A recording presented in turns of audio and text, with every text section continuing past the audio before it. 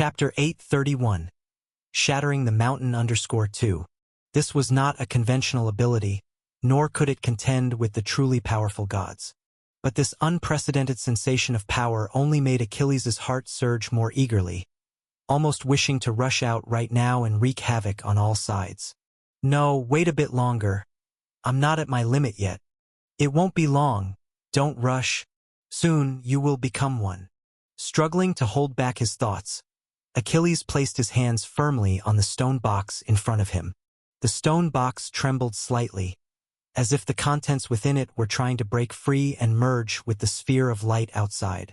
But Achilles would not let a sword dictate his actions. A weapon was just a weapon. It would always remain in the hand of the wielder. Whoosh! Hiss! The burning of fire continued as the last icy currents coiled around Achilles slowly retracted into his body, shielding him. Yet at this moment, the young hero no longer felt the searing flames around him.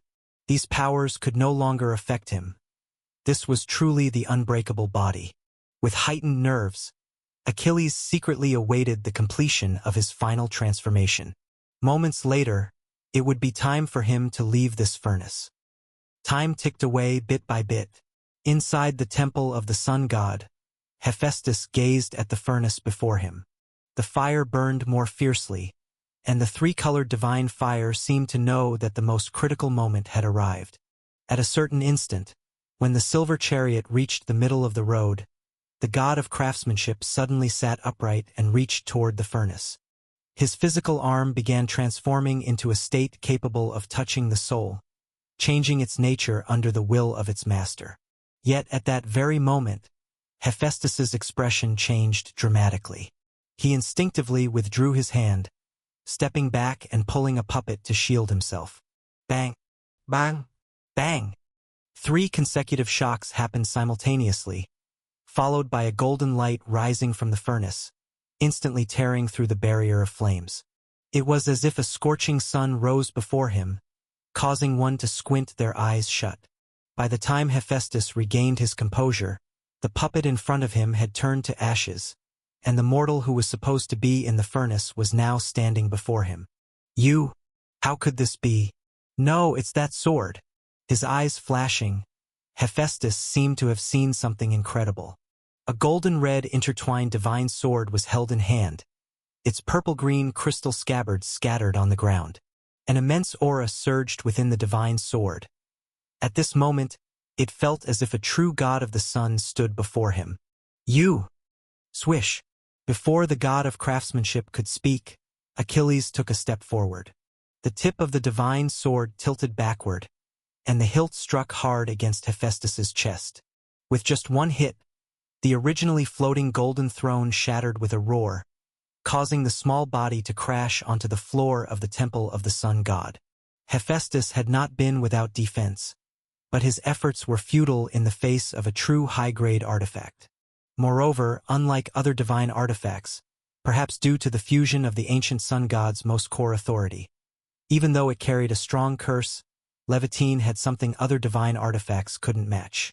And that was, in certain situations, such as when a part of oneself was very close, even the one holding it without divine power could fully wield its power. Step. Step.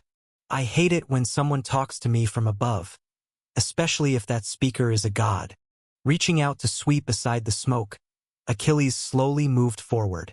However, seeing Hephaestus on the ground, he was somewhat surprised for a moment. Turns out you're a cripple. I thought you were just too disdainful to share the land with me. Heh! Please forgive my insolence. After all, imagining gods like this isn't entirely wrong.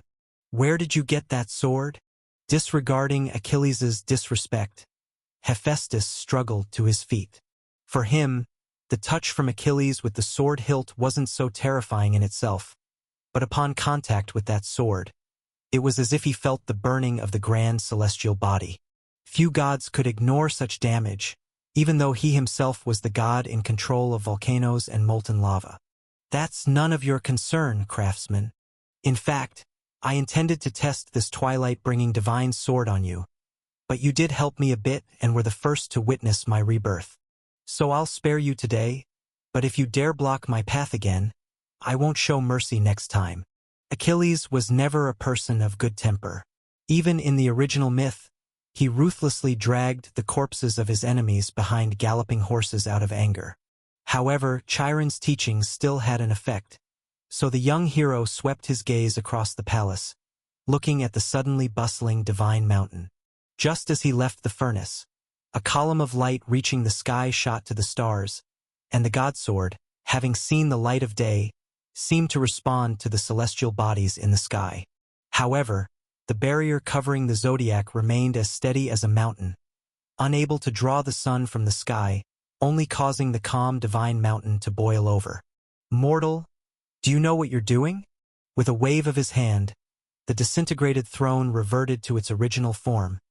Yet Hephaestus discovered that the runes within the golden throne had turned to ashes under the sun's burning. Having no choice, the god of craftsmanship placed it aside and looked at the hero about to leave. This is Olympus. The divine king is still here. I don't know how, with that sword, you were captured by Ares, but if you flee now, you might still have a slim chance. But if you anger the divine king, you'll surely die. Give me that sword, or tell me who forged it, and I can help you leave. It's your only way out. The only way? A smile played at the corner of Achilles' mouth, and he merely shook his head.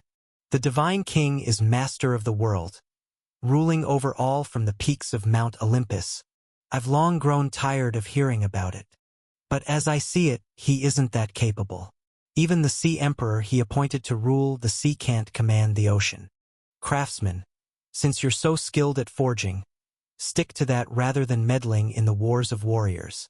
Since the divine king is not eternal but replaceable, why can't the throne revolve to me? The divine king could not defy fate. Thus, to conquer fate, one must not be weaker than the divine king. So, the young hero no longer spoke with the god of craftsmanship but began sensing Ares' location. Since the opponent had once sworn that only one of them could survive, he might as well fulfill that. Perhaps he would cut off his head and witness the immortality of gods. Found it. Following the trace, Achilles subtly turned his head. Ares and the goddess of love were there, saving him some effort. Grasping the divine sword Levitine, in the next moment, 3 spheres of light charged undivided toward this place. However, for reasons unknown, Achilles shifted the sword, choosing only to catch the one symbolizing twilight. Come now, don't hurry. First, let me see your true power. If this is all you have, then you'd best return to the box and rest. Holding the divine sword at an angle, he was no less harsh to his weapon.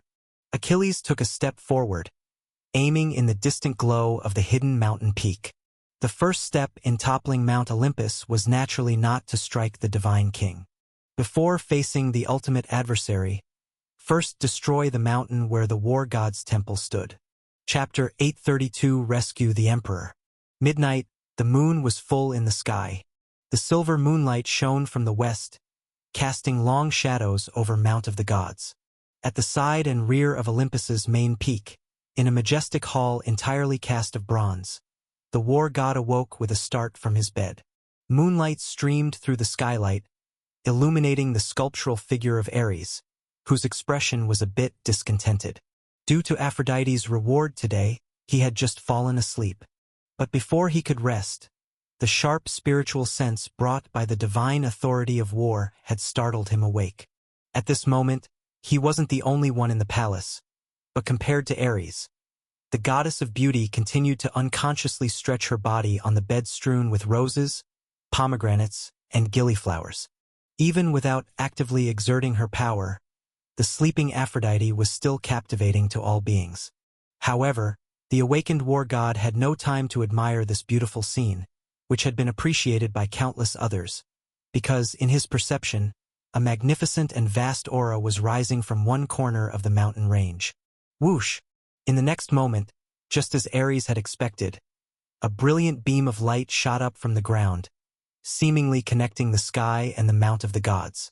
Yet, feeling the aura emanating from that pillar of light, Ares instead exhaled a breath of relief. It's the power of the sun. What is Hephaestus up to? causing such a commotion in the middle of the night? No, that's right. He did mention the day before yesterday that the smelting of the divine artifact was about to make a breakthrough. So this must be his method. Without suspecting anything else, Ares merely shook his head slightly. At the moment, he couldn't help but somewhat envy Hephaestus's talent. Since the sun was sealed, many deities had shown interest in the remains of the ancient sun god that replaced the sun. Yet, besides Apollo being able to leverage the power of the sun chariot for control, no other deity could harness its might. Until today, no one knew that even the god of craftsmanship could invoke the power of the sun. Even if only used indirectly, it was a remarkable ability.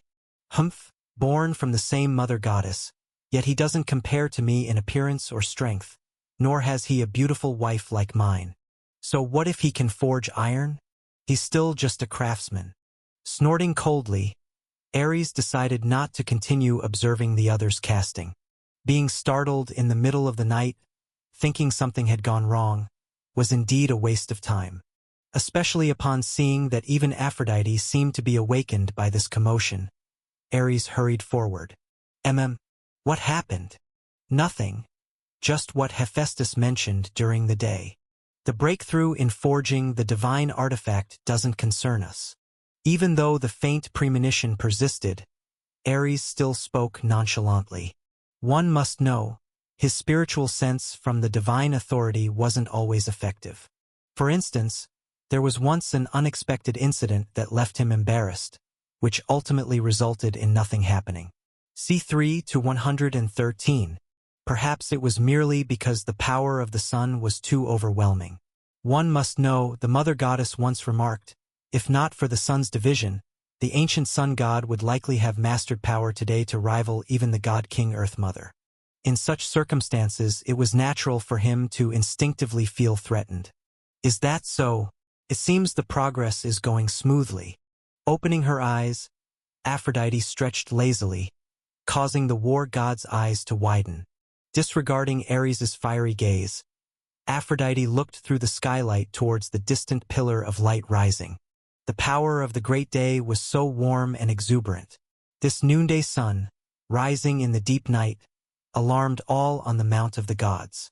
Yet, just like Ares, even though the pillar of light soared, no deities went to investigate. For over a month now, Hephaestus's casting had been well known, so no one was surprised. But while watching, Aphrodite suddenly noticed that something else seemed to appear within her line of sight. What's that? The beam of light dissipated in an instant, as if the originally scattered light had returned to its origin. On the peak where Hephaestus resided, a spot of light flickered momentarily. Immediately afterward, facing the goddess of beauty directly, Ares felt a sudden, inexplicable alarm rise in his heart. He couldn't help but instinctively turn his head. However, what appeared in his sight was nothing but a light as if it could part the sea. Ares, meet your doom. Boom! Like a morning star colliding with the earth, Mount Olympus paused for a moment. Then, starting from the war god's mountain peak, 1/6 of the southern mountain range began to fracture. In an instant, all the deities who remained on the Mount of the Gods realized something was amiss, but they were already too late to intervene. Simultaneously, soaring above the sky, Achilles watched in shock at the result of his single strike. He had merely waved his hand, and before him, the peaks of Olympus, stretching for 1,000 miles, collapsed, sending plumes of dust skyward. Even though the main peak stood unmovable, for the young hero, this was the first time witnessing such a scene in the past years. Once, the centaur had told him that a true divine battle could pierce the earth and even tear the sky. The supreme primordial deity could make the stars fall, bring the great day to the sea, and even shatter the sky. But from childhood until now, Achilles had never truly witnessed such a sight. In his understanding, even the hunting goddess had to draw her bow and nock an arrow, and the monarch of the sea remained silent before the top-ranked demigods. Amid the power of the Styx River, until being struck by divine power not long ago, the might of all the gods hadn't moved Achilles. However, at this moment, this scene of overturning mountains and seas left the young hero speechless. Is this the true power of a deity? Or is this divine might unique to this divine sword?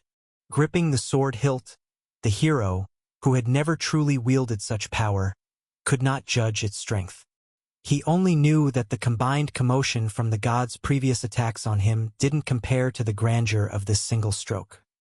His eyes slightly bright, Achilles strode forward, striking a sword where Ares's aura lay. Strike while he's down. Though unaware of why the war god hadn't reacted to his previous attack, Achilles wouldn't show mercy either. The boundless feeling of power was flowing towards him along the sword blade. At this moment, the young hero felt invincible. Ares, come out! Boom! The resounding voice echoed over the Mount of the Gods, and Achilles laughed heartily. So what if he was the divine king? First, deal with this obstacle, then learn the measure of these gods one by one. Come! And fight! As though the great day rose upon the Mount of the Gods, the entire eastern Olympus turned from night to day. The clash of sun and war began to unfold upon the Mount of the Gods. Boom! Boom! Boom! Boom! Boom! In the skies above the Olympus mountain range, a divine battle unseen for millennia was erupting. Yet atop the main peak, everything seemed untouched by the chaos. Zeus sat in the principal seat of the Golden Palace, cheerfully witnessing the distant commotions and thundering, like a musical accompaniment to the nectar or a grand spectacle. The divine king merely fixed the main peak of Olympus with his power and then turned a blind eye to it. Unlike Zeus, within the Golden Palace, one god after another entered, taking their respective seats. All of them were deities awakened by Achilles' commotion, here to await Zeus's command. Ares was fighting valiantly, but none of the gods present went to assist him. It wasn't due to any grudge, but because everyone knew that the divine king hadn't ventured out in recent days. If Zeus hadn't left, there must be a reason why he didn't immediately suppress the mortal who shook the Mount of the Gods. Rather than stopping this battle itself, the gods wanted to know the answer to this question more. If Zeus actually had another connection with that human, then why bother intervening? Your Majesty. As time ticked by, once most of the gods who remained on the Mount of the Gods had gathered, someone finally stepped forward. The prisoner captured by the war god is rampaging on the mount. Ares is currently engaged in battle with the enemy. I wonder, does your Majesty have any orders? Having drunk a cup of fine wine, Zeus signaled the goddess of youth by his side to fill it, as if only then noticing the outside commotion. Lightly tapping his finger on the table, the divine king surveyed all the gods, then smiled as he began to speak amidst their varied gazes. The mortal causing trouble outside, I am already aware of him. He is but the offspring of a sea goddess and a mortal, fortunate to receive aid from the goddess of the Styx River, achieving an immortal body. However, his own power is limited. He shouldn't have been able to wreak such havoc on the mount. It is only the weapon in his hand that granted him the might to display such divine prowess today. Yet, having seen that weapon, I find it unsuitable for me to act. A weapon? Some gods were surprised, having arrived in haste. They hadn't noticed the long sword in Achilles' hand. Other gods were discreetly observant, having glimpsed the mighty divine sword while on their way. It was a high-grade divine artifact comparable to the thunderbolt arrow, inexplicably wielded to full potential by that mortal. Judging from Zeus's attitude, there truly seemed to be a secret involved. Your Majesty, what is special about that divine sword? From the high platform exclusive to the chief gods, the wind god, just returned to the mount today, made a slight bow. Although Zeus said nothing upon seeing this, inwardly, he was very satisfied. As expected of his most valued subordinate, purposely summoned back today. Even without prior instructions, he knew where the crux of the issue lay. This sword is not mine, nor is it a treasure of mortal deities. Several millennia ago, upon my ascension as divine king, I went to visit the Spirit Lord and Mother Earth. As expected, that sword should indeed originate from the spirit realm. With a smile, Zeus noted the changes in the gods' expressions. You all are aware, since assuming the title of Divine King, I have always shown great respect to the primordial deity. Even when Mother Earth attacked, had she not attempted to overturn Mount of the Gods, I would not have troubled her. Now that this mortal has been given a sword from the Lord of the Spirit Realm, he must indeed be greatly favored. Should I slay him, it would unavoidably provoke trouble.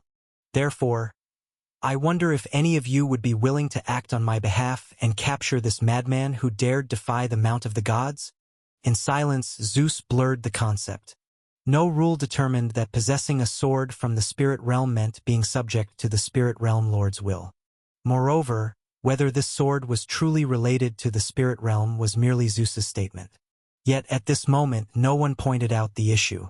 After all, it was a high-grade divine artifact that's never been seen before, likely only wielded by the ancient gods of creation.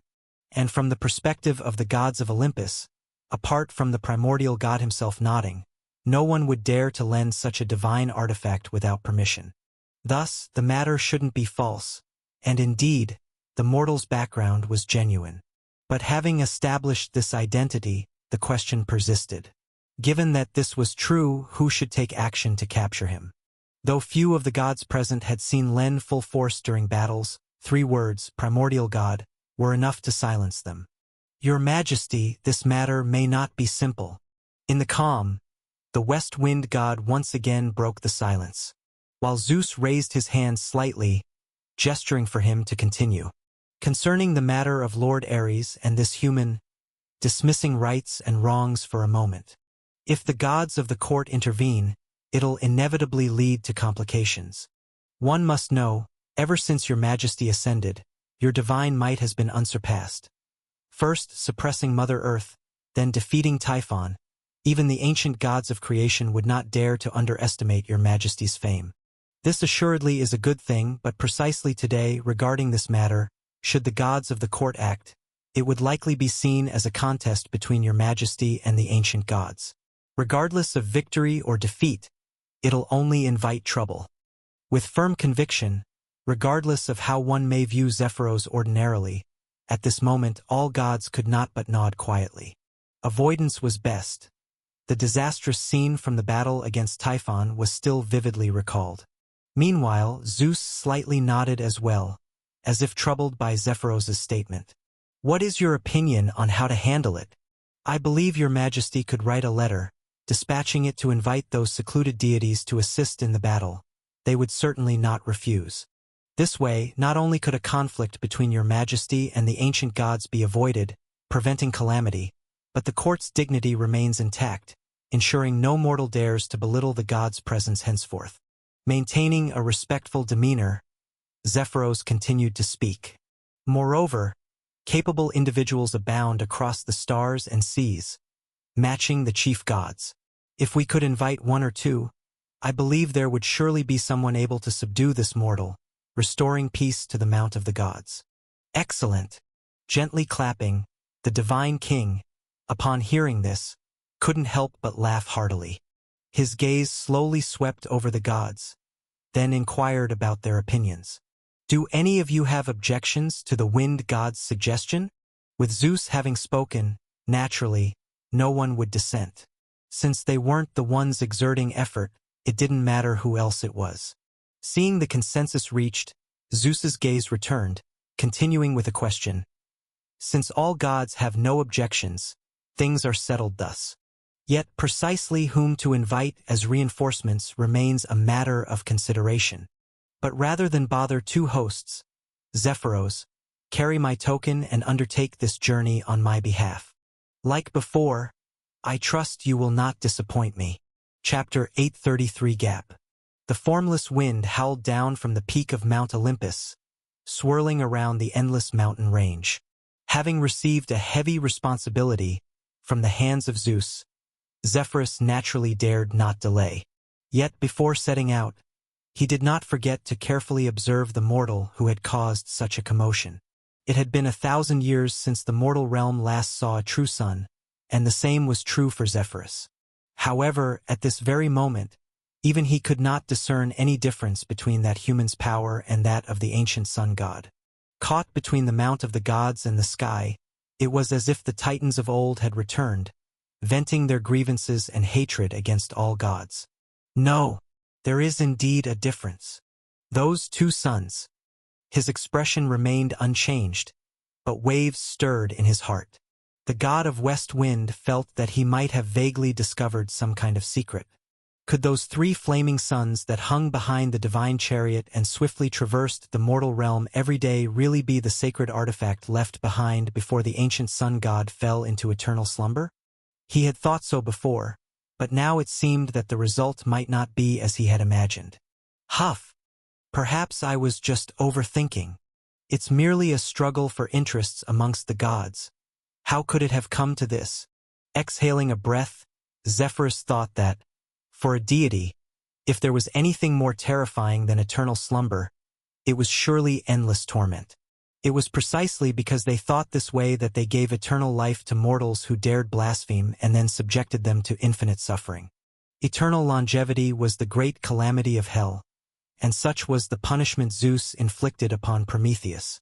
But compared to what he had just imagined, even the punishment received by the forethinker seemed no more than this to Zephyrus. Hyperion, once the ruler of the stars, it was truly unimaginable. I still think too much, but this does remind me nonetheless. Seeking allies beyond the divine court. His Majesty has his own calculations, but I must also do what I must, so who would be the most suitable to seek out? Casting aside his unease, the god of west wind calculated in silence.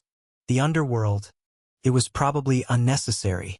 Although the divine king once swore not to interfere with the rule of his two brothers over the underworld and the ocean, nominally, both were principal gods of Olympus.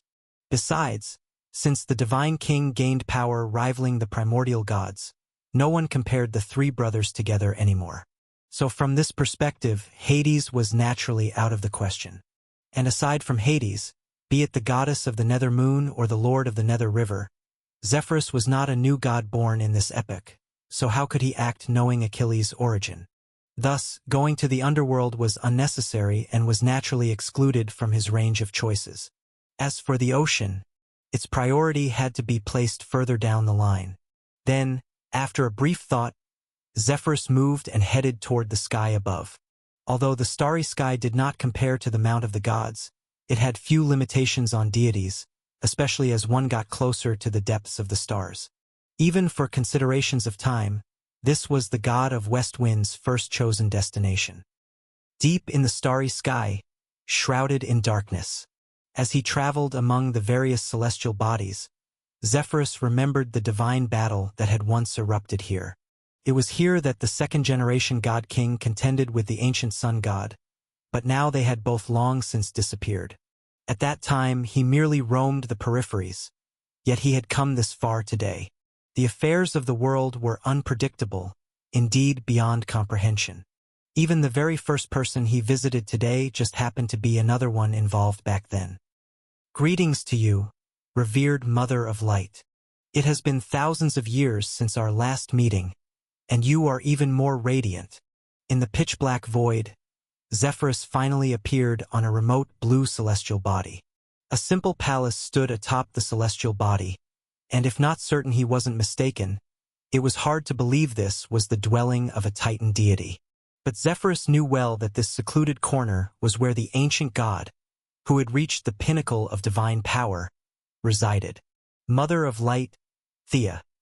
Since Hyperion's defeat, she had not been seen by humans for 10,000 years. Yet, even without direct contact, just observing the part of the godhood of light that had been separated and wielded by Apollo, one could fathom what a might this ancient Titan goddess possessed.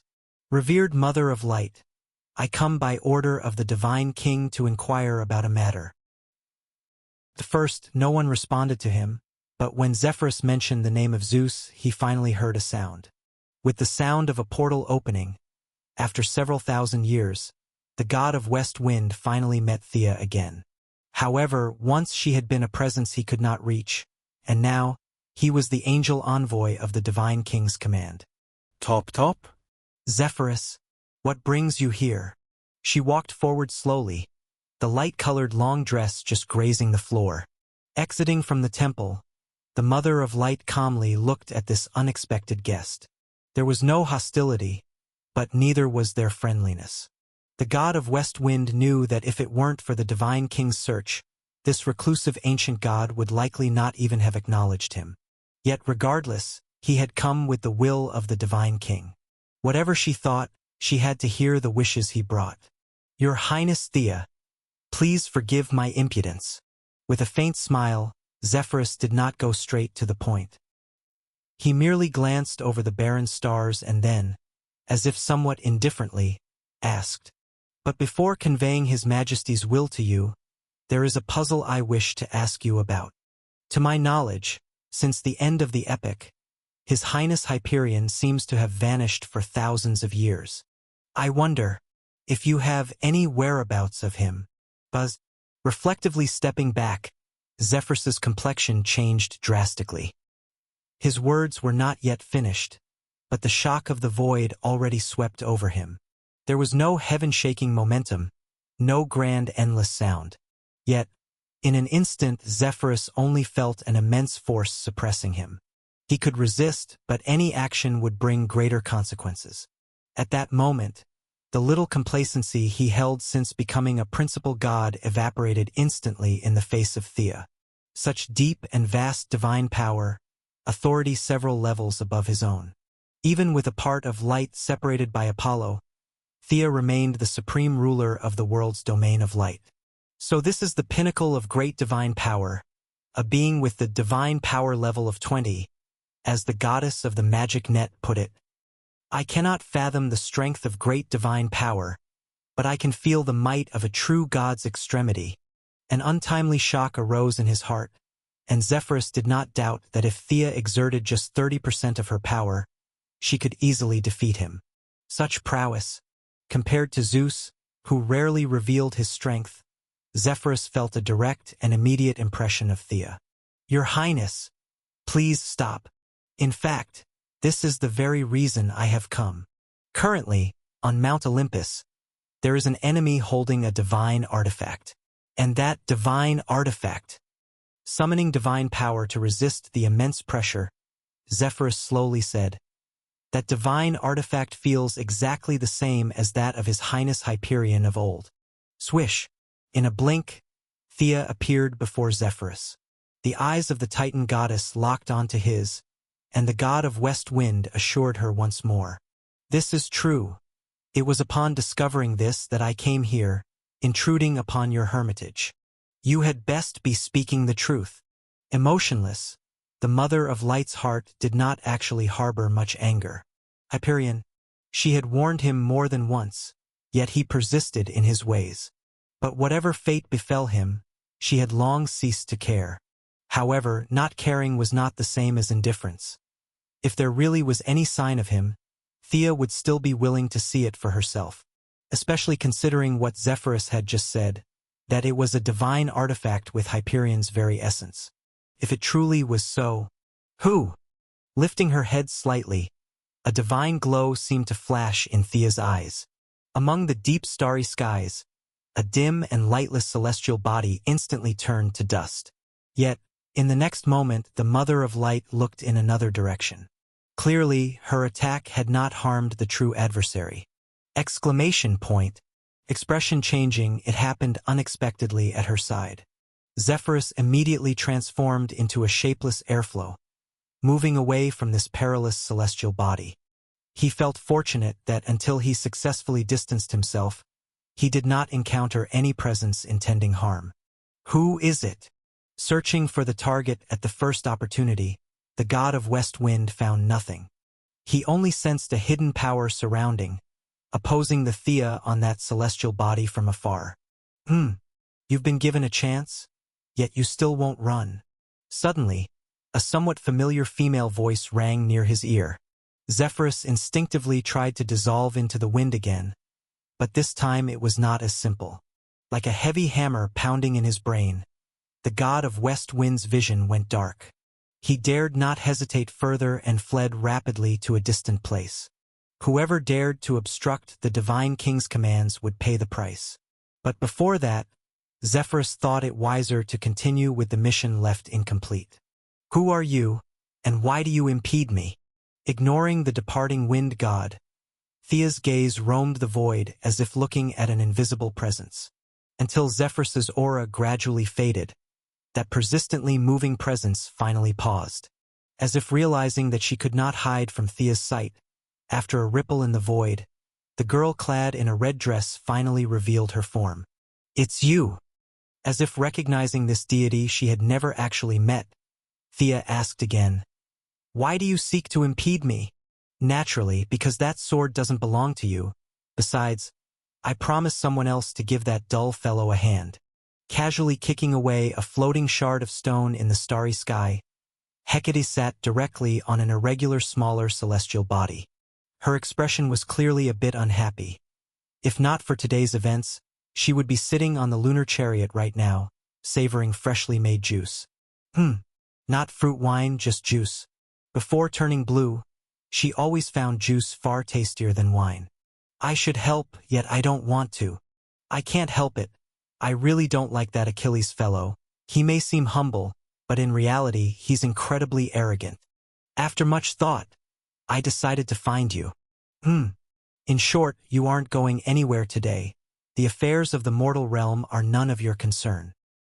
"So, have we met before?" Raising no doubts about other matters, Thea asked again.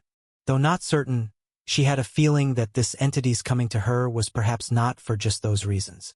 She seemed reluctant for her to be involved, especially after Zeus's invitation. In her calm, Thea suddenly realized, perhaps she ought not to just go, nor believe Zephyrus's words alone. But the question remained.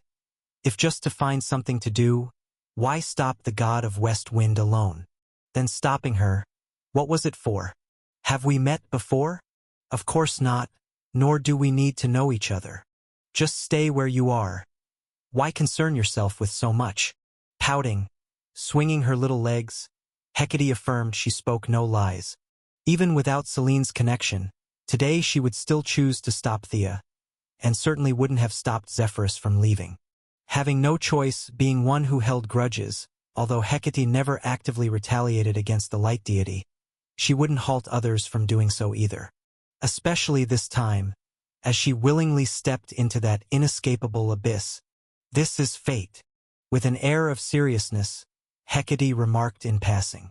Before coming, she had made a prophecy but saw nothing. But seeing nothing was just that. It didn't concern her much. To do what she wants to do, without regard for others' opinions. As early as the Golden Age, Hecate had already learned this. Chapter 834, Bewitching and Dividing Stars. The dim, lightless edge of the starry sky was devoid of any signs of life, with only fragments of celestial bodies gliding along their inertia, like an ever-spinning star instrument.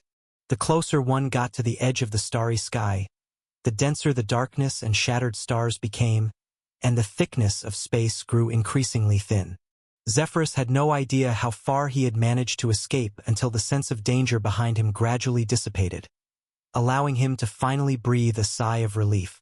The starry sky was vast, especially outside the core.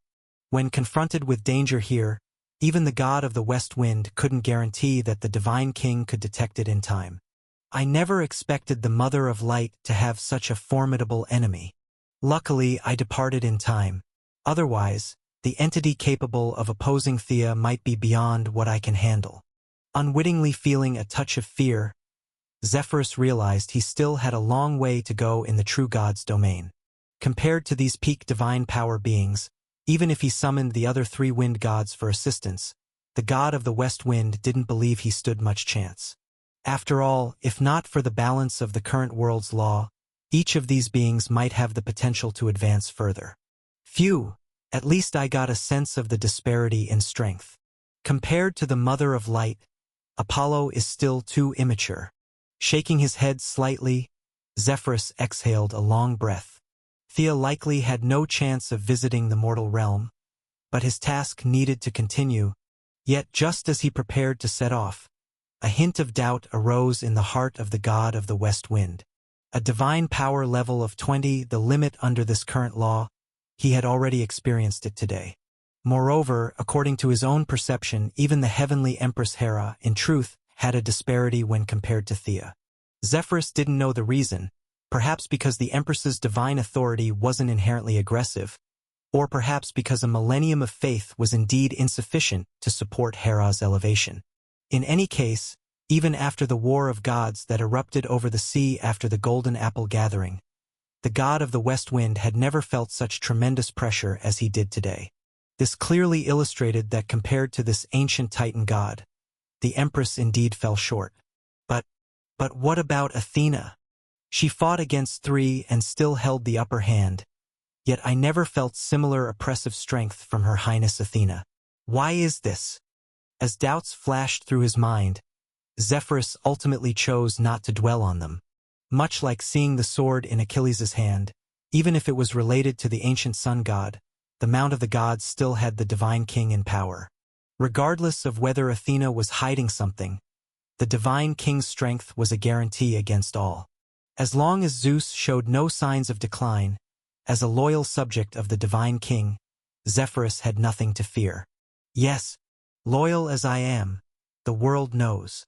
Nodding to himself, the god of the west wind discerned the direction.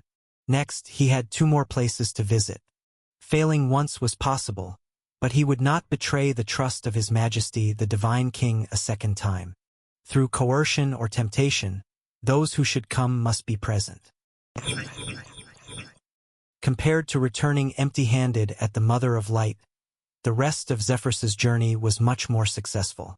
First, in the extreme south of the starry sky, the god of the west wind met the nominal siblings of the gods of the underworld, 2 deities who similarly hadn't emerged in ages.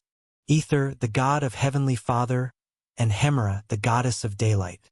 As gods born under the surging power of primordial deities, they readily accepted Zephyrus's invitation, though they needed to make some preparations. For a while, even the god of the west wind had difficulty discerning whether they had truly made up their minds. But until he was sent out of their palace by the goddess of daylight, Zephyrus raised no objections. After all, he had already stated it was an invitation from the divine king. If they refused openly, it would be fine, but if they agreed on the surface only to later decline, that would be unacceptable. Having completed part of his task, Zephyrus didn't stop. He continued along the cosmic track until he arrived in a star domain full of dead stars and dust. The last target, Ceus, the god of the lightless celestial body, resided in seclusion here. Unlike Thea's dwelling, if the goddess of Luminous hadn't often visited the mortal realm, Zephyrus might not have thought to find this Titan god here. As I said earlier, Phoebe, I dare not alter the decree of the divine king. In any case, please have Ceus give me a response. Holding the token infused with Zeus's aura in his hand, the god of the west wind watched Phoebe depart, quietly waiting for the response from the goddess of Luminous. As he expected, compared to his wife, Ceus had no intention of involving himself in external affairs. He didn't even intend to come out to greet. Instead, he remained alone in his palace. Fortunately, there was still one. As a like-minded individual, the god of the west wind believed the goddess of Luminous would find a way to persuade her husband. Even if she couldn't in the end, as long as she was willing to come, it would suffice for reporting. Tap, tap. The pitch-black columns, colorless reliefs. Pearl and gemstone adorned the ancient temple interior, yet seemed completely out of place. Listening to the sounds from behind, Ceus stood silently. His tall figure bore little clothing, with only a thick cloth wrapped around his waist, thick muscles clearly visible. Like 2 extremes, the god of the lightless celestial body never exhibited superfluous adornments. He didn't like them and felt they were unnecessary. Phoebe, you're here to persuade me again? His voice was thick and deep, like the heavy rumble of celestials in motion. However, Phoebe didn't reply. She merely lifted her skirt and walked slowly to her husband's side. How does it feel? In recent years, the world's source power should have risen quite a bit, right? In your perception, how far are you from that step? Like heaven from earth. or the abyss to the starry sky. His voice was calm, and Ceus seemed indifferent to it. However, standing beside him, Phoebe silently clenched her sleeves. Yes, like heaven and earth. How could she not know? As one who had fought against the Heavenly Father, Phoebe understood the pressure. Even when consumed by his godhood, even when wielding control connecting sky and earth, her father still had power enough to crush them. While her husband Ceus, even after all these years, remained far from that realm. Phoebe, you must understand, to cross this step, it has never been about strength itself. The stars and darkness, only these two godhood domains can sustain me forward. Yet the latter is beyond my imagination, and the former, you should understand. Ceus shook his head slightly without further explanation. However, standing beside him, Phoebe refused to understand. That is not a reason, Ceus, because you can't do it now. Do you wait here, hoping destiny will favor you? Have you never thought of doing something, doing what you can instead of remaining here idle? Her voice rose. Phoebe tried to maintain gentleness in her tone. Yet looking at the unmoved Ceus, the goddess felt only a sense of powerlessness. Do you not have the slightest desire to advance? If existence in a cold place meant eternal presence, what difference was there from death? Ceus, listen to me, you're not without opportunities. Taking a deep breath, Phoebe suddenly embraced her husband from behind. She had not done this for a long time, not since the first quarrel she couldn't remember, when Phoebe had grown tired of Ceus' dullness. Unadventurous, unable to enjoy life. No ambition, even unwilling to use what he already possessed. She didn't know if it was because the great divine power gap was too challenging, leading Ceus to relinquish all thought. Or if he had always been this way, only she took a millennium to see it clearly. But Phoebe didn't want to wait any longer, especially now with this rare chance. If missed today, every time she remembered it, she would probably feel only regret and frustration. Ceus, listen to me. You told me before that with changes in the mortal realm and the spread of the Divine King's lineage, you've gradually seen some secrets of Zeus. The mortal king's authority might be related to him achieving great divine power. The greater his authority, the stronger he might become. You said this. I believe you wouldn't lie to me, right? Silent, Ceus did not refute. 3 generations of divine kings ultimately crossed this insurmountable heavenly pass. No one wasn't curious about this secret, even him. Ceus wouldn't act on it, instead observing the world quietly, and speculation came from that.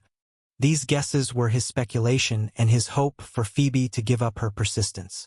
The path of the divine king may be irreplicable, a uniqueness of their own. Whatever the opposition attempted, it was likely an impossible success. Well, since you admit, keep listening to me. Hugging a little tighter, a fire seemed to dance in Phoebe's eyes. You know, I often visit the mortal realm and mingle with the gods. Lately, something major happened in the mortal world. The Olympian pantheon split into 2 factions, warring against each other, while the divine king turned a blind eye. Zephyrus's arrival today brought a message. He told me that a mortal from Silvermoon City caused havoc in the pantheon, and we are the ones he seeks as reinforcements. Her voice grew increasingly high-pitched, Phoebe's tone becoming sharp. Reinforcements, how laughable. The king of gods dealing with a mortal needs our help. It's a joke. But Ceus, do you think Zeus is a joke? No one thought Zeus a joke, even his adversaries wouldn't. Yet the god of the lightless celestial body still didn't speak. He was curious how Phoebe came up with this and what she truly meant. If your speculation is correct, Ceus, then let me guess why the divine king is doing this. For a great divine power to act, it would be to increase strength or to defeat another great divine power. Is there a possibility that these 2 things, for the divine king, could equate to one? Her voice fell. Even in their place, Phoebe instinctively softened her speech. If Ceus' guesses were true, perhaps the act of defeating primordial gods itself increased Zeus's power. So, Phoebe, what do you want to say? What does Zeus's intention have to do with me? His tone remained calm, like a towering iron pillar. Despite Phoebe's astonishing speculation, Zeus' demeanor stayed unruffled. I mean, if this is true, then the Divine King's first enemy might be the spirit world's foothold in the mortal realm. His second might be the eternal night and darkness. A king who doesn't seek to rule all is surely not a qualified sovereign. Zeus, do you believe Zeus can succeed? Not waiting for a response, Phoebe offered her answer. I don't know, but I believe he can, especially as our daughter bore him heirs. If he truly succeeds, then as a qualified ruler, seeing only subduing primordial gods without truly overcoming them, what might the Divine King do? Zeus, you can't unify the starry sky, for the Divine King desires it too. Yet no one ever said that the symbol that supports the power of the Lord of Darkness can't allow two greats to jointly dominate the world's ebb and flow. You personally told me, the world's source power continues to rise, and so does true darkness. Silent, Zeus admitted Phoebe's words indeed enthralled him for a moment. Yes, theoretically it wasn't impossible. A complete symbol supports one great, but if a symbol's power was exceptionally vast, further division couldn't be ruled out. As the great material body was Gaia's magnificence, now reduced to the earth, she still remained great but no longer as before. Now the darkness, capable of creating a Lord of Darkness not weak among great divine powers. If there was a way to divide him, wouldn't that be possible too? Zeus didn't know because he knew too little about great divine power. Maybe it was possible or maybe just fanciful, but it was an idea. This notion lasted only an instant. The next moment, Zeus felt a chill deep within. The starry sky was cold, especially the lightless celestial bodies. As the god of the lightless celestial body, even now, he felt the chill. Yes, it was indeed a good plan, enough to make him tempted. But were the words just spoken truly Phoebe's thoughts? Zeus didn't know, but he knew, even after secluding for an epoch, the world likely hadn't forgotten his presence. Zeus hadn't forgotten, Erebos hadn't forgotten, and perhaps others hadn't forgotten either. A being at the peak beneath the great, no matter how low-key, wouldn't be forgotten. Phoebe, you may be right. Seemingly persuaded, Zeus extended his right hand. With a ripple in the void, an oddly shaped object fell into his hand. Since you wish to go, go. But your power isn't sufficient, so I'll lend you half of the celestial bodies I control. With it, you can achieve what you wish. What about you? Won't you come with me? The goddess felt joy but couldn't help her dissatisfaction. Yet seeing Zeus back, for the first time in millennia, Phoebe felt he seemed pleasing. As for me, I'll wait a little longer. Wait for a more fitting time. Without turning, Zeus' heavy voice echoed in the temple. Since someone remembered him, hiding was impossible.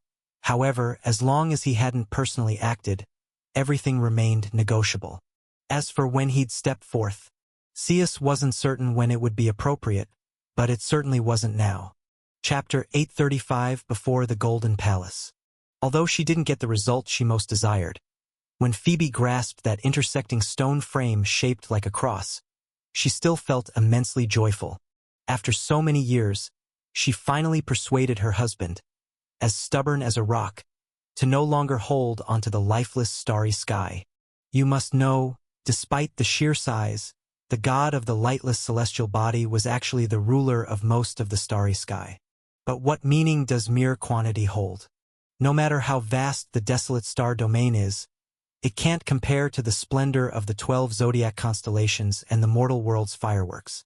I am the goddess of luminous, not the cold silence goddess.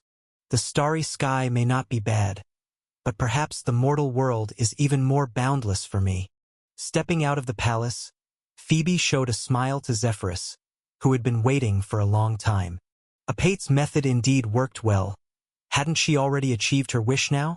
Lord Zephyrus, as the Divine King said, I will help the Divine Court suppress that rebellious mortal. As for Zeus, he still has some things to do, but even so, he has already expressed his sincerity. Putting the tangible cross into her sleeve, Phoebe attempted to command the authority that originally belonged to her husband. At this moment, countless celestial bodies echoed in her heart, seemingly ready to be deployed at her will.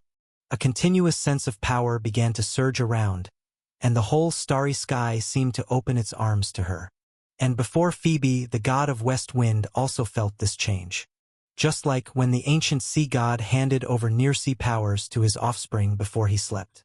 In just a short time, the goddess of luminous had become more threatening than before, seemingly breathing with the starry sky and blending into the celestial bodies scattered among the stars. Yet there were vague barriers between the two, difficult to merge smoothly. The Titan god Zeus, this was only part of his power. Regretfully glancing at the stone palace behind Phoebe, Zephyrus finally nodded lightly.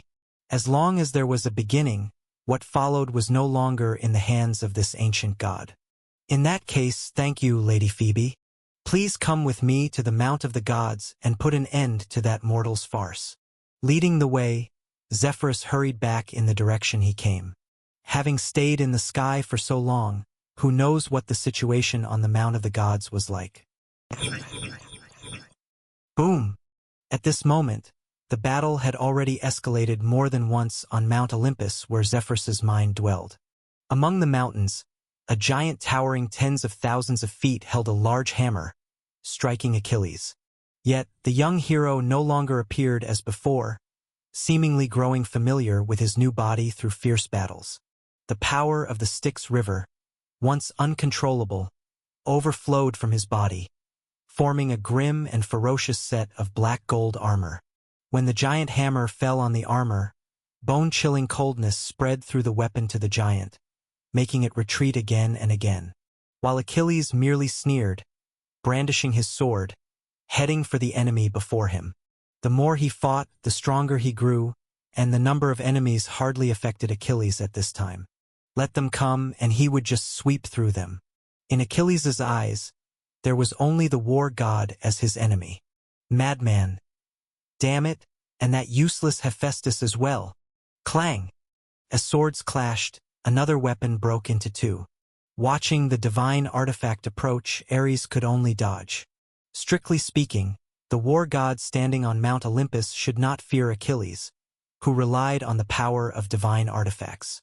After all, the opponent ultimately wasn't the resurrected ancient sun god, nor had he touched the domain of the true god. No matter how fast he learned, he still seemed somewhat immature in harnessing divine-level power in the eyes of true gods. Yet, theory was just theory. Once Ares' weapon was first broken, he fell irrevocably into a disadvantage. The enemy could not be harmed, and he dared not touch that divine sword, as if the great day descended from dust.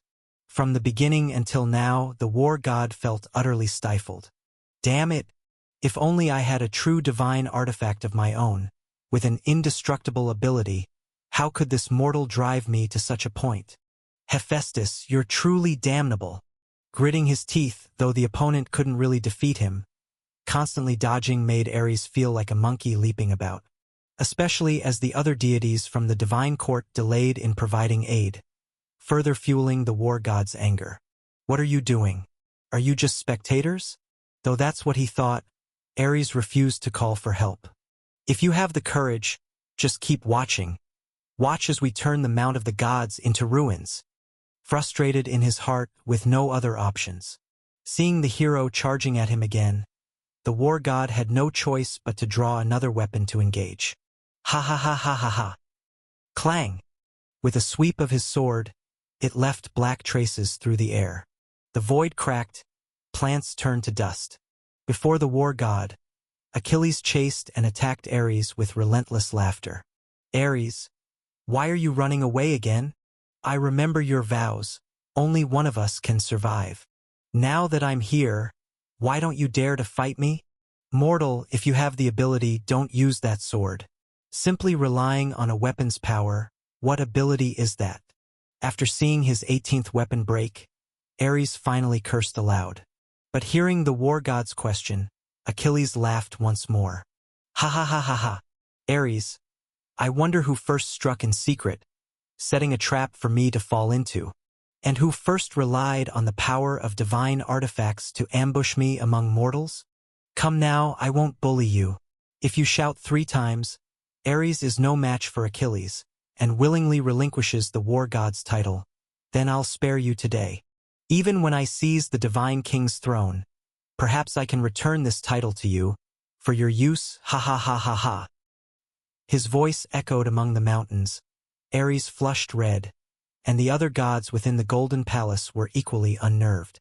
Seizing the divine king's throne, a taboo in the hearts of every divine king through the ages. Only Zeus continued to smile gently, drinking the nectar poured by the goddess of youth in one go. If he were to get angry every time a mortal uttered words about seizing the divine king's throne, Zeus would never have any free time, so naturally, he had no reaction. Though this human's ambition was somewhat overestimating, it revealed just how arrogant the people of Silver Moon City had become in the eyes of the divine king. Even if Achilles was an exception, there had to be a suitable environment to nurture such an exception. Not to mention, with Zeus's knowledge, there were likely quite a few such beings. As for the followers of the Lord of the Spirit Realm, they were generally devout, though their doctrine recognized only the supreme and unique primordial gods. Yet those wizards truly didn't regard the deities with any reverence. All things have origins, not just humans, but gods too. Hecate, given a choice, I truly would not wish to face you in battle. Sighing softly, Zeus always had a special fondness for the first goddess he met in his divine life. But to reach this point today, it seemed their conflict was inevitable. Raising his gaze slightly, Zeus's eyes seemed to penetrate the top of the golden palace. As Zephyrus left with his token, how could he truly not pay attention? Yet for him, whether they came or not was already an answer in itself. Gentlemen, there is no need to worry for now. The god of West Wind has returned. Surely this farce should soon come to an end. Lady Phoebe is invited here. Let us witness the capabilities of the Titan's deities. Speaking with a smile, Zeus continued to observe the battlefield's dynamics. Could a single Phoebe resolve this mortal? Boom! Beyond the golden palace, among the mountains, once again struck by the giant hammer, compared to the giant revealed in full form, Achilles was undoubtedly so small. Yet measured by strength, the gap between them was likely completely opposite. The divine sword Leviathan, once undefeated in the hands of the sun god of the 9 realms, was eventually reshaped in the cataclysm by the fire giant Surtur. Now it bore the authority of the true sun, and across the entire world, few divine artifacts could rival it. Holding an invincible divine sword, continuously disturbed after the chase, Achilles' gaze finally shifted briefly away from Ares. Good. The war god is very adept at dodging, worthy of the title war god. Just uncertain if the others had similar abilities. If you long for death, then I will grant it to you. Standing in the sky, Achilles steadied his sword into the void, finally halting his steps. Infinite light and heat began to gather in his palm, making the already magnificent divine sword even more brilliant. Zeus' victory was in the spear of Athena, while the 9 realms' victory came from the former Leviathan sword. The collision of victory and war seemed to replay here, and the 3 giants became the fallen soldiers sacrificed on the battlefield. Come, take this strike of mine. Taking a step forward, Achilles raised his hand to slash. Yet at that moment, he suddenly glanced into the sky. Under the pitch-black night, a stream of light suddenly arose, numbering 10, then 100, then thousands. Countless streams of light fell from the heavens, each containing infinite divine power. And their collective target was but one. All right, you've sent another one. Worthy of the gods. This is your specialty indeed. Not angered but amused, Achilles adjusted the trajectory of his sword slightly. Instantly, an arc of light tore through the night sky, directly shattering the starlight above. Still not enough strength. And since you intend to hide, I shall make it so you have nowhere to hide. Eyes flickering, gripping the divine sword capable of scorching the heavens, Achilles unleashed his limit. In the next moment, a radiant orb symbolizing the rising sun, rose from the direction of the sun god temple. It fell onto Leviathan in an instant, stirring a tumultuous wave. In Achilles' perception, almost in a blink, this supremely powerful divine artifact grew even more potent. The last one, struggling in his gaze for a moment, Achilles ultimately refrained. Though he didn't know the connection between the sword in his hand and those orbs of light, the young hero only understood the identity of those three suns. Silver Moon City was never short of such things, imbued with curses of ancient godly will. Though these three suns were far stronger than what Silver Moon City had collectively, their essence was the same kind of thing. And such things, once fully gathered, would surely bring no good. Zeus, divine king, since you won't come to meet me in the temple, then let me meet you.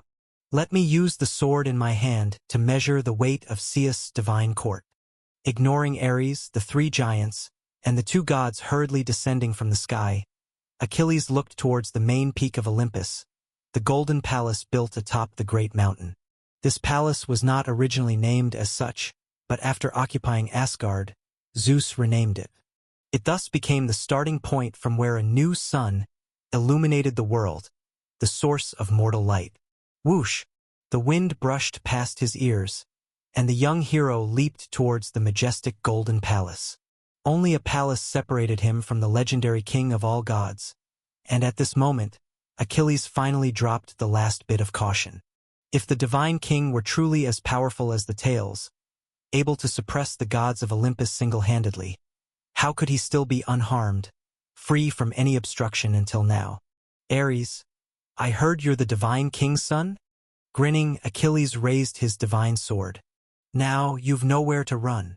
Before your father, under the gaze of all the gods above and below. Between war and me, let us see who prevails. Chapter 836 Darkness. At the peak of Mount Olympus, Achilles raised his sword and pointed forward, boundless light swirling around him. And this time, just as he had said, Ares indeed had nowhere to hide. No matter how angry he felt that the gods had not intervened to help, the war god dared not let this madman enter the golden palace before the eyes of Zeus and Hera. However, the good news was that this time he was not facing the enemy alone. In the sky, two massive auras descended successively, echoing with Ares from afar. Three gods with great divine power unleashed their full strength, and although none of them considered themselves the strongest in this domain, their combined power was enough to warrant any true god's respect. Phew! With his aura locked onto the hero before the golden palace, the war god no longer wished to speak. Though his opponent's victory was only reliant on the power of other gods, his own defeat was an indisputable fact. Words seemed so pale that Ares now had only to block this mortal. Then he would bring him before Zeus, letting him witness firsthand the might possessed by the divine king. Rotate the throne in turn? Even I, the legitimate son of the divine king and the heavenly empress, have never dared to entertain such wild ambitions, so how dare you speak such madness? Swish! Facing Achilles' sword edge, a bronze-colored brilliance shone on Ares' body. He did not wish to confront this powerful divine artifact directly, but he was, after all, an undying god. Meanwhile, high in the heavens, Phoebe also raised the cross in her hands, stirring up the winds and clouds. Just arrived at the Mount of the Gods, the goddess was taken aback by the soaring golden sun. Without needing Zephyrus to remind her, feeling she had lost face, Phoebe once again summoned the stars from the sky. With no sun or moon, no one knew how long the night lasted today. After all, regardless of whether the time should have been day or starry night, the golden chariot bringing light failed to traverse the starry sky as scheduled. So, under the profound night, storms and fallen stars descended from the heavens, like a peculiar heavy rain, showering over Mount Olympus. Good, well done! Achilles roared with laughter, as golden flames soared skyward, and for auras collided without reservation. Mountain ranges collapsed and sank, with only the main peak on which they stood remaining firm, shielded under the divine king's power. Boom! A divine battle, which had only paused momentarily, resumed with greater ferocity. Outside the Golden Palace, vast divine energy flooded the surroundings. Inside the Golden Palace, the columns carved with splendid reliefs supported the palace. Before the long banquet table, a pin drop could be heard. Zephyrus returned as agreed, bringing with him an ancient god who did not belong to the divine court, to aid in battle. However, no explanation was needed for the gods to see that for Achilles, who had absorbed another round of the sun, Phoebe's presence made no difference. Moreover, since Phoebe had come to aid, the speculation regarding Zephyrus's whereabouts had a conclusion. The god of west wind had gone to the starry sky, a secluded place outside the divine court where ancient gods reside. As everyone knows, before Zeus revealed his great divine power, the divine court had never been able to grasp the starry sky. Until the divine king revealed his strength, his power could support him in gathering the starry sky. But before any action could be taken, the Typhon rebellion had already put an end to everything. Until today, Zephyrus went to the starry sky with the divine king's token, but only Phoebe responded to the call. Was it that the god of west wind visited only her and hurried back? Or did those gods from the Titans' era still refuse to bow to the divine court? Zeus, it seems Zephyrus' method does not work. Others might choose to observe cautiously, but Hestia did not mind these things. Sitting in the seat exclusive to the principal god, the goddess lightly shook her head. If worse comes to worst, let me assist Ares in capturing him. Anyway, he was the one who started this senseless trouble first. At worst, just detain him without administering further punishment. The sounds of battle outside the Golden Palace grew increasingly intense, and, in fact, many gods agreed with what the goddess of Hrothfire proposed. Despite the seemingly cohesive logic in Zeus' previous explanation, the gods did not understand his choice. They merely revered the power of the divine king. As the current divine king, it was understandable you did not want to be at odds with the primordial gods because of a mortal, but this time it was clear that the trouble was initiated on the other side. If it were the primordial god itself coming forth, Zeus' choice could still be considered prudent. But to even fear a mere mortal whom they favored so greatly seemed utterly ridiculous. Now that Hestia had brought up the question for them, naturally it resonated with them. Auntie is right. The primordial god's divine artifact. If there is an issue, at worst, we return it. But allowing a human to wreak havoc on the Mount of the Gods is surely no good. If His Majesty is unwilling to act, I am willing to assist, capturing this madman. His voice was sonorous and forceful. Beside the temple, Apollo also rarely expressed his opinion. Regarding Achilles, he originally bore neither goodwill nor malice. But now it was different, for the sun carried by the golden chariot was absorbed twice by that powerful divine artifact, and the palace where the divine chariot was parked had already transformed into a sea of fire. Even leaving all else aside, on that unbreakable divine sword, Apollo sensed an inexplicable threat and disgust. Evidently, as someone acting under the god of sun's godhood, Apollo did not know the divine sword's origin, but he still sensed something. After all, the first owner of Leviathan was once the god of sunlight and fertility in the 9 realms, but under the guidance of destiny, it eventually became the weapon that killed the sun god. With 2 principal gods speaking out in succession, the room immediately erupted in agreement. Regardless of their original stance on the matter, Achilles' disdain for the gods left every deity present harboring some degree of dissatisfaction. In an instant, the voices inside and outside the Golden Palace rang out simultaneously, with only Zeus sitting high above, quietly listening to the gods' opinions. Occasionally, he nodded, but more often he responded with a smile and refrained from voicing any opinion. As time ticked by, the sounds outside the Golden Palace grew louder and stronger. Clearly, this divine mortal battle was nearing its climax. If not for the barrier of Zeus' strength, the Golden Palace might have already been reduced to rubble in the divine clash. At this moment, as if he had been waiting for something, Zeus suddenly raised his hand, stopping the gods from further discussion. "Ladies and gentlemen, quiet." His smile was sincere, and Zeus calmly swept his gaze over the gods in the hall. Under his gaze, the Golden Palace once again returned to tranquility. In this journey, Zeus observed the three directions the god of west wind took to the starry sky, which were, in fact, the three questions he posed, or rather, the three invitations he sent. Now that two had results, the third and most crucial one was finally about to surface. Coincidentally, if not for this mortal from the spirit realm stirring up trouble at the Mount of the Gods, I had matters for which to gather all the gods. For today, a guest is set to visit the divine court. I originally hoped to resolve this trouble beforehand, yet unexpectedly, it ended in embarrassment. Gently tapping the armrest, Zeus stood up. With the three-colored scepter silently hanging from his waist, the divine king appeared ready to greet. Finally he came. But if he hadn't come, even if unwilling, I would have to limit the intensity of wars in the mortal realm. After all, for Zeus, who once deceived so many gods with his flowery words, the most luxurious thing he had was trust. You promised to advance and retreat together, but I did not believe it. Only when you set up the enemy first would I believe you truly had no plan for regret. Boom! Outside the temple, golden light illuminated half the sky. The long sword wrapped in flames tore through the divine power protecting the war god, striking him resolutely.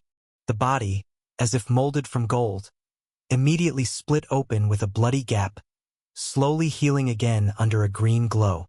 The goddess of youth, Hebe, daughter of Hera, and the cupbearer of the gods. Though her strength was rather ordinary, she possessed an accompanying divine artifact envied by most gods. The liquid flowing from Hebe's golden cup could keep one eternally youthful, restoring what had been destroyed to its original state. With the cup's aid, Ares could finally attempt to directly obstruct Achilles' divine sword. Although every hit was enough to make an ordinary person suffer unbearably, it only awakened the ferocity brought by his bloodlines and godhood. Bang! Receiving the fallen star from the sky, Ares hurled it towards his enemy. But Achilles merely slashed it apart with a casual swing, the cleaved fallen star landing behind him, carving out a basin in the mortal realm. As the fight progressed, the young hero increasingly felt the cheer and intensity of the divine sword in his hand. It seemed to long for a drink of the god's blood, making the enemy feel the same pain it did. Ha ha ha ha ha! Ares, come again! Ascending into the night sky, Achilles laughed loudly. This was the kind of battle he desired, one in which defeating the enemy meant earning the glory he sought on the battlefield. The young hero vented his emotions wantonly, his resonant voice shaking the surroundings. He failed to notice the sudden cessation of hostilities in the sky above, or the incredulous expressions on Phoebe and the wind gods. Ha! Gods, just so. Raising his sword, Achilles prepared to strike Ares with another heavy blow. However, in an instant, the young hero abruptly swung his sword backward. Cold sweat stood on end, as a sudden fear gripped his heart. But in the next moment, Achilles found his sword edge seemed stopped short by something unseen. Clang! Stepping forward, he turned and pulled out his divine sword. Oddly reassured yet surprised, Achilles found no resistance. You? Who are you? Muscles tense, the young hero cautiously stared at the three figures who appeared suddenly behind him. A man and a woman stood by on either side. Achilles felt a presence slightly stronger than the war god emanating from them. As for the black-clad figure leading them, from him, Achilles could sense nothing at all. Divine King? Or a subordinate of the Divine King? If you're not part of the divine court, I advise you not to meddle. For some reason, Achilles found Ares had not attacked him during this time, but merely observing the two acting as attendants. Achilles knew those before him were not to be trifled with. If they were already enemies, a fight could hardly be avoided. But if not, there was no need to needlessly create powerful adversaries. Divine King? A subordinate of the Divine King. Hee. The voice was neither loud nor soft, seeming to come from both near and far. Achilles only found that though the man did not conceal his appearance, Achilles could not clearly see him. Clutching the divine artifact in his hand, its boundless light and heat restored a measure of his confidence. The young hero lifted his sword slightly, seeming to make a threatening gesture. Is that so? Then you'd best leave. This is my grievance with Olympus, and it's none of your concern. Is that so? Seemingly smiling, the black-clad man shook his head slightly. Whatever grievance justifies such a feud? Tell me, perhaps I can mediate. Really? Then what if I want the divine king's position? Unsure of the black-clad man's intentions, Achilles probed directly. If they belonged to Olympus' divine court, surely they would not tolerate his insolence. Unexpectedly, the young hero saw the black-clad man nod, seeming to agree. No problem, the divine king's position. It's not something impossible. But to be a divine king, you must have enough capability. In the past, Zeus achieved divine kingship after undergoing one life, tribulation, and one death, calamity. He ventured into the abyss, stormed the palace of the second-generation divine king, subdued Mother Earth, and defeated the monster Typhon. And compared to him, what great deeds have you accomplished to deserve ruling the sky and earth from atop the Mount of the Gods? What great deeds have I accomplished? Silent for a moment, Achilles replied, Zeus gained his title simply by vanquishing his father. He defeated Typhon and Mother Earth simply because he was stronger than them. So if I am stronger than him, my power is my coin. But since you are not under Zeus, why not help me stop these gods of the court? Once I become divine king, I shall reward you accordingly. Still testing, Achilles vaguely sensed something amiss. But before him, the black-clad man merely nodded again, then shook his head. No need for such trouble. How about this? I make an agreement with you. If you win, the divine king's throne is yours. But if you do not win, I'll cease to honor old friendships and must send you back where you came from. Agreement? What kind of agreement? Instinctively asked, Achilles saw the black-clad man draw a black circle on the ground. Inside was deep darkness, devoid of light, like eternal void. Very simple. Just step into this circle. Raising his hand slightly, the black-clad man pointed at the circle before him. Whatever means you use, as long as you can extend the light beyond the circle, I will consider you the victor. Then, the divine king's throne shall be yours. But if not, the sentence left unfinished, the black-clad man remained smiling. Throughout all heaven and earth, there was only one mortal who could exchange a move with him. Even if death awaited once, the other should be content. Chapter 837. The Falling Sword. On Mount Olympus before the Golden Palace, the man in black casually drew a circle on the ground. A simple circle, an ordinary ring. Aside from the fact that it happened to obscure the size of a few people with darkness, Achilles couldn't discern any problems. But this was obviously not that simple. Instinctively, the young hero believed it was a trap. Just like the golden net from before, but to him who wielded the divine sword, that net was long since easy to deal with. An agreement. What if I don't accept your terms? Achilles asked in a deep voice, and the man in black didn't get angry. Instead he responded with a smile. Refusal, ha ha ha. If you can't even handle a circle I casually drew, then I advise you not to claim the throne of the divine king. If Zeus were here, he would never be trapped so easily. If you are so helpless faced with such a small trick, you might as well give up early, lest you become a laughingstock. Fine. After a moment of silence, looking at the black circle before him, Achilles finally nodded. Even though he still believed this black circle was not simple, it didn't deter his desire to try. What the man in black said was true. He was once restrained by the golden net only because his strength at the time was less than that of a god. He simply relied on the geographical advantage of the mortal realm, and once that advantage was lost, it was inevitable that he would be easily captured. But things were different now. Regardless of whether or not it was a trap, Achilles was confident he could break it with one strike. As you wish, in that case, I'll give it a try. But once I come out, don't make excuses for Olympus's divine king. Having made up his mind, Achilles took a step into the black circle. With the strongest spear, the strongest shield, and the martial skills he honed himself, the young hero believed nothing could stop him. Moreover, perhaps this man in black didn't realize, the sun was meant to pierce the darkness and bring light to the earth. With the divine artifact in hand, he feared nothing. Swish! With one step, Achilles vanished into the black circle. His figure was no longer visible, and that band of darkness still maintained its silence. The man in black just smiled, then raised his head to look in the direction of the Golden Palace. In the next moment, the gates of the divine palace slowly opened.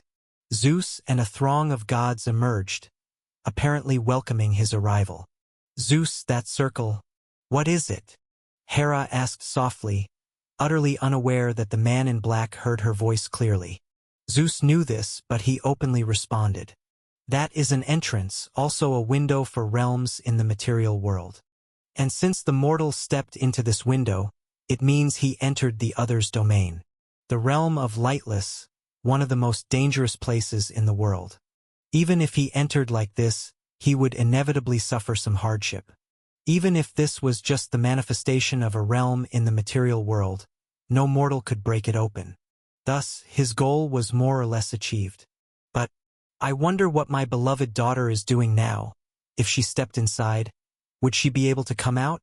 There was no answer to this because, logically speaking, the other party shouldn't be able to come out either. He smiled freely and stepped forward to welcome. Since the other party had acted, it initially showed a tendency. Only at this point did the alliance between the two have real value. A dark void. Once stepping into that black circle, Achilles felt he lost all perception of light. Everything seemed to dissipate in this darkness. Even himself was no exception. If it weren't for the power of the Styx River flowing through him being so real, he might have thought he had already returned to the void. What is this place? Turning back, Achilles realized the danger here in an instant. If the void was something in nothing and nothing in something, then the darkness here turned everything into secrets, preventing any existence from connecting with another. To any individual, all other concepts in this world seemed to sink to the bottom of the darkness. Even if spoken aloud, the sound could not be heard. Whoosh! There was no sound, but the memories automatically filled the noise of moving backward in Achilles' mind. Like a song heard 100 times, even if stopped, the melody seemed to continue playing. However, moving in the direction of his memory, Achilles found himself still in darkness. No light, no color, as if even time and distance had disappeared. The young hero couldn't even be sure if he had really moved or if it was all just an illusion. Good. Good. As expected, extraordinary. He softly praised. The awkward feeling brought by speaking and silence made Achilles uncomfortable once more. He had already witnessed the difficulties here, so next he was going to break this darkness. All other senses had been lost, but the divine artifact in his hand was still firmly gripped. Gripping it with his right hand, Achilles conveyed his will to Leviathan. Since you are the sun, please dispel this darkness and bring warmth and light here. A moment, 2 moments, 3 moments. Uncertain of how much time had passed, within the boundless darkness, Achilles confirmed he had indeed wielded the divine artifact in his hand. His sense of time might have blurred, but Leviathan's judgment should not have erred. However, raising his hand to wield the sword, even trying to bring it up to his eyes, Achilles couldn't perceive a glimmer of light from start to finish. If not for the very real sensation, he might have believed he never had any divine artifact, only perpetual tranquility. Enough! I've had enough of your tricks. Absolute silence brought absolute irritation, a feeling few had experienced. Achilles didn't know that future humans tried to create soundless zones, proving no one could survive in such a place by practical attempts. He only knew an unnamed unrest surged from his heart, making him eager to hear or see something. A sword slashed down. If outside, it would be enough to overturn rivers and seas. But in this darkness, Achilles didn't even know if he had really swung his sword. Everything was void, and all around was also nothingness. This feeling drove him mad. For a moment, Achilles randomly chose a direction and started crazily flying upwards. He didn't know where this was or if there was an end. He just wanted to see something beyond darkness. However, uncertain of how long had passed, he eventually found nothing. The divine artifact in his hand should have unleashed immeasurable divine might, but Achilles didn't feel it at all. Everything seemed to be swallowed, not even leaving a remnant. Ah! Pressing forward noisily with a few loud roars. Yet the end was no different. Achilles felt he was near his limit. He couldn't hold on any longer. Just at this moment, the young hero seemed to see hope. Wait, what's that? A light appeared.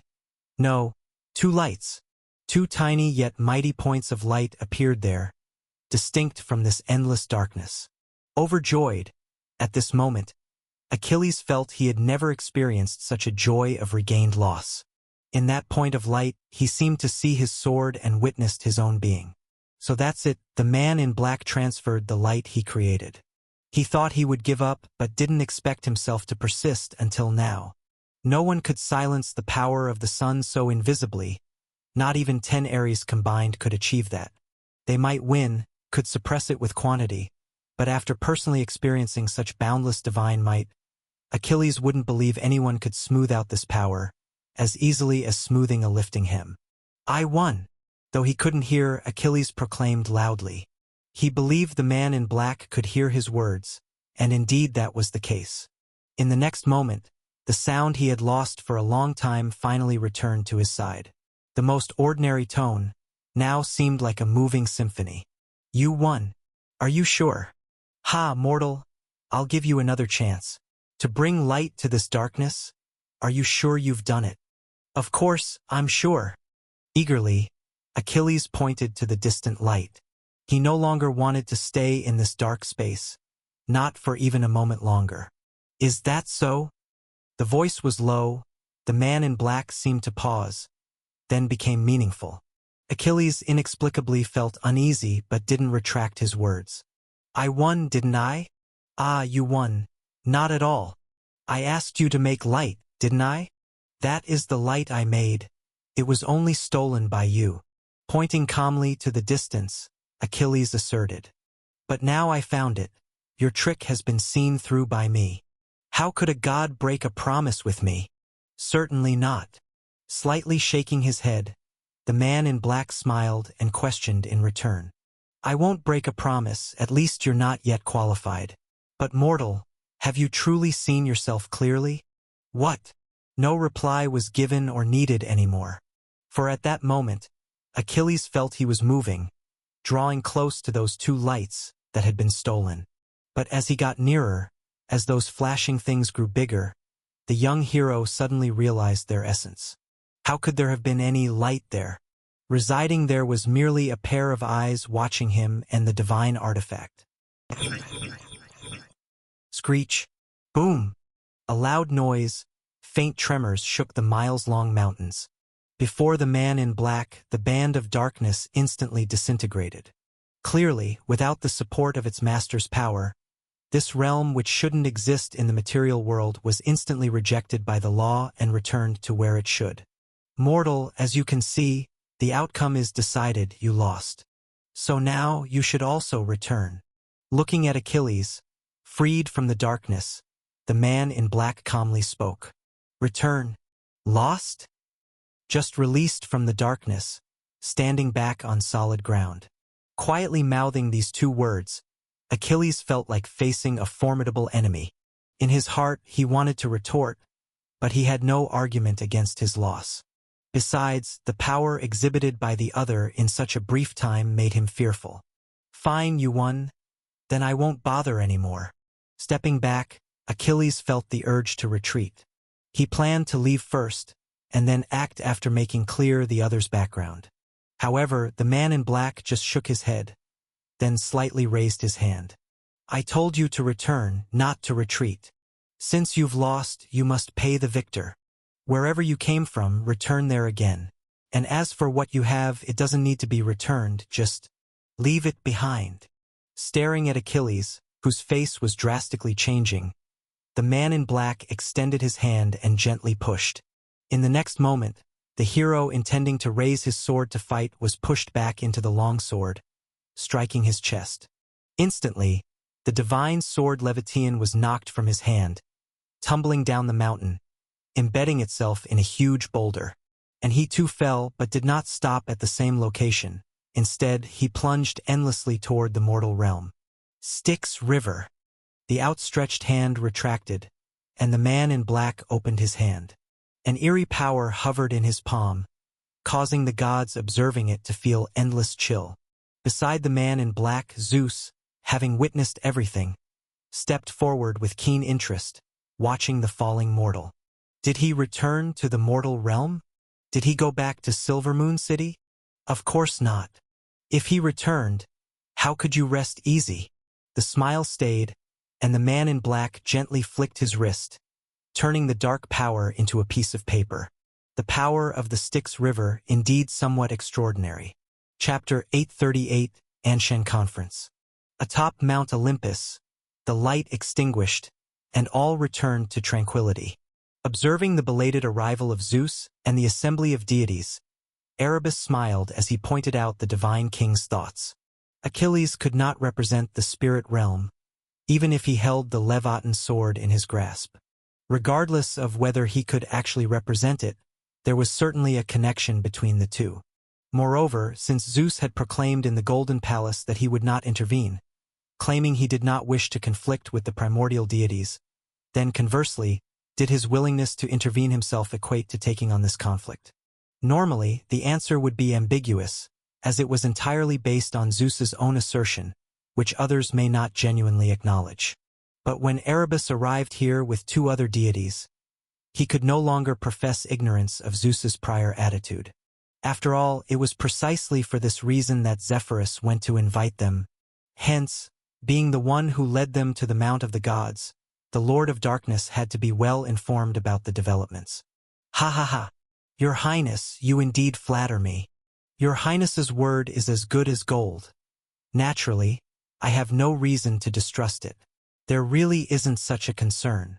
The god of West Wind went to the stars claiming to seek reinforcements, but in truth, he only wished to foster relations with several ancient gods. Unexpectedly, not only did he invite the god of heavenly light and the goddess of daylight, but even your excellency has been persuaded to come.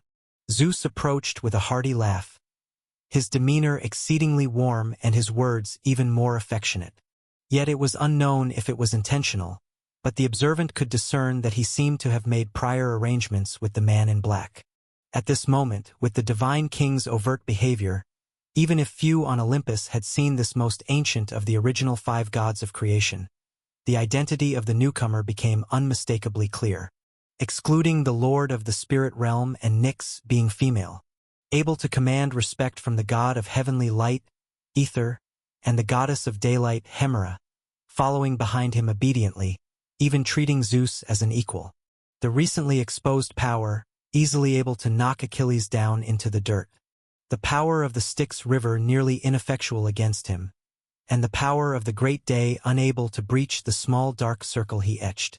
With such displays, the identity of the visitor could only be one.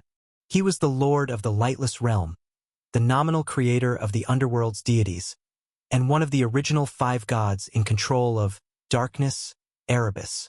So that's how it is. Some secretly marveled to themselves. With the development of events to this point, many things suddenly became clear. So it was indeed thus. Hence, many recently incomprehensible matters were now understandable. The divine king had actually formed an alliance with the primordial gods before anyone noticed, and now the other party had openly arrived at Mount Olympus. However, the question arises, what is it in heaven and earth, in all of existence, that warranted the divine king, possessing great divine power, to form an alliance with mortals, and even deliberately overlook the mortals' wild rampage on Mount Olympus without issuing punishment, instead waiting for others to solve the problem? Naturally, there could be only one answer. The divine king's adversary was related to another primordial deity. At this moment, whether or not the deities who had figured it out were staggered by the appearance of the Lord of Darkness. He might not be the first primordial deity to come to Mount Olympus, but to come as an ally was certainly unprecedented. Haha! Regardless, your highness has rid Olympus of that delirious mortal, granting the home of the gods its tranquility. Now that the deities of the stars are invited here, it also fulfills my intentions. Noting the reaction of the deities, and seeing that Erebus had no intention to explain, Zeus was even more joyous and reassured. It seemed he was overthinking. The other party had no intention to provoke him to be the vanguard against the spirit realm. After all, he was not Gaia. The Lord of Darkness wouldn't think him so easily fooled. Since today all gods are gathered, and we have esteemed guests visiting the Golden Palace, Fate, too, seems to have orchestrated this. Why not use this occasion to host a banquet, to express gratitude to all deities who lent their powers, and also to convey my thanks on behalf of my son Ares for your excellency's assistance? Zeus suggested, then looked beyond Mount Olympus's main peak to the ravaged mountains. Without his need to say more, the deities understood his intentions. Apollo was the first to step forward, soaring into the sky to retrieve the divine chariot from the rubble and guiding the last round of the noon sun across the heavens. Zephyrus led 3 sealed gods to disperse the dust over the Mount of the Gods, restoring the tranquility of Olympus. The goddess of youth raised her divine cup, and the pale green liquid reinvigorated the life on Mount Olympus. The goddess of life carelessly dispersed it, reviving the sun-scorched mountains and rivers with vitality. One after the other, deities swung into action, restoring pavilions and towers to their former state, and Mount Olympus itself seemed to return to its prior state. Observing this, Erebus, though his heart was undisturbed, eventually gave a slight nod. Since Zeus desired this grand assembly, he would grant it to him. With this grand banquet, whether it was him or the deities of Olympus, all would become unprecedentedly steadfast in their hearts. That was precisely what he wanted, and the Lord of Darkness saw no reason to refuse. Thus, he too raised his hand lightly, smoothing away the lingering brilliance of the sun's power near the mount. Since the divine king has invited me, then I shall not decline. Having lived beyond the worldly realm, joining this festivity is no trouble at all. Erebus accepted, and naturally Zeus was overjoyed. The gates of the Golden Palace opened wide, and dancing nymphs were summoned into the hall. Melodic music began to waltz across the sky of Mount Olympus, and sumptuous feasts and nectar were freely delivered to the summit. Achilles' tumult had come to an end, yet the events of today, following this banquet, were destined to spread quickly to the heavens and the mortal realm. The war in the mortal realm was just beginning, and the courage of humans in their conflicts was backed by the presence of gods.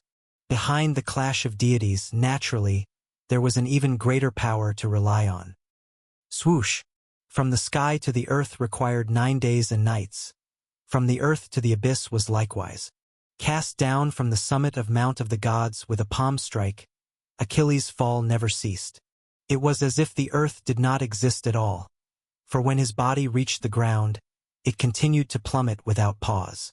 And in a place unknown to him, high above in the heavens, the divine king continued to observe his fate. Although it seemed that Erebus had no intention of sparing this mortal, what Zeus desired was never mere seemed. He demanded certainty and outcomes he could control. Thus, until he witnessed his final descent, Zeus would not be at ease.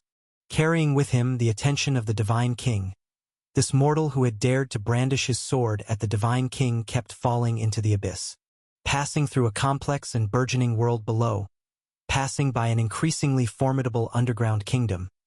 He fell ceaselessly until, at a certain moment, as though crossing a boundary, he arrived in the underworld.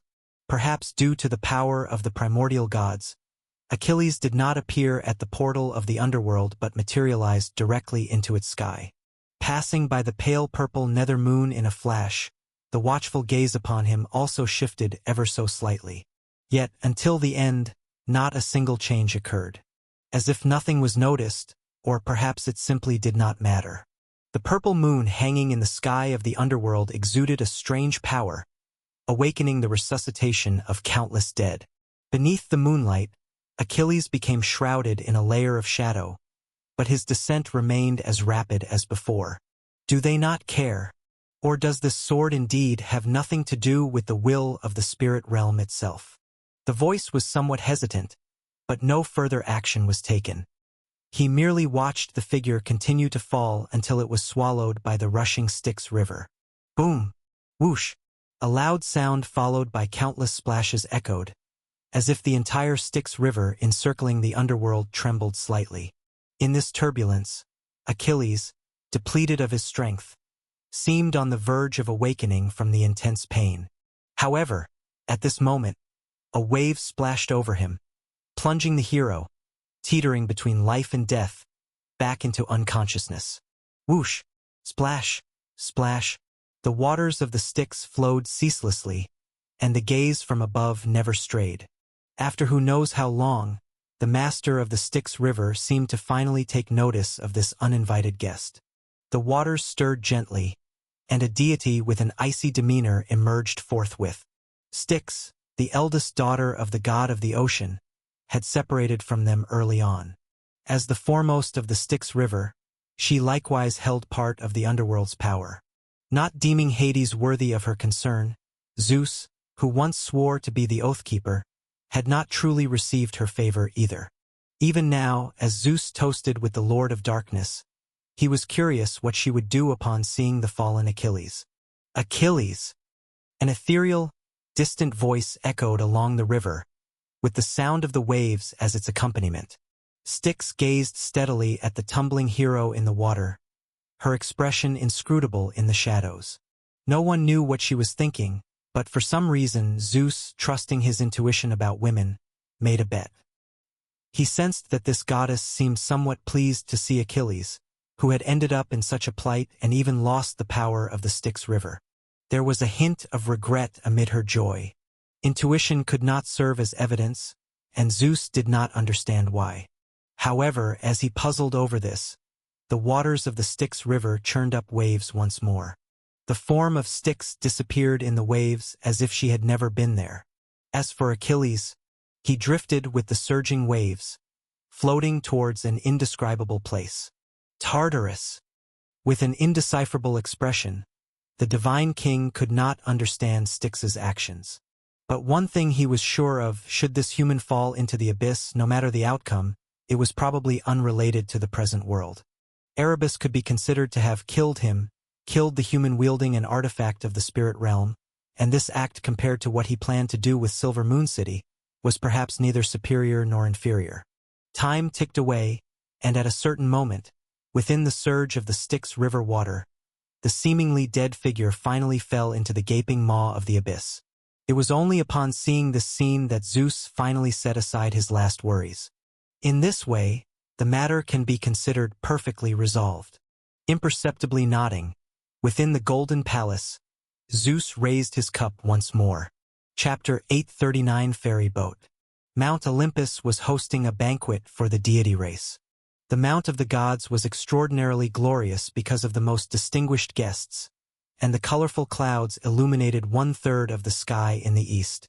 The fragrance of 100 flowers danced in the air, and the birds on the horizon hovered, reluctant to leave. However, at the same moment, at the southeastern edge of the continent, in a town not far from Silver Moon City, 2 young people finally awaited the daylight to continue their journey. It was truly a long night. This time was much longer than any before. Even during the coldest days of winter, such an event had never occurred in the extreme north of the continent. If it dragged on any longer, I might begin to believe that the sun had plummeted from the sky and that the mortal realm would never again see the light. By tying a simple sled made of 2 planks to a rope, even a light application of force could move heavy objects across the snow. As he walked, Heracles couldn't help but praise Ammon's ingenuity. On a winter's day after fresh snowfall, it was undoubtedly a clever invention. Though he was generous with his strength, Heracles was not one to refuse help when offered. The sun would never fall. If it were truly extinguished, the entire world would likely plunge into chaos. With a gentle shake of the head, the youth beside Heracles looked up at the finally rising sun. Starlight twinkled in his eyes, revealing the true form of the initially immense light orb. A golden chariot. Could it be a divine artifact akin to the solar barge? Amon didn't know, but it didn't stop him from being intrigued. If given a choice, aside from deities who controlled time or spirituality, the ever-burning sun would likely interest him the most. While walking through the town, the two engaged in casual conversation. Today, the town seemed particularly lively, with a crowd density more than double that of usual. Evidently, the unexpectedly long night had made everyone uncomfortable over the past period. So when daylight returned, people emerged from their homes to release their long-suppressed spirits, thanking the deities for their grace. Various prayers echoed in the city. Heracles heard at least a dozen kinds. But it was nothing strange. The residents here not only had no relation to Silver Moon City, but, ironically, they came more from the west. For centuries, ordinary people across all countries of the continent, having abandoned faith for various reasons, gathered here, building their own place of residency. Silver Moon City rarely paid attention to this, and no other kingdoms would come here to apprehend fugitives. Thus, over time, the settlement expanded and formed this ungoverned town.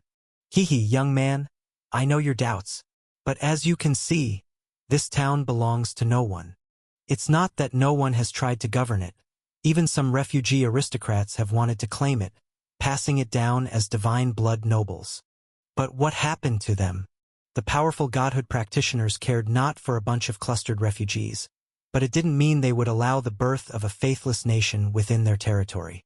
So anyone who tried this has long since perished. I suppose you wouldn't do the same, would you? Guided by the guards to the town's center, Heracles finally met its leader again, a man in his 40s who had been waiting for his arrival.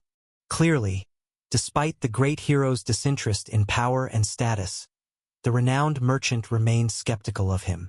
You worry too much. I certainly won't do that. I'm only here to get what I need. After a moment of silence, Heracles spoke in a deep voice. He then reached out and with a loud bang, the great hero pushed the objects off the sled behind him. The heavy object thudded to the ground, momentarily trembling the entire estate as the covering fabric scattered everywhere. A wild boar as tall as several men rolled out, but the middle-aged man rejoiced at the sight. Ah, seems like you're indeed worthy of the task. Hero from afar, your bravery truly amazes me. You captured it alive just as you said, and you seem far superior to those knights burdened with a curse. Taking a few steps forward, the middle-aged man circled the immense wild boar. Slightly injured, but the prey was evidently still alive, much to the man's satisfaction. He needed a living Erminos wild boar, not a lifeless carcass. Only living things could serve as sacrifices to the god. Only the deities themselves had the right to decide its fate. You overpraise. Countless heroes could accomplish this. Capturing a wild beast isn't worthy of much boast. But anyhow, since I've fulfilled your demand, will you honor your promise and grant me my rightful reward? Not taking credit, Heracles reiterated his request. For his upcoming overseas journey, he surely needed a ship. But even in the dominions of Silver Moon City, the great hero remained unaware of where to seek what he wanted. Luckily, at that time, Heracles encountered the middle-aged man who had just posted a bounty. The man wanted someone to capture the Erminos wild boar but without harming it. After demonstrating his prowess, the two quickly reached an agreement. Certainly, hero from afar. Regardless of where you come from, as you've found the sacrifice for the god, I naturally keep my oath. Nodding affirmatively, the middle-aged man showed no hesitation. If the gift to the god had flaws, it would not reflect my piety. Leading the way, the middle-aged man invited Heracles indoors, and the great hero had no reason to refuse. Soon, at the estate's core, the middle-aged merchant unfolded a map on the table. And this is a sea chart. With a hint of pride, the middle-aged man spread a giant sea chart as tall as a person on the table. Inclusive of numerous markings, clearly indicating divisions, with many symbols Heracles couldn't decipher. I recall you mentioned preparing for sailing, But a journey must have a destination. Depending on the destination, I'll offer different advice. So, young hero, where do you wish to make your adventures end? I've heard of a massive whirlpool over the East Sea. Pondering briefly, Heracles tentatively asked. Yet to his surprise, the middle-aged man's face changed immediately upon hearing this.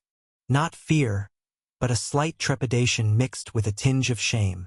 Lost in recollection, it took a while before the middle-aged man looked at the hero complicatedly.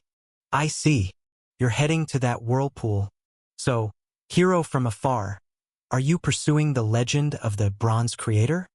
What if I am? What if I'm not? It doesn't matter. Regardless of your intentions, let me share a story with you.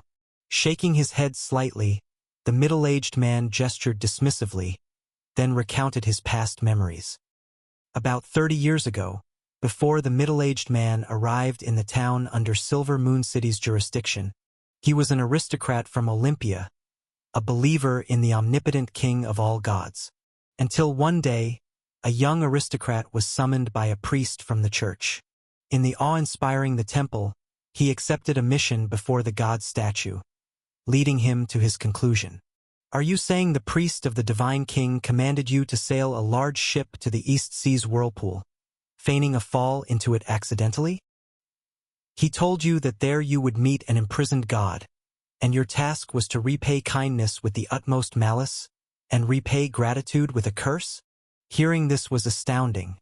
Heracles almost didn't believe what he heard. Could this be true? Though in his heart all gods were not always virtuous, the great hero never imagined the monarch of all gods would do such a thing. No, this might not be the divine king's intention. After all, many times gods and humans are not equivalent. I don't know where the order originated, whether from the monarch of Olympus or a priest's own ambitions to please the deities. But eventually, I accepted the task. Leaning back in the chair, the middle-aged man took a deep breath. I thought I could do it well. After all, a god deemed a sinner was not someone I empathized with. But it was when I personally felt the despair of boundless darkness, and was saved from that despair, that I was first shaken. And that was just the beginning.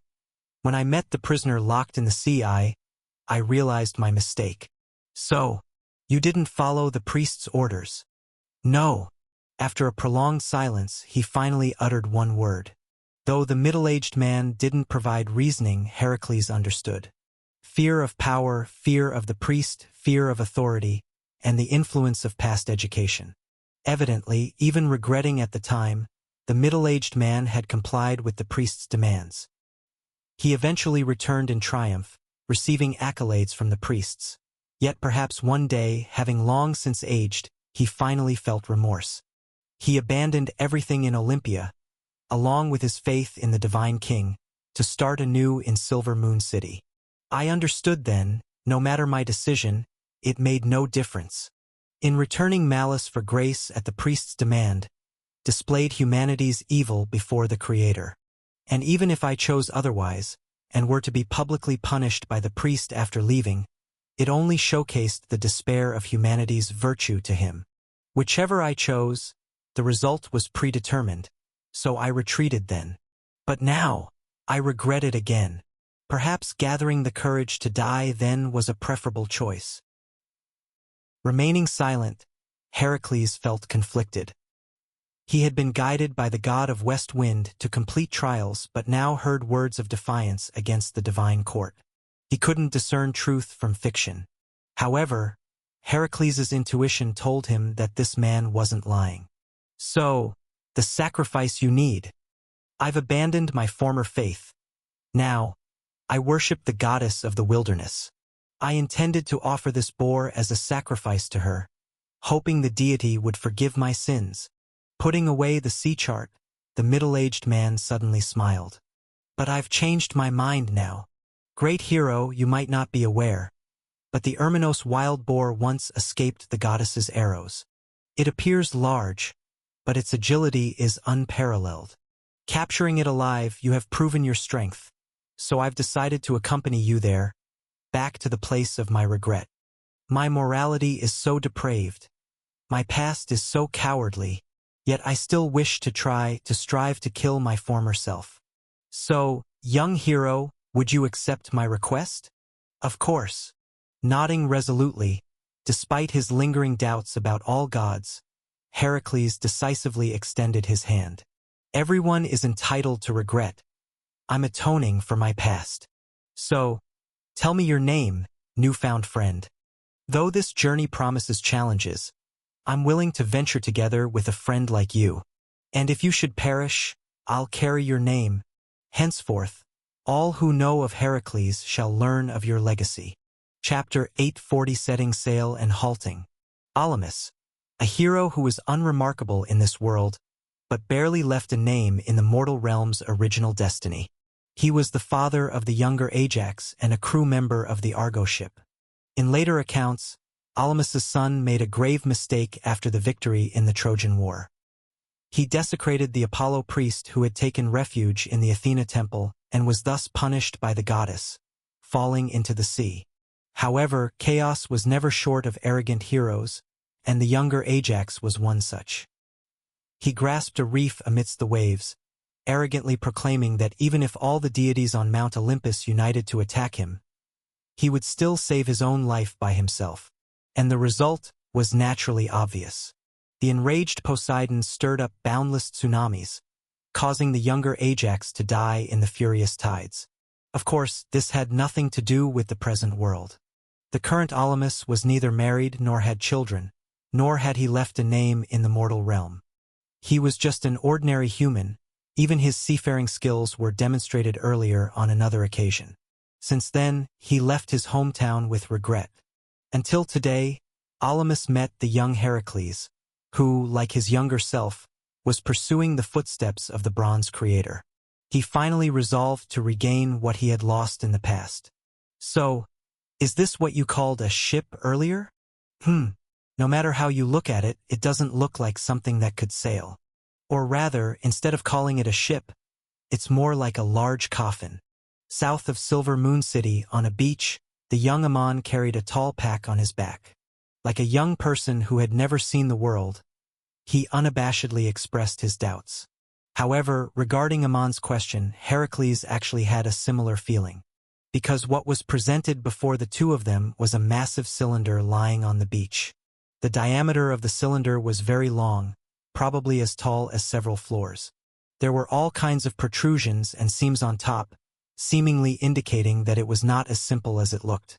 And the ends of the cylinder were not smooth surfaces, but rather hemispherical domes. From the outer appearance alone, the observer seemed not to struggle to understand its structure. This was not a solid cylinder. It ought to be a hollow device. Inside it, one could perhaps reside and live, as well as store materials and wealth. However, from the perspective of a ship, it seemed a bit odd. Especially how such a thing would navigate the sea to reach the eddies of the East Sea. Indeed, this is the ship. It's just a bit different from what you understood. Without any servants, Alamus opened a heavy box. Instantly, the colorful crystals nearly dazzled Heracles' eyes, but he immediately sensed the energy contained within these crystals. What is this? Elemental crystals? The explanation is quite complex, but you can understand it as a manifestation of the energy mobilized by wizards when casting spells. They often form in extraordinarily high-concentration elemental environments, like the mystery lock of Silver Moon City is said to accomplish this. As for their use, patting the enormous cylindrical device, Alamus earnestly explained, "These crystals are what power this big fellow. It was thanks to them that I was able to travel between the sea eye and the mortal continent. Contrary to popular belief, the real ocean is much more dangerous than you can imagine, especially when moving away from the coastal areas into the regions that were once the battlefields of the sea gods. Sea monsters stained with divine blood, descendants of the ancestor of 10,000 demons, or sometimes gods themselves pretending to be demons. Ancient tales say that Phorcys, the son of the ancient sea god and father of monsters, was such. If you were piloting a truly large ship, not even the breath of the sea god could ensure a safe return. Because the divine scent in the deep sea would rather attract many things, and unless the deity themselves escorted you, no one could truly be safe.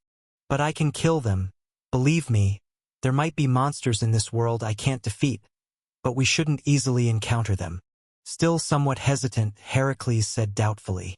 Although willing to trust his new friend, the great hero still harbored doubts about the coffin before him. Could such a thing really travel across the sea? All these years, he had never seen a ship like this. I trust in your power, Heracles, which is why I decided to travel with you. But I also hope you understand, there aren't many ships in this world that can withstand the impact of demigod-level forces. If you don't want to defeat sea monsters midway, only to ultimately perish at sea, I advise against it. After all, these oceanic experiences, like the sea chart, each one is a guiding light stained with life and blood. Opening a panel on the cylinder, Alamus poured a box of crystals into it. He then stepped back, a hint of reminiscence in his eyes. Prepare to witness, just as I once did. Since that day forward, I finally dispelled my inherent prejudice against wizards. As the panel closed, Heracles witnessed the disappearance of the seams on the cylinder with the naked eye. The next moment, as if lifeless, the creation that had been emitting faint energy entirely lost its extraordinary domain traces. The extrusions at the tail of the cylinder vibrated suddenly, transforming into several various-sized fan blades. Also, in the great hero's perception, the weight of the thing before him was no longer constant. What is this? As you can see, this is a ship that can travel underwater. It can seal itself off from the outside, isolating all extraordinary fluctuations, and can solely use material transformations and force transmission to propel this behemoth through the water. It's a stunning invention, isn't it? Indeed, it's quite stunning. Staring at the cylinder several persons in diameter and no shorter than a large ship, Heracles found it hard to imagine. If not using extraordinary power, how could such a coffin possibly move under the water? However, since Alamus said so, he probably wasn't lying. Ultimately, whether the thing could move would soon be evident upon trial. So, is this the sea vessel of Silver Moon City? Well, it is one of the sea vessels designed by the White Tower. And as I understand it, they plan to develop something usable in both the sky and the sea. As he explained, Alamus recalled an interesting anecdote about this kind of ship. To add a hint of legend, do you know how this type of ship came to be conceived? Slightly shaking his head, Alamus did not know whether to believe this legend. It is said in a dream, a wizard was chasing a white dragon. During the pursuit, he lost his target and wandered aimlessly. Ultimately, he entered a bizarre library. Talking heads, endless circular corridors, countless books. He supposedly left something there, gaining the right to read eventually. And the inspiration for this ship came from a book titled 25,000 Leagues Inside. Quite a fascinating story. Both Alamus and Heracles didn't pay much heed. After all, dreams were just dreams.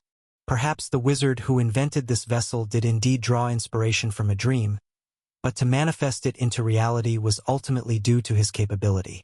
In any case, the ship problem was solved, and there was no need to find a navigator familiar with the path.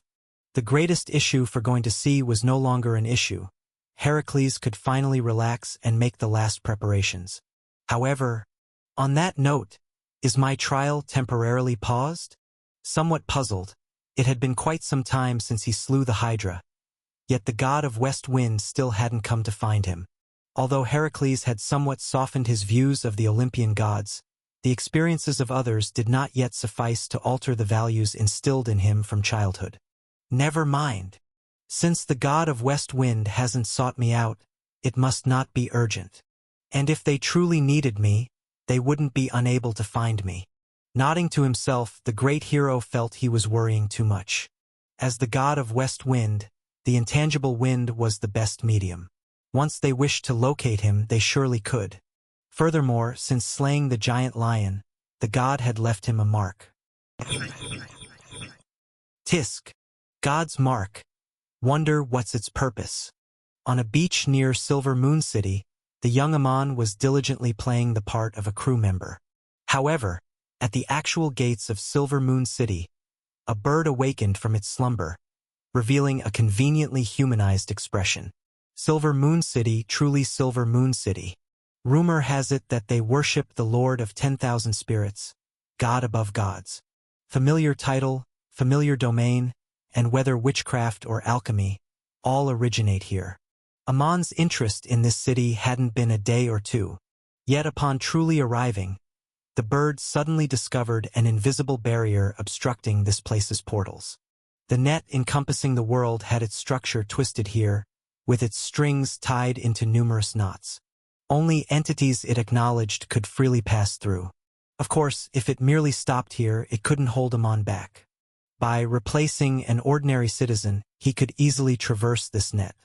However, a question arose. Although Amon was confident in the rank and trait left in his peak, some things in this world still warranted his caution. The external deity that destroyed Hemenu was one such thing. A world-killing sword, a power transcending great divine might's limits. Although Amon was 90% sure it was a one-time power, he still didn't want to test whether his replacement could deceive the opponent's psychic perception.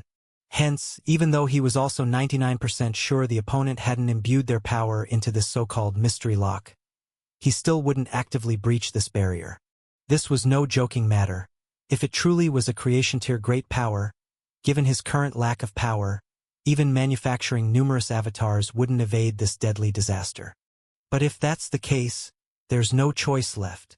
If I want to see inside yet have no opportunity, lacking an opportunity, I'll have to rely on a kind soul to create one. Appearing somewhat resigned, the bird lightly flapped its wings. After searching a while, it settled on a suitable target. Though unaware of the origin of this mark or its relation to that powerful human, it didn't matter. After all, it's godly and gods are all the same. They wouldn't care for mortals, just as Amon didn't care for this world's life. So now that your mark is in this city, will you enter or not? The outcome was unknown, but for Amon, it was either achieving his wish or merely enjoying a show. Chapter 841. Open and aboveboard. Chaos world, the god's sense of time was always quite loose. A day or a month, several months or a year, to them it made no difference. Unless something major happened, besides fulfilling their godhood, almost all deities appeared very casual. Even the work of godhood was only necessary for those like Apollo, who needed to personally wield their power through a divine artifact. Otherwise, for the true gods who held authority, they had 10,000 ways to solve problems. Of course, where there is a norm, there are naturally exceptions. For example, the god of West Wind, the divine king's most loyal subordinate, who ran between the mortal realm and the Mount of the Gods. Having witnessed the nine-headed snake being suppressed, and not having time to give Heracles his next instruction, Zephyrus hurried back to the Mount of the Gods. And now, just as the trouble caused by Achilles ended, without any time to enjoy a long-awaited feast, he once again set off for the mortal realm. The matters on Olympus were just temporary accidents. Heracles was the one that needed his attention, especially since the divine king had told him he had arranged a companion for that mortal hero. Although he didn't know who that person was, since Zeus had mentioned it, Zephyrus naturally dared not slack off. As the number one subordinate who thought as the divine king thought and was quick to act on the divine king's urgent matters, the god of West Wind never dared to neglect Zeus's instructions. Then the question arises, not to mention where that companion is now. The key issue is, where did Heracles run off to again? With a look of helplessness, invisible air currents lingered above a swamp, then took human form. Zephyrus's gaze wandered back and forth but found nothing. This was where the Hydra had been defeated before, and even the wandering winds had brought back a definite answer. Under the swamp, Hydra was being suppressed in pieces. This poisoned blood flowed continuously, seeping into the earth. If a toxic swamp appeared elsewhere in the mortal realm in the future, perhaps it would be due to the Hydra's blood surfacing through the earth's movements. All of this was done well. Even Zephyrus himself couldn't have done it better in the mortal realm. However, what annoyed him greatly was that the hero who accomplished all this was once again nowhere to be found. Can't find him again? Even though I didn't come in time to find him, doesn't he know to wait in place for a while? Without a god's guidance, how could your trial proceed? The god of West Wind never expected that not only in the northern jungles but also in the southern wilderness swamps could someone be lost. By rights, it was an issue with Zeus's mid-interruption task assignments. But apparently, the divine king wouldn't be wrong, and Zephyrus couldn't use this as an excuse. So after complaining in his mind for a moment, Zephyrus adjusted his attitude. Just finding someone, it was no big deal. It wasn't the first time anyway. Moreover, having learned from the last lesson, this time he had left a contingency plan. With a slight smile, thinking of this, the god of West Wind was somewhat smug. Unlike some gods, he wouldn't make the same mistake twice. Among the immortal gods, this was already quite an excellent quality. With a slight sense, it wasn't long before Zephyrus linked to the mark he had left in advance. Positioned to the east, it seemed near the coast. In this direction. But it seems he has stopped. Did he enter a city? Making a judgment without hesitation, the god of West Wind immediately turned and headed in the direction of his sense. In the entire mortal realm, there wasn't a city he couldn't enter. Even Athens was a bit troublesome, but as long as he didn't cause trouble, a mere divine artifact without an operator probably wouldn't notice his presence. Best to quickly locate the counterpart, arrange tasks, then take the opportunity to rest for a while. Whoosh! Crossing mountains, leaping over rivers. Invisible air currents flowed among the clouds, and ant-like creatures wandered below. After an unknown distance, at a certain moment, Zephyrus finally sensed his mark close at hand. As expected, Heracles should indeed be ahead, as no one could silently disturb a mark left by another god without being noticed. But no one told me how he dared to go in there? Transforming from invisible to visible, Zephyrus, suddenly appearing atop a treetop, startled a flock of birds. Desperately flapping their wings, the birds hastily left the nearby trees. But the god of West Wind had no time to pay attention to these at the moment. Standing on the tree with eyes gazing far into the distance, it seemed as if, after just having crossed an invisible barrier, a massive shadow stood at Zephyrus's field of vision's end. Floating mid-air, 12 towers rotating clockwise. Built upon the earth, a magnificent cluster of structures stood. There were no outermost city walls, only an avenue and a gateway running through the central axis. Zephyrus knew why, because these blasphemous sin people deemed themselves the chosen children, faithful believers protected by the Lord. They believed that a city without defense meant a truly powerful kingdom didn't need city walls to repel enemy assaults. If a kingdom had enemies at its gates, it only proved it was doomed to destruction due to weakness. And in this world, no kingdom was stronger than they were. Silver Moon City, indeed just like that Achilles. He murmured softly, the massive city before the god of West Wind only revealing the tip of the iceberg. Just as before crossing a certain barrier, Zephyrus's vision held no sight of this city. Standing outside the city now, he couldn't see the city's specific scenes. According to unreliable rumors, it supposedly was a certain goddess who had intentionally bestowed the city with the ability to be cloaked by the mystery lock. Because she had heard that Helios, who was the then master of the sun chariot, had a hobby of spying on secrets across the earth whenever he drove the divine chariot. But this had nothing to do with Zephyrus. It was just some visual trickery. What really troubled him was what his next step should be. According to the location indicated by his mark, Heracles was right inside this city. However, the god of West Wind could be sure this city absolutely didn't welcome the gods of Olympus. And even if that weren't considered, just the mystery lock covering the plains left Zephyrus feeling powerless. The divine king had once told him personally that under the great divine power, no god was confident enough to defeat the god of magic net in the mortal realm. So, fundamentally, entering the city's interior left him with only one choice. The Bronze Gate. Gazing into the distance, within the city, the god of West Wind's vision was all fuzzy. Yet, there was one clear thing there, a tall bronze-cast archway. The Bronze Gate, Zephyrus had heard of this name, not only because many spellcasters who had visited Silver Moon City for learning had spread its fame, but also because of what this gateway represented. After all, the outermost portal piercing through Silver Moon City's central axis was named this way to commemorate the truth of history. They wrote the Bronze Age's history on it, recording each god's and man's accomplishments and sins. The fire thief Prometheus, the treacherous priest, the divine king's cold indifference. Even Zephyrus himself appeared on the Bronze Gate's mural. That was real history, though only in the eyes of humans. It depicted the gods' baseness, as well as humanity's greed and foolishness. But even so, the god of West Wind still felt somewhat uncomfortable. Heracles, I hope he hasn't believed these rants. If it really comes to it, I'll just have to tell him he is indeed the divine king's noble son, different from those mortals. Hesitating for a moment, Zephyrus was momentarily at a loss. Without the ability to enter directly, he could only choose to enter Silver Moon City through the proper gateway, then quickly pull Heracles out. Next time I'll definitely remind him not to wander into some places, but then again, there won't be a next time after all.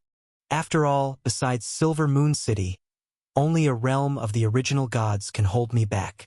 Shaking his head slightly, Zephyrus thought he might be overthinking. He then once again became invisible, with gaseous swirls in the sky, transforming into a bird perched on a treetop. As the proper gateway, the Bronze Gate allows outsiders to enter. Just that this portal, also the node linking the Mystery Locks hub, will automatically identify the identities of those who come close. It recognizes those whose strength is too immense, then warns the city's inhabitants beforehand. But for this part, Zephyrus wasn't too concerned. According to the usual experience among the gods, as long as he shifts forms and restrains his divine power, no one would discover his identity. Even Hera had once been deceived by Zeus disguised as a cuckoo, let alone this sight being merely an inanimate object. Chirp, chirp.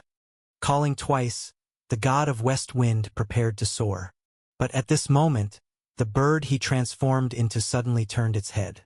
And not far behind him, there was another entirely jet-black bird steadily watching him. Tisk! Such a bold bird. After observing for a moment, Zephyrus detected no abnormalities. After all, there were plenty of birds here in the first place. Hadn't he startled a flock upon his arrival? Just that this bird was indeed a bit brave, as even when the god of West Wind met its gaze, its eyes gave Zephyrus a mocking feeling. Being despised by a bird? What would it despise? It couldn't be the level of my transformation. That's impossible, not to mention it's just a bird. And speaking of his own skills in hiding and shapeshifting, these were famously formidable. Whoosh! Bang! With a light flap of wings, without bothering with a bird, the god of West Wind calmly unleashed a seemingly gentle yet in truth powerful airflow. But a moment later, that unknown black bird was reduced to nothing but a pile of feathers. Its eyes too were ground to dust, no longer able to stare at him. Very nice. Shaking his head, seeing this scene, Zephyrus felt satisfied. But now that this unwise bird was dead, he ought to set off. Staying longer, who knew what Heracles might encounter inside? Thinking of this, the god of West Wind soon took a light leap, heading directly for the distant bronze archway. The treetop thus swayed gently, but shortly after, peace returned once more. Chapter 842. Seeking Help and Refusal. Jingle, jingle. The sound of wind chimes gently rang, growing closer from afar. The temple atop the high cliff barely showed signs of age, maintaining its old appearance inside and out. Hundreds of years had passed.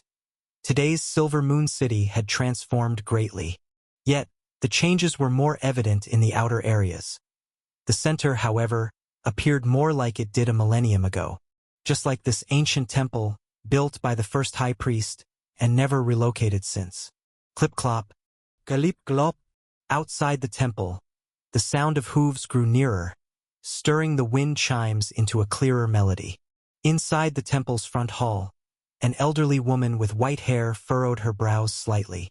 However, not far from her, another old man merely shook his head with a smile. Don't take it too much to heart. Heh. He's just a bit anxious. If he cared about God's matters as much, he wouldn't have ended up here. The merciless rebuke showed the elderly woman's long-standing dissatisfaction with the person outside. Yet when she finished, a third person in the temple cleared his throat softly. Unlike the two clearly aged elders, the third person seemed notably younger.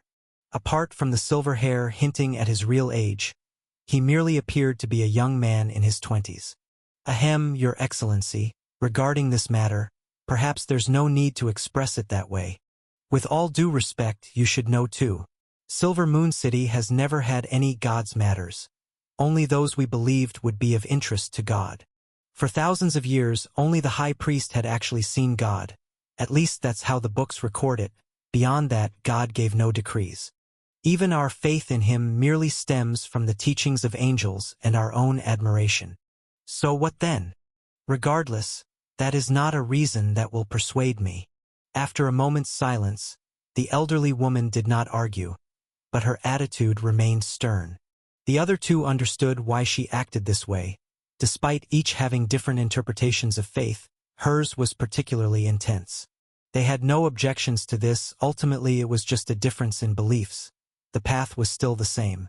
Still, in such a situation, expecting her to have a good face toward someone who taught the faithless was naturally impossible. All right then, let's let him in.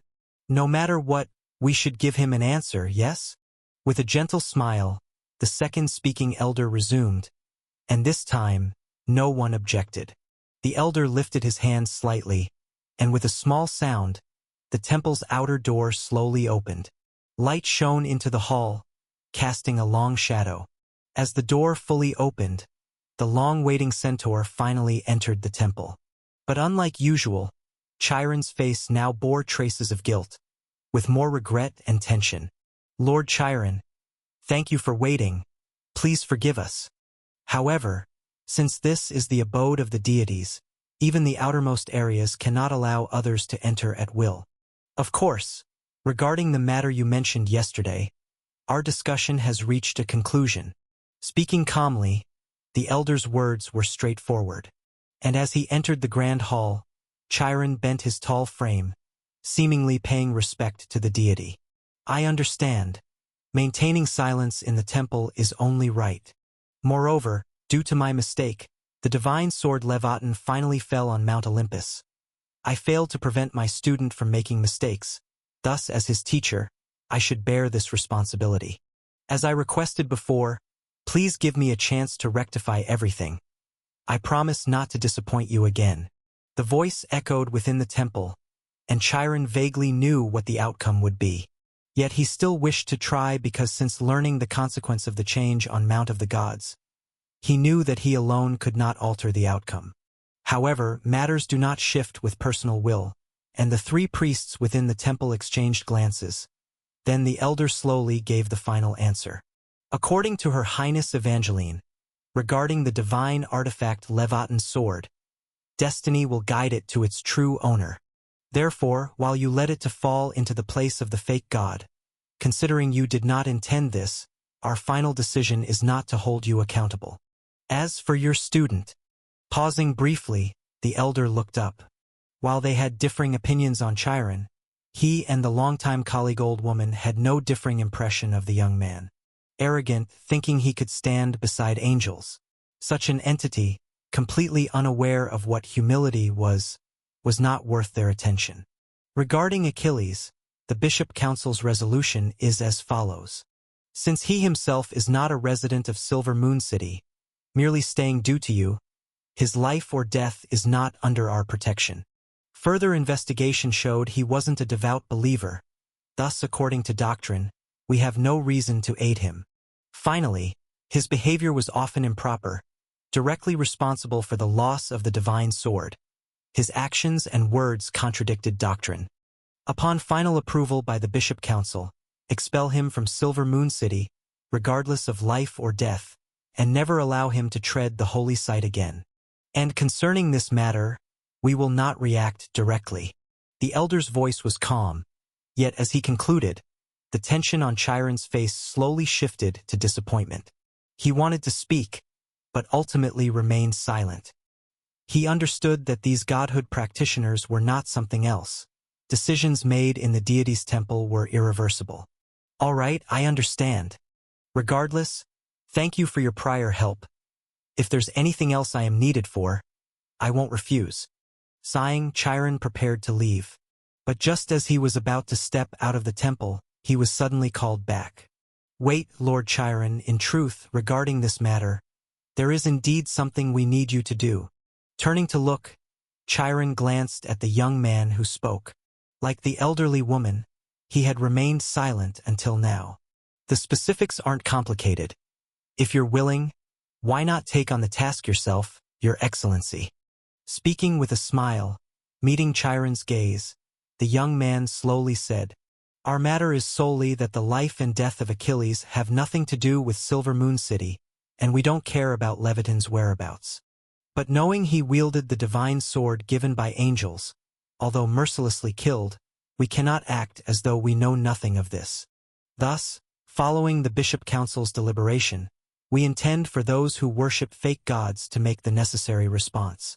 Strictly speaking, the young man's words were baseless, yet at this moment, Chiron felt no surprise. He knew, regarding how Western nations handled matters, Silver Moon City was perpetually divided, never reaching a consensus. Perhaps influenced by the angels, some believed in changing the faithless, while others thought they should be ignored. Yet now, due to Achilles' recklessness, circumstances might be changing. At least from this moment, Silver Moon City decided to take its first step forward. All right, I accept. Taking a deep breath, Chiron instinctively straightened his back. He knew Silver Moon City, but he also knew Olympus. This was destined to be a question without resolution. The gods would never bow, and Silver Moon City would not either. The conflict between the two was not stirred by this small matter. It was a continuation of millennia-long disputes. Since the Bronze Age, various grievances converged. The old hatred never erased. Many remembered the legends told by their ancestors. The fake god once sent a great flood down from the skies, destroying the civilization of the Bronze Age. Who? Chiron knew that once he took this step, as long as the God King on Mount of the Gods did not step forward to suppress the Olympian gods, as long as the Lord worshipped by Silver Moon City remained silent, a conflict would be almost unavoidable. And serving as the envoy, he might also end up with a fate as uncertain as his student. But it doesn't matter. Exiting the temple, Chiron looked up at the sky. Achilles wasn't his first student nor his favorite, yet most of those before ultimately died due to the divine court. Perhaps every presumptuous human hero ultimately challenges the dignity of gods.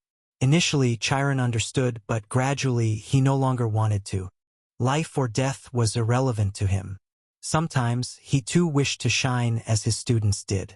So though this mission was dangerous and might earn him a spot in the minds of the Olympian gods, for the centaur he savored it completely. At the same time, just as the centaur exited the temple, the 12 high towers suspended around Silver Moon City stood. Each high tower distinguished by different symbols, within the one marked with a sundial. A witch appearing to be in her 30s watched the instruments before her listlessly. It was a simulated city, or rather a replica of Silver Moon City. Various buildings were accurately reproduced on it, and stars like dots covered it. This was the projection of Silver Moon City, emerging as a byproduct in the process of unraveling the puzzle lock. The goddess of the magic net hadn't directly passed down this profound knowledge, yet she never stopped people from attempting to learn it. Thus, during the study of the puzzle lock, this unique projection came forth. Each light point represents a life. Their very existence exerts minor influences on the magic net. Being woven from the strings of the magic net, the puzzle lock was meant to react to this. People analyzed this feedback, displaying it in a comprehensible way to ordinary folks. Although they can't truly control the puzzle lock, the wizards found a way to use it for city security monitoring. They claim it's important. But how many times has Silver Moon City been infiltrated over 1,000 years? I recall the last time was over 100 years ago, when a part of an ancient evil attempted to sneak into the city. Yet before we could react, the puzzle lock automatically eliminated it. scoffing. If it weren't her turn, she wouldn't want to watch this boring monitor. At once, the witch almost hoped something could genuinely happen. Come on, come on. A little evil or something would be nice. Murmuring, she silently vowed. Come quickly, I promise. If given a choice, I wouldn't eliminate you immediately. Chapter 843 Process. Flapping his wings, the god of west wind transformed into a bird and flew freely across the sky. Instead of directly controlling the power of the wind, he utilized the unique structure of birds to harness the air currents. Even for Zephyrus, this was a rare and novel experience. However, matters of importance needed attention. After a while, the god of west wind folded his wings and landed on a uniquely designed carriage frame. There was no support, no wheels, and no one operating it. It floated in the air about a palm's height above the ground, moving along a certain trajectory automatically. This seemed to be an application of the Earth's power, constructed to counteract the force that pulls all things downward. Yet, even with a deity's perception, Zephyrus failed to understand the exact principles involved. How extravagant, he thought.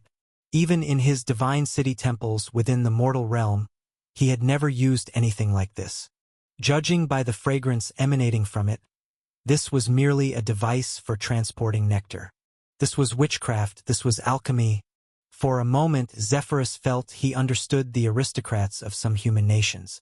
While they followed the will of the gods, suppressing the prestige of Silver Moon City among the Western kingdoms, they never ceased their yearning for the creations of witchcraft. In the past, the god of West Wind dismissed this as the rebellious nature of mortals. But now he too found himself somewhat intrigued. No, this is different. Those humans pursue enjoyment, but I seek to uncover the hidden power of Silver Moon City. How can they be equated? As a deity, I need to make far-sighted decisions, and to do so, it is appropriate to understand the daily lives of my enemies. Nodding inwardly, Zephyrus couldn't help but admire the profundity of his own thoughts. Such a state, he mused, placed him at 70% of the level of the Divine King. Immersed in his own world, the floating carriage frame continued to move forward slowly. The closer he got, the more magnificent and grand the bronze gate appeared. Capable of accommodating dozens, even hundreds of people simultaneously, the portal showed no signs of congestion. Within the dense crowd, only a few spherical golden glow orbs floated, too occupied to care about his surroundings. As he inched closer, Zephyrus felt a slight tension building in his heart. He had no choice. Though proud of his unparalleled concealment skills, the witchcraft of the goddess of the magic net was equally extraordinary. So, if something unexpected happened, would he choose to flee, or should he first assess the situation before fleeing? Whatever the choice, this was the critical moment. "Excuse me, sir. Please wait a moment." Exclamation point. As the carriage entered the range covered by the bronze gate, the power of the mystery lock seemed almost tangible. However, just as the god of West Wind felt the utmost tension, a sudden voice in his ear caused his feathers to stand on end immediately. How could this be? He hadn't sensed the presence of any life form approaching him. Who could have approached so silently? In an instant, Zephyrus was fully tensed. He turned around bit by bit, covertly readying himself to burst into action. Strike first to gain the upper hand, delay and suffer the consequences. If anything went awry, he might have to take action himself. As the god of West Wind discreetly prepared, he found himself stunned again the next moment. "Ahem, sorry, Mr. Bird. Please don't be agitated. No offense was meant, but as the 9,527th bird to enter Silver Moon City today, we request your cooperation with the registration process. Once the registration is complete, the gates of Silver Moon City will open for you." Ah! In front of Zephyrus, a pale golden sphere quivered slightly. It emitted sounds like a living being, yet the god of West Wind could be certain that this was merely a lifeless metal object. Only after confirming this did Zephyrus relax abruptly. Phew! This really is. After a false alarm, the god of West Wind breathed a long sigh of relief while also feeling a bit helpless. So, it was merely another creation of witchcraft, not a living being. His focus had been on detecting life and the mystery lock of this place, hence he had found no trace. But had these mortals advanced so absurdly that even intelligent birds capable of communication numbered in the thousands entering and exiting the city each day? Truly amazing. Is this some method of enlightening intelligence? But if this is true, what about the bird I killed earlier? Slightly twitching at the corners of his mouth, Zephyrus, watching the waiting golden orb, decided not to remain silent. Since it wasn't his discovery but Silver Moon City's standard procedure for foreign animals, he would comply. Damn Heracles, if it weren't for your incessant wandering, I wouldn't be in this situation. I understand. I will cooperate as needed. Not quite speaking his mind, the god of West Wind replied. He didn't know what the so-called process entailed, but it didn't prevent him from agreeing. Yet, the next moment, as soon as Zephyrus settled his heart, it immediately began to tighten up again. Ding! With a soft chime, the pale golden sphere in front of the god of West Wind quivered and instantly transformed into silver. While Zephyrus was still at a loss, the orb's voice came again, this time with a noticeably more solemn tone. Detecting language components, detecting avian life form. Honored Mr. Bird, please verify again. Can you communicate with humans? Exclamation point. Once again, his feathers stood on end. The god of West Wind hadn't expected that other birds couldn't speak, either? No, that seemed normal too. After all, even if birds possessed human-like intelligence, their physiological structure made it impossible for them to produce human-like speech. As a deity born in the Second Era, Zephyrus had witnessed the creation of life and was acutely aware of the difficulty of creating life from nothing. Could it be that the god of West Wind, who wasn't detected by the mystery lock of the goddess of the magic net, would fall at such a small hurdle? According to data records, aside from the rare avian species naturally capable of mimicking human sounds, only avians undergoing a quasi-life forging ceremony, or those of legendary status, can communicate with humans. If verified, the registration process will change accordingly. Please confirm again. The orb didn't pause, seemingly uninterested in the various thoughts flashing through the god of West Wind's mind. Meanwhile, having heard the latter part, Zephyrus hastily halted his escape preparations. Damn! Speechless, at this moment, the god of West Wind felt like a dog tempted by a bone. Within mere words, his emotions fluctuated significantly. But there was no choice, he still had to enter. Since he wasn't discovered, the outcome leaned toward the positive. Yes, I can communicate with normal humans. Nodding slightly, Zephyrus had no choice but to confirm. Since he had already spoken, denying it now would only be more troublesome. Ding! Registration successful. Information recorded in the Mystery Lock Permit Access list. Please proceed with the identity verification process. After verification, you will be granted a 3-year valid entry and exit permit for the outer city of Silver Moon City. Would you like to proceed with the verification process? Once again speechless, after sensing the direction of the mark, Zephyrus nodded reluctantly.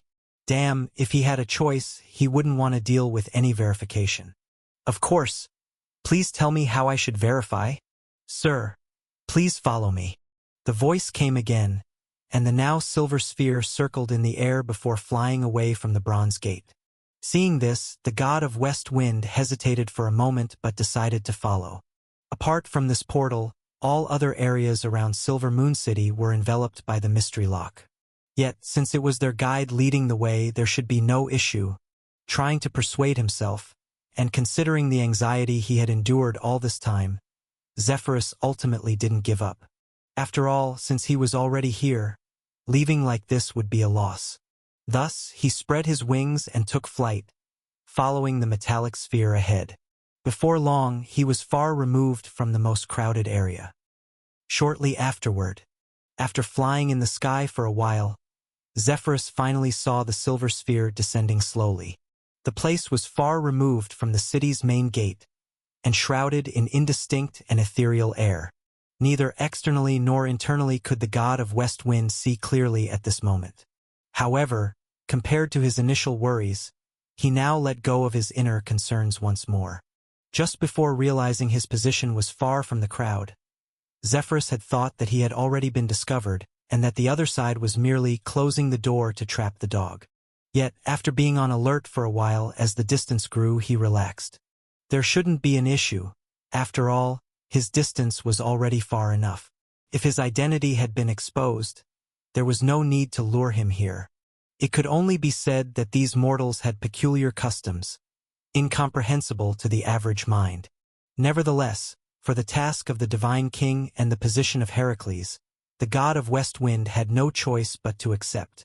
Is this the place for registration? After some inspection, Zephyrus initially found nothing. But soon, he noticed more than a dozen other birds. At first, he was startled because the god of West Wind felt no trace of life from them either. Yet he quickly came to his senses. This was already inside the mystery lock, not at the portal's location, so his failure to detect was entirely normal. And the birds appearing with him at this time could only have come to register with him. Ding! Bird guest number 9527 has been delivered.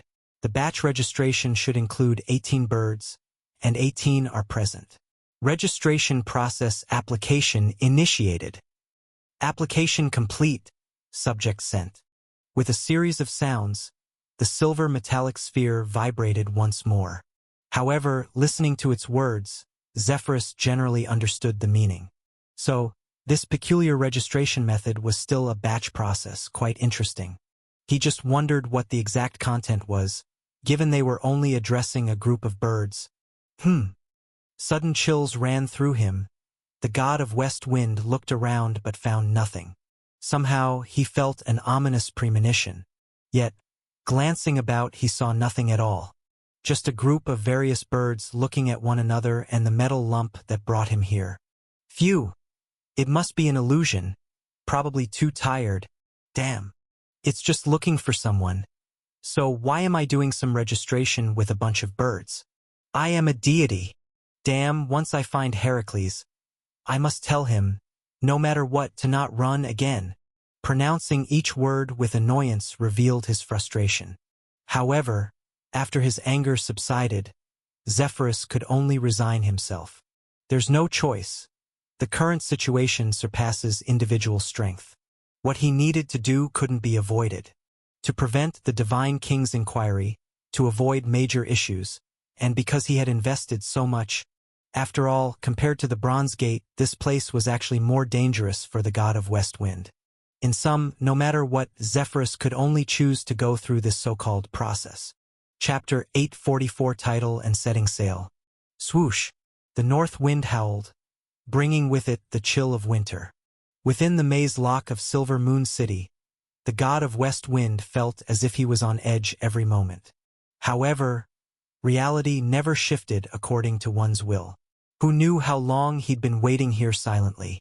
It wasn't until he received that feather quill that belonged to him that the god of West Wind finally felt a glimmer of hope. Finally, it had arrived. Time to begin. He couldn't wait any longer. Ending this journey early would be ideal. As a god, he wasn't meant for this damned exam. His destiny was the banquet of Mount Olympus. Even a second longer here felt like a waste of life to Zephyrus. Caw! Brother, how are you prepared for this exam? Exclamation point. With feathers puffing up for the third time, the god of West Wind turned around abruptly. But all he saw was an ordinary three-legged sparrow. Can you talk? Taken aback, Zephyrus was somewhat surprised by the words. Just realizing that talking birds were rare, he didn't expect to meet one here. Yet in the next moment, he received a look as if he were a fool. Caw! What kind of question is that? Are you stupid? If you couldn't talk, why would you be brought here for the exam? Since you can, I obviously can too. Speechless, the god of West Wind felt his claws stiffen. However, after a moment of thought, he had to admit there was logic to the statement. As expected, the reason the dozen or so birds brought here were given special treatment was likely because they were all different. Yet, While the explanation sounded reasonable, it did not quell the strange feeling in Zephyrus's heart. As a god, I was mocked by a bird. Does this make sense? It doesn't. The reason for this situation was that the birds here were too peculiar. Comforting himself with a few words, the god of West Wind still had to face reality. Whether it was reasonable or not, his best option was to ignore it. Killing birds here was impossible. But just wait. At this moment, Zephyrus secretly vowed that when he returned to the Mount of the Gods, he would feast on all birds for a month. Yet, when the god of West Wind tried to ignore him, the three-legged sparrow had no intention of letting him off. Caw! Brother, you don't seem very bright. Are you really ready for the exam later? If you really can't, I can let you borrow my answers. Borrow? You. Almost choking on his words, Zephyrus's claws tightened slightly. Borrow? Isn't that called cheating? With a snapping sound, he couldn't help but break the delicate feather quill. No need. Don't trouble yourself. It was laughable. Just a so-called test, nothing that could truly stump a deity. Let him cheat? Ridiculous. However, having just asked a foolish question, he found it hard to immediately retaliate. Caw! Hope that's the case. I also hope you can pass on your own merit. But brother, why did you break your pen? Shaking his head slightly, the three-legged sparrow didn't seem to really trust the words of the god of West Wind. However, it finally changed the subject, pointing to the broken quill of Zephyrus. It's just a pen. What's the big deal whether it's good or bad? With a cold laugh, the wind god seemed indifferent. Just a pen. Really, what's the fuss? If it breaks, it breaks. It's no big deal. Animals will be animals. If it were a person, they certainly wouldn't care about such a small matter. Ding!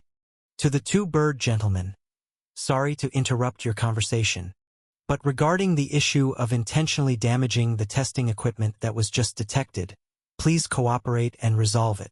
A familiar voice came from behind, and Zephyrus turned his head stiffly. A pale silver metallic sphere hovered there. The voice undoubtedly came from it. Stunned for a moment, the god of West Wind finally looked back in the direction of the three-legged sparrow. Anywhere else, he had 10,000 ways to make a feather quill. But here, he didn't dare use any power related to gods, not even divine arts. Caw! Why are you looking at me?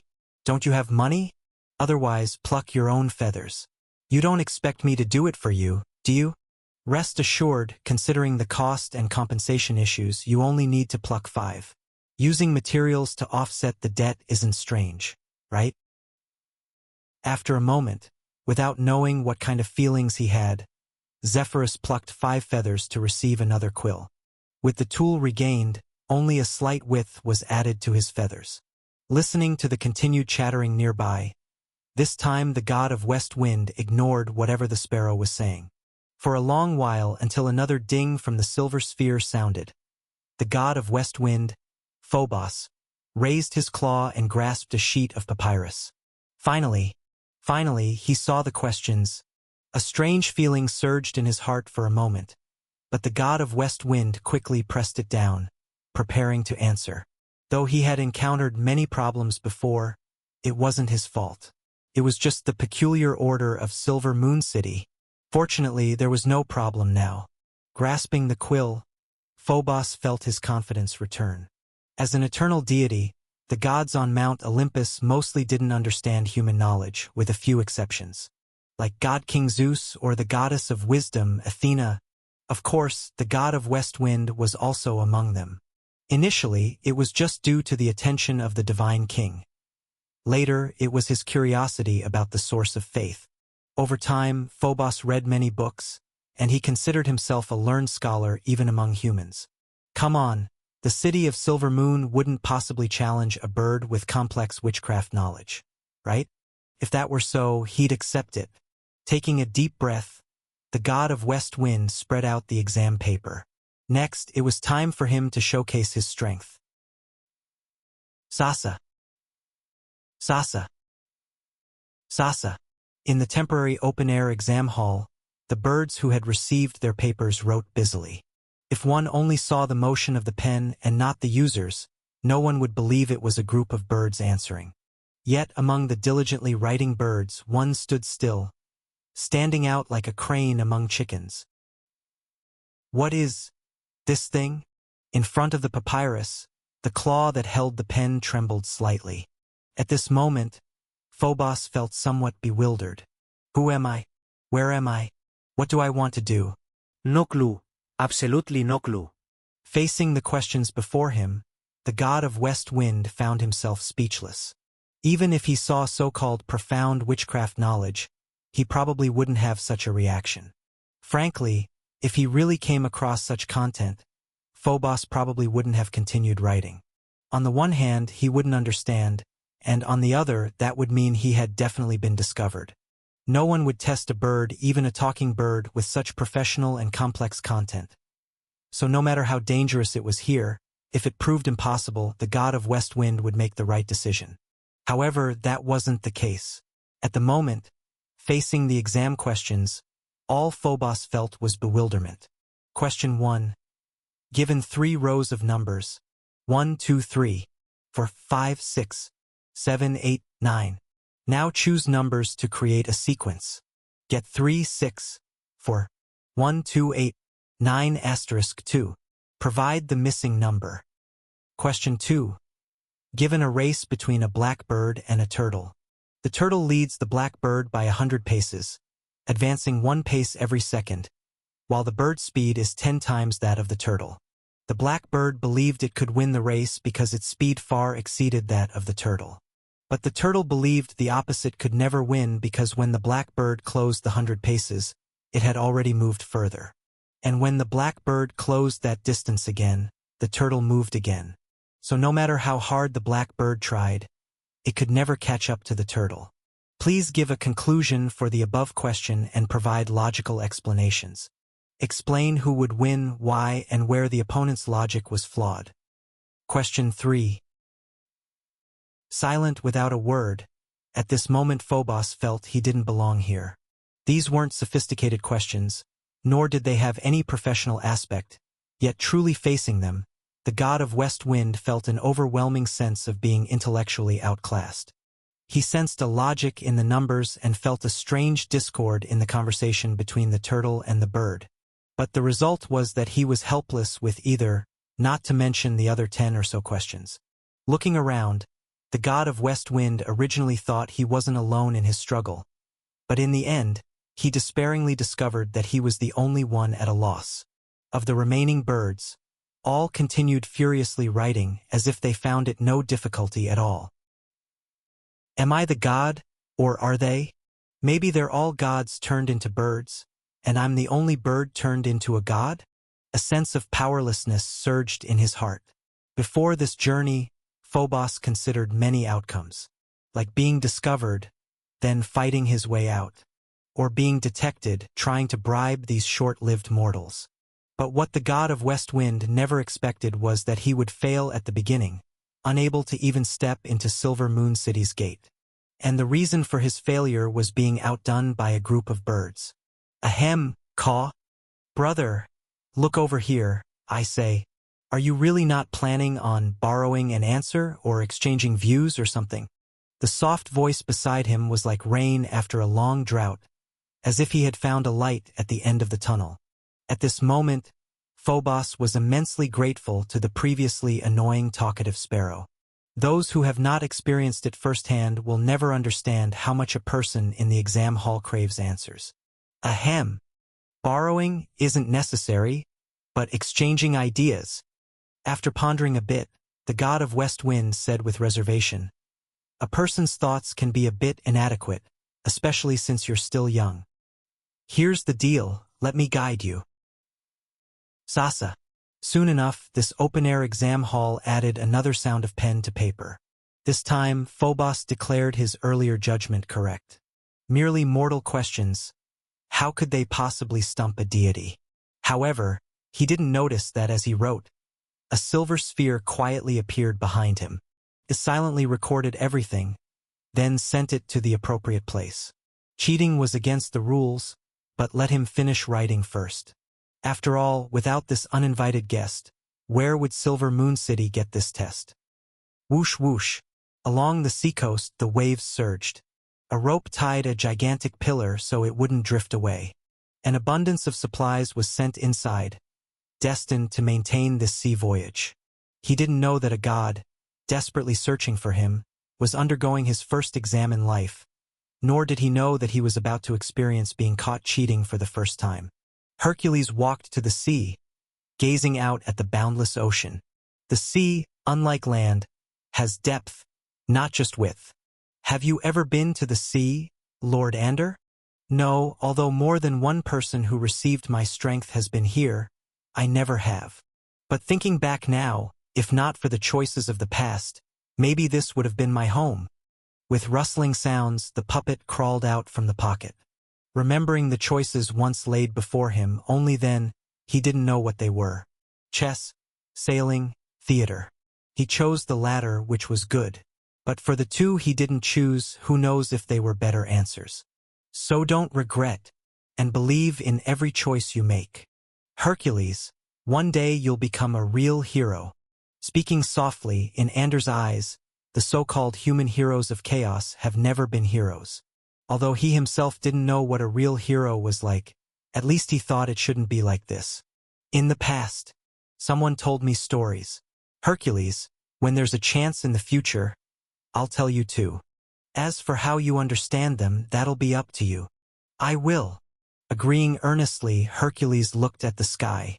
It was getting late. He originally planned to go to Silver Moon City first, but thinking about it now, waiting a bit was fine. He would go when he returned. After all, compared to the Eastern Sea's Eye, no one in that city was awaiting his arrival. Chapter 845. Female Demon. The team wasn't large, and no one raised any objections. So after discussing with his two companions separately, Heracles decided to set sail. The journey to the sea Eye was long and treacherous. Even Alamus, who had been there once, couldn't guarantee a safe return this time. After all, they could previously pass through the lands faithful to the sea god with ease, obtaining supplies and aid, but now they had to avoid these areas. Heracles didn't oppose this. Even though he still held a complicated attitude toward all gods, when it came to the divine king's disdain for Prometheus, he had no doubt. Teske. So this is the power source of this ship. Inside the sea whale boat, they stepped in one by one from the entrance. Contrary to what they imagined, Heracles felt no discomfort as the entrance closed behind them. There was no difference from the outside world. In fact, the air was even fresher.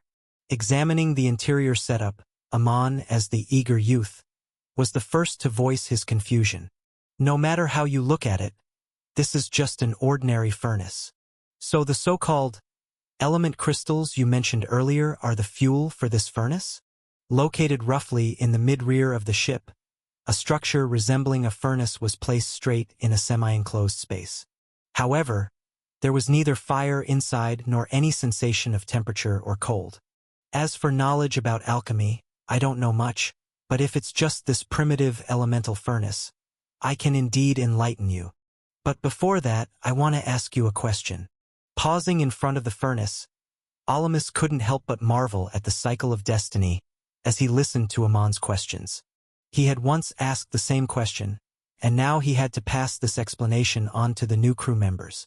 As we all know, deities wield divine power, capable of altering all things and affecting rules. They can turn dead things into living ones and transform barren lands into oases, and the origins of wizards are related to this as well. It's said that the earliest magic powers were imitations of divine power created by the goddess of the magic net, allowing wizards to manipulate elements, affecting material and spirit. But here's the question. Is the essence of magic power or divine power a manifestation of material, or a reflection of spirituality? It should originate from the soul. After a slight thought, Heracles replied, I've heard that meditation is one way wizards progress. So compared to material, the soul seems more accurate. Is that so? Alamus nodded slightly, neither agreeing nor disagreeing. He had thought the same once, but that clearly wasn't the real answer. If the essence of magic power and elements is spirituality, why can they create gales, summon storms, even make water in deserts, or make wood burn in the ocean? Actually, neither divine power nor elements are purely formed of material or spirituality. They exist between the two. They can easily be influenced and also transform into respective existences under certain conditions. So this elemental furnace. Understanding Alamus' explanation, Heracles and Ammon nodded. But what exactly does divine power and magic power have to do with their issue? This is the function of this furnace. It burns elements, thus changing their form. It transforms elements into wind, so this enclosed ship can breathe without surfacing. It transforms elements into water, for drinking and resting. It can also bring pure energy, driving the wheel to rotate, enabling the sea whale boat to move constantly along the seabed. Explaining the principle candidly, though Alamus didn't fully grasp the specifics. For instance, he still didn't quite understand whether the water element turned into water, or if it gathered surrounding water in some way. But that's all he knew, perhaps with an additional speculative guess at most. This is the elemental furnace. Of course, what we see now is just a primitive version. It's said the real one isn't like this. It doesn't just transform elements into material, but can also reverse to convert material into elements, even allowing elements to return to a more fundamental energy state, facilitating mutual transformation. By then, water would be soil, air would be stars. As long as seawater and soil are continuously poured in, it could bring endless energy and material. Impressive, but it doesn't sound like something that's been realized. Otherwise, Silver Moon City would have already ruled the world. The eager young man made a casual joke, and Heracles nodded in agreement. Yet at this moment, Ammon felt his interest in alchemy growing. Equivalent exchange, the most fundamental rule of all things. Arbitrary conversion of energy and material, something even gods could only partially achieve. Even if they did, they knew not the reasons behind it. As for blurring the concepts of information and material energy, that was the power of creation. Achieving this with mortal power, even as a conjecture, was enough to astonish him. Who exactly was the goddess of the magic net, and the inventor of alchemy, Hermes, was something extraordinary. Tisk! His eyes flickered slightly, as Ammon, the survivor of Meng village, could only lament. But as the god of stars Ammon, he felt he could glean some deeper insights up close. Of course, Hermes might be a bit dangerous. Though he hadn't noticed anything wrong currently, he wasn't in a hurry to do anything. Now he would first handle the matters here, and the other affairs could wait until a few strengths recovered before considering. Click, buzz, splash. As the clasp loosened, the gigantic container lost its connection to the land. When the large ship named the Sea Whale Boat fell into the sea, the previously silent furnace finally glowed with a faint light. On the inner layer of the hull, lines for isolating breath began to take effect, thereby completely separating the energy inside and out. Only the transmission between materials continued, altering the speed and direction of the ship through gear transmission. Soon, the ship started to move. It descended deeper into the sea, traveling hundreds of arm lengths below the water's surface. No one could have guessed that beneath the ocean, a ship carrying living humans was navigating. Even the fish passing by merely took it as some kind of reef moving through the sea. Through light reflected off the layers of mirrors, the crew inside could see the outside scenery. Even after experiencing so many significant events, Heracles was still amazed by this rare sight. However, novelty was temporary, and repetition eventually only led to boredom. Even though the air inside the ship remained fresh, and the food and water sufficient, as the days passed, boredom was unavoidable. Such was the seafaring experience in ancient times. Even though Heracles' circumstances were far better than those of his contemporaries, he was not immune to this. Even if he wanted to find an opponent in this deep ocean, it was difficult to accomplish. Fortunately, he wasn't alone. Whether it was Anne's stories or Alamus' travel anecdotes, they offered some solace in alleviating the monotony. It's unclear how long these days lasted, Until one day, just after breakfast, the great hero, while inside his room, suddenly heard a beautiful melody. It was indescribable in words, and he couldn't even describe its beauty. But Heracles knew if he had to define heavenly music, this would be the only possibility. Alamus, did you hear that? Shouted loudly, yet got no response. But soon Heracles found Alamus' location. In the spacious cockpit, Alamus was stepping forward with vacant eyes, his hands slightly raised, pointing towards the wheel that changed the ship's direction. Alamus, what's wrong with you? His brow furrowed. The great hero strode forward. He held down Alamus' outstretched right hand firmly, but the latter still made no response. His face slowly transitioned from confusion to a smile, as if seeing something beautiful. At this moment, a voice came from behind Heracles. Let me handle it, mighty hero. Sometimes brute force can't solve the problem. Smiling as he spoke, Ammon had a smile on his lips. In his hand, he held a necklace, and weak starlight shimmered on it. Ammon, do you know what's wrong with Alamus? He's been mesmerized. It's a mental enchantment, but interestingly, it doesn't rely on mystical power to complete. Moving forward a few steps, Ammon hung the necklace around Alamus' neck. Soon, the starlight on it began to flicker. This power is conveyed through song. Yet it's not the power that makes the song extraordinary, but the song itself contains power. That's why the ship's defenses didn't activate, of course. It might be that he didn't truly understand this ship's capabilities. Of course, this is not difficult to resolve because I have treasures left by the elders of Meng Village, just like how it allows us to enter and exit the poisonous marsh. This song cannot harm it. Look, he's awake. As the words fell, Heracles saw Alamus' eyes gradually regain clarity. However, before he could ask, as if awakening from a great dream, Alamus shouted a strange term in surprise. Siren. It's a siren. What? Phew. I'm saying siren. A demon that beguiles passing ships with songs. Taking a deep breath, Alamus gradually calmed down.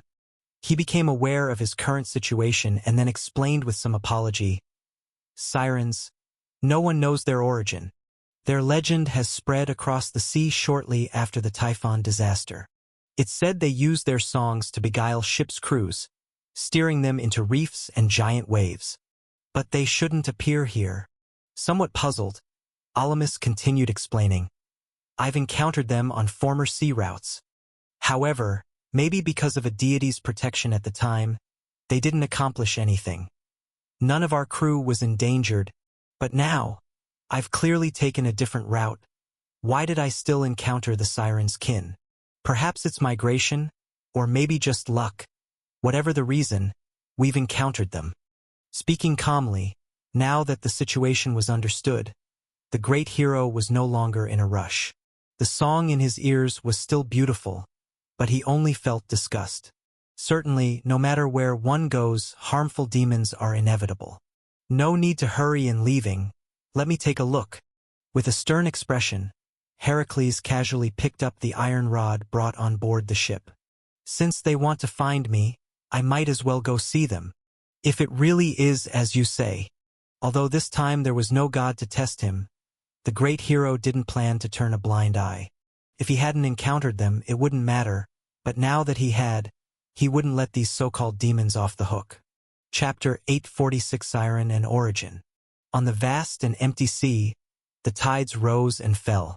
The seawater struck against the rocks exposed above the surface, producing a series of sounds. Under the bright moon, the sea shimmered with a silver glow, the snow-white waves wrapping around a few shells. Together they surged forward, then turned into foam, spreading a layer of white bristles on the sea surface. In this tranquility, the siren with a human body and fishtail was completely naked, adorned only with a few scattered shells. She sang to the moon above. Under that melodious song, even the strongest hero would bow. The moon and the sky, the earth and the ocean, come, our hero, glorious and wise people. Please stop and listen to our song. No ship can sail past the beautiful siren, for the sea is so dangerous and boundless. Unless the helmsman listens to our enchanting songs, allowing the beautiful melody to bring you joy and wisdom, accompanying your safe voyage forward. We know in the fields of the mortal realm, the eternal deities have made the heroes of both sides endure the hardships of life. We know the false glory forged upon piles of white bones. Come, great hero. Our wisdom is like the sun and moon shining upon the earth, knowing all wars and love in the mortal realm. The beauty sang under the moon, the melodious sound echoing across the sea. If one ignored the fishtail beneath, even the greatest artist would likely praise the wonder of creation. Yet there was no audience here. The only spectators were the sound of the wind and waves. They hovered around this non-human existence, adding an exotic flair to the beauty. Splash!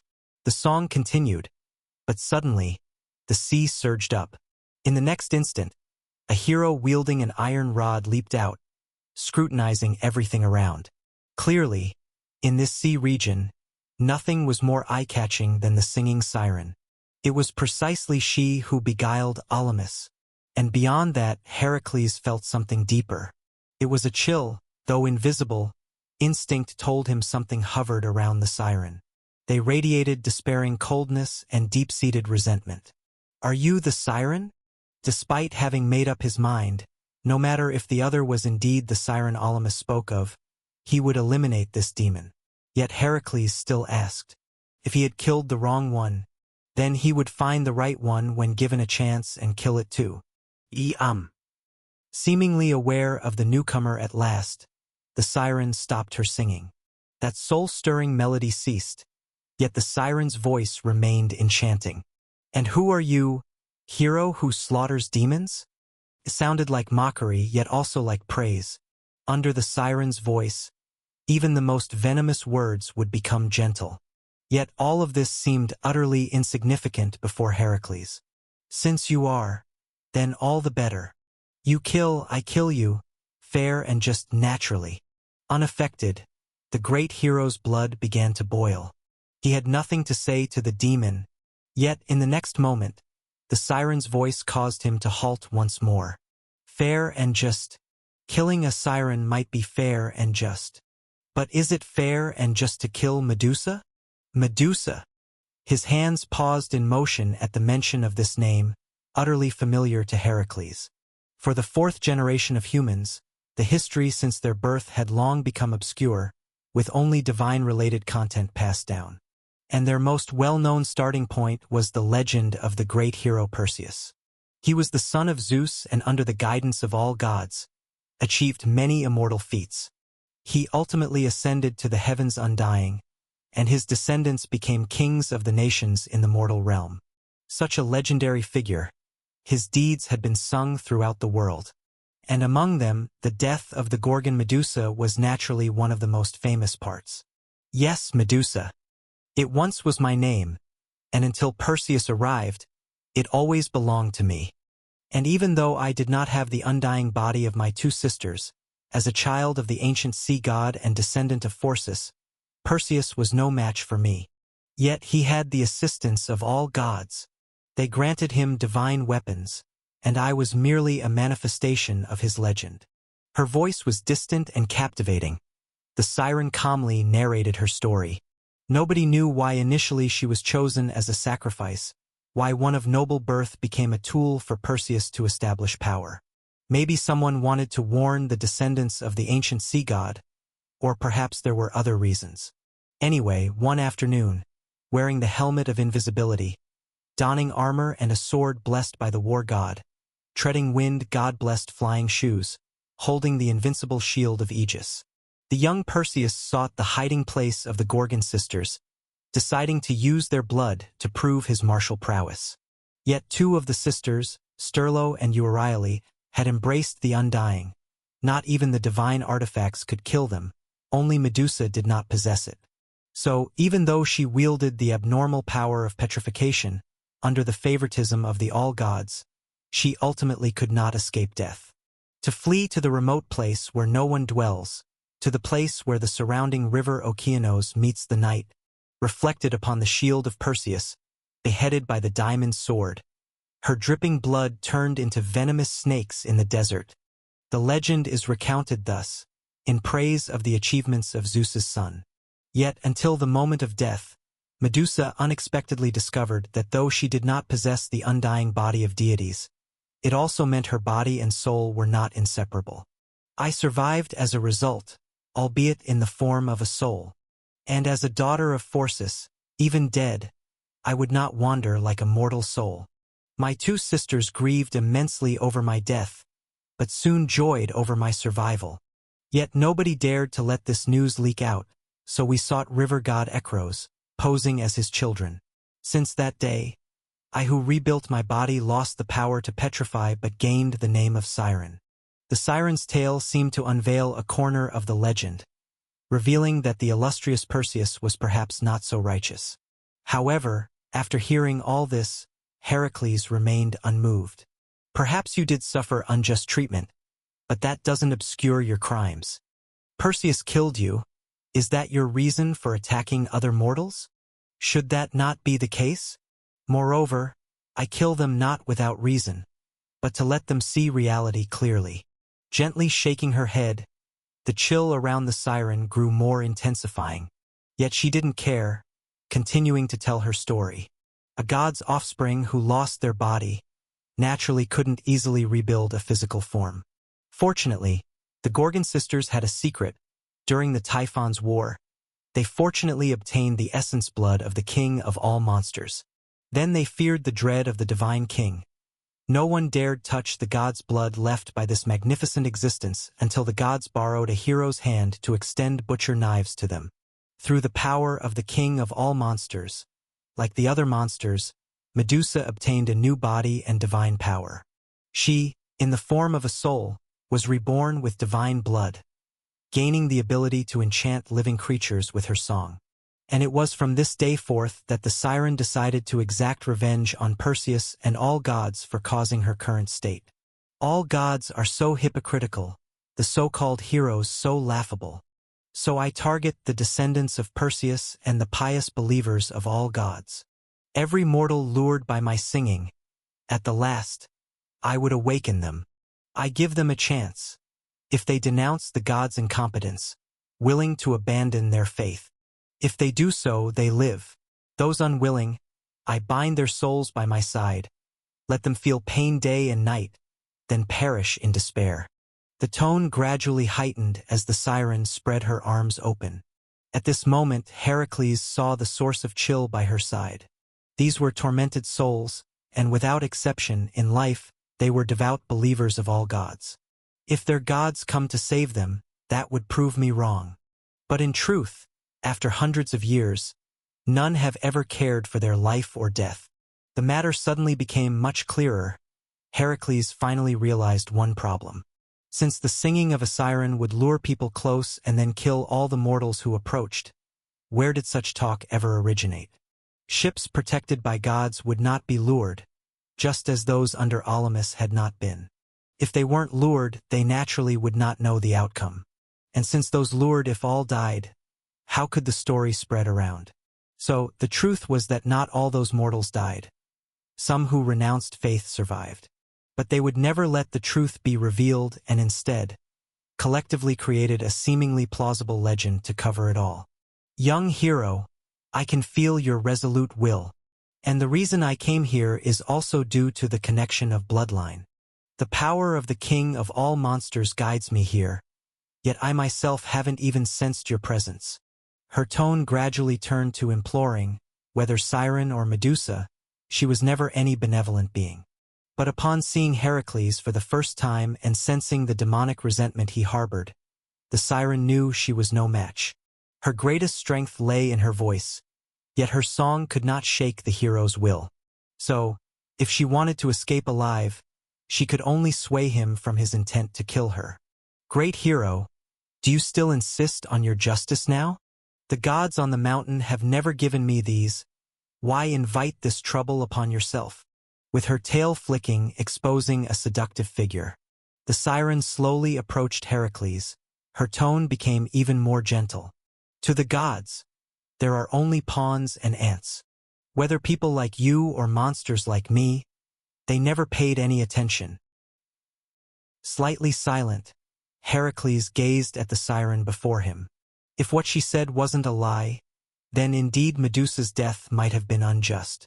Had he been in her shoes that day, he truly did not know what decision he might have made. Yet Medusa was already dead.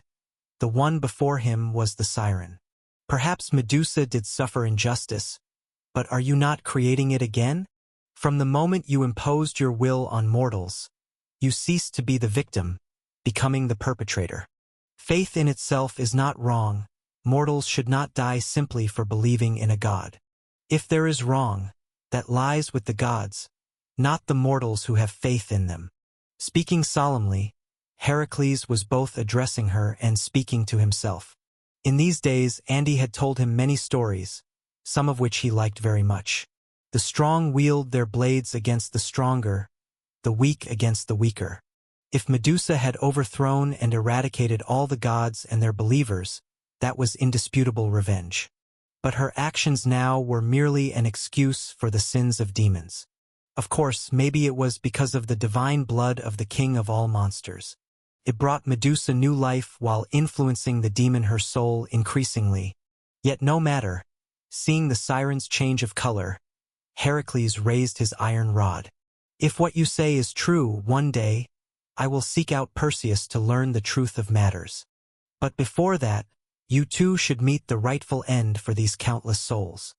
With immense force manifesting as his arms moved, at this time the great hero's feelings were so complex. With one strike, 100 miles of sound echoed. The towering waves overshadowed the moonlight in the sky. Such an astounding talent, like it has no limit. Heracles, you've grown stronger again.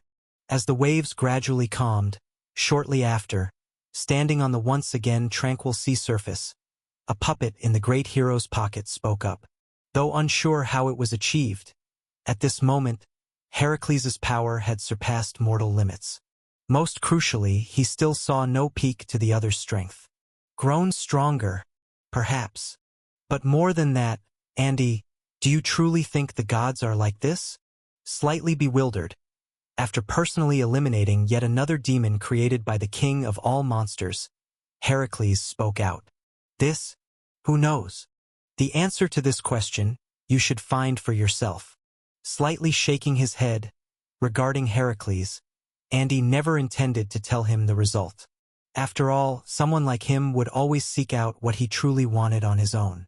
Chapter 847, Unqualified, and Monument. After defeating the siren, Heracles buried her body beneath those reefs, taking only her throat bone as a keepsake. This wasn't due to any peculiar hobby of his, but rather the siren's own wish. Knowing she was doomed, the siren left her final words. You who call yourselves just humans, you kill me for slaying innocent crew members, but do you truly dare to punish those real culprits behind it all? If you dare, then I will acknowledge your justice.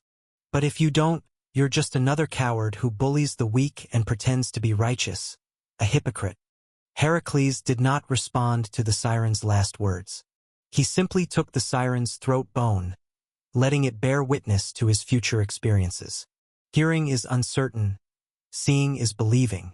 Although he had heard many stories about the gods from others, Heracles himself had not seen them even once. This was one of the purposes of his journey. After all, the creator of the Bronze Age was the deity closest to humans.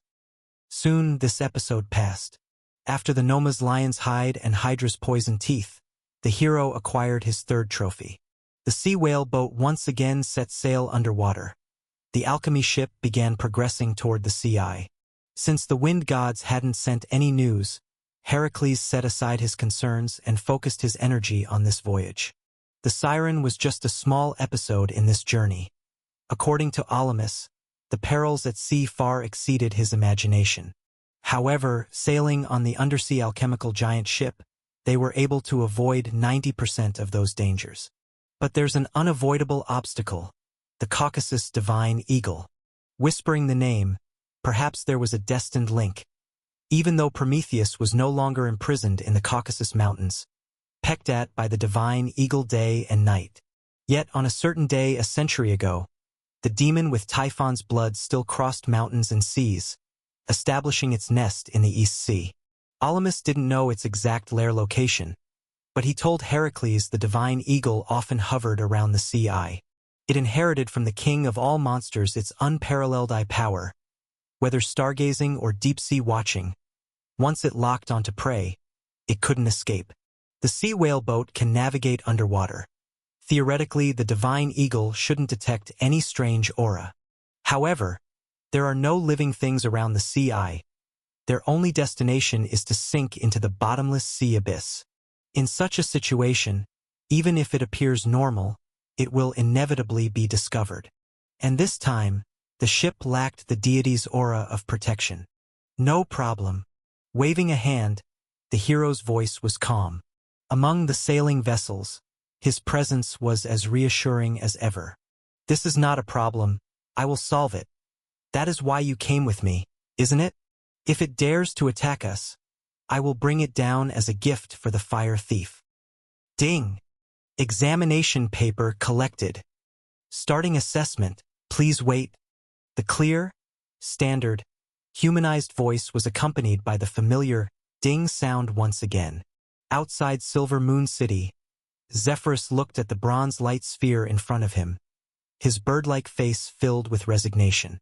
Several days had passed since the last registration, and while Heracles was on his sea adventure, the god of West Wind was not idle in the southeastern continent. Only compared to the hero's journey, his adventure was somewhat different. Ding! Assessment completed. This test involved 24 questions, 24 answered, full score 120. After verification by this assistant, Test T001 scored 15 points. The result: failed. Please keep striving to become an intelligent citizen of Silver Moon City as soon as possible. Above. Slam. Wings beat against the ground, and Zephyrus' bird eyes turned red. Damn it, he had expected to fail, but thought he would get at least 7 or 8 questions right. What happened? Only 3, just 3. As a god, he had tolerated enough of this humiliation. Wait, I dispute this. It's unreasonable. Absolutely unreasonable. Someone cheated. Already forgotten why he came there. After several days of burying himself in books, the god of West Wind was staring dead at the bronze sphere with his 7th test still fresh. Ever since failing once, that pale silver machine had been replaced. Left with him was just this bronze one. This must be an inside job. It had to be an inside job. How could he, a dignified member of the 12 Olympian gods, not complete something so simple? I protest. You must have registered me wrong. Why am I Test T001 again? Did you swap my test paper with someone else's? I've suspected it all along. Zephyrus was filled with righteous indignation, like a student who studied hard for a week only to still fail. Yet before him, the bronze sphere stood motionless, patiently explaining. Dear Mr. Bird, though to someone who chose to cheat during the first exam, protesting against others' cheating is laughable. But considering your right to raise objections, I'll address your question. The specific reason is this. According to Silver Moon City's relevant records, we assigned a number to every sentient being who came for testing.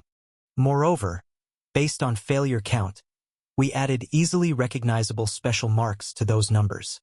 But until today, no one in Silver Moon City had attempted the retest more than 5 times. We only prepared 6 numbers, so... Before finishing the sentence, Zephyrus already understood. Although the bronze sphere's voice wasn't loud, its insulting nature was obviously strong. Just that initial cheating made Zephyrus regret his rashness, and the following content made him deeply embarrassed. Damn it, what a garbage test.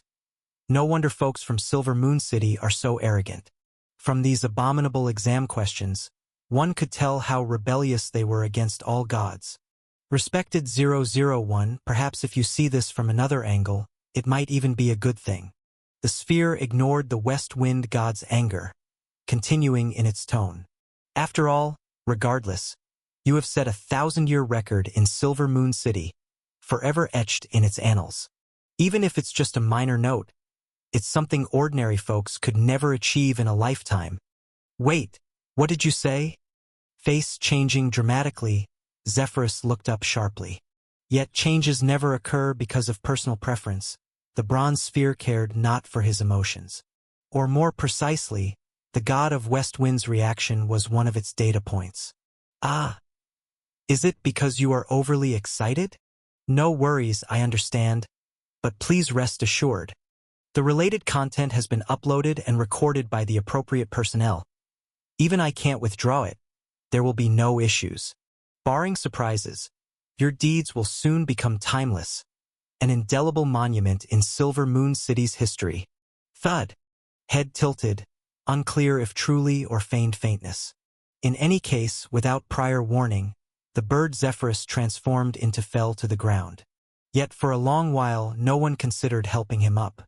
After some time, the god of West Wind awoke with a look of realization, slowly rising from the ground. Mr. 001, you're awake.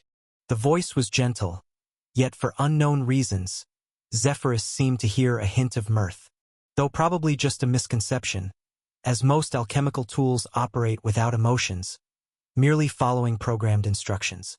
In Hephaestus' Forge Temple he had seen similar things. One was God-made while the other a so-called alchemy product, yet they should be roughly comparable. Regardless, after returning to the Divine Mountain, Zephyrus intended to learn more about such knowledge from Hephaestus. Ahem, my apologies. I've not been in great spirits recently. With a serious demeanor, the god of West Wind pretended no one saw the preceding events. After all, it's just an embarrassing moment for a bird. He vowed never to transform into a bird again. It's all right, in fact, you've been unconscious for a whole day. So tell me, are you ready for the 8th examination? Silent and speechless, Zephyrus I twitched. Were there a glimmer of success, he felt he would strive. Yet such whimsical knowledge, utterly beyond his comprehension, was impossible to pass without guidance. Well, I'd like to ask, besides this test, is there any other way to enter Silver Moon City? Hesitantly, the god of West Wind was almost hopeless. Failing that, he could only appeal to the principal god. However, considering his recent experiences and the certainty that Zeus would inquire about his obstacles, he still wished to struggle on his own. Ah! Please allow me a moment to retrieve the information. Got it. In the hopeful gaze of Zephyrus, the bronze sphere gently rotated. Soon, a response that nearly moved him to tears came from the sphere. Finally, with so much invested, it would be too great a loss to simply give up. Not understanding sunk costs, the god of West Wind breathed a sigh of relief. He felt he saw a comeback opportunity. So, please tell me. It's simple. The bronze sphere slightly wobbled, then emitted a dim light. Given the intellect test was unsatisfactory, we can switch focus to physical testing.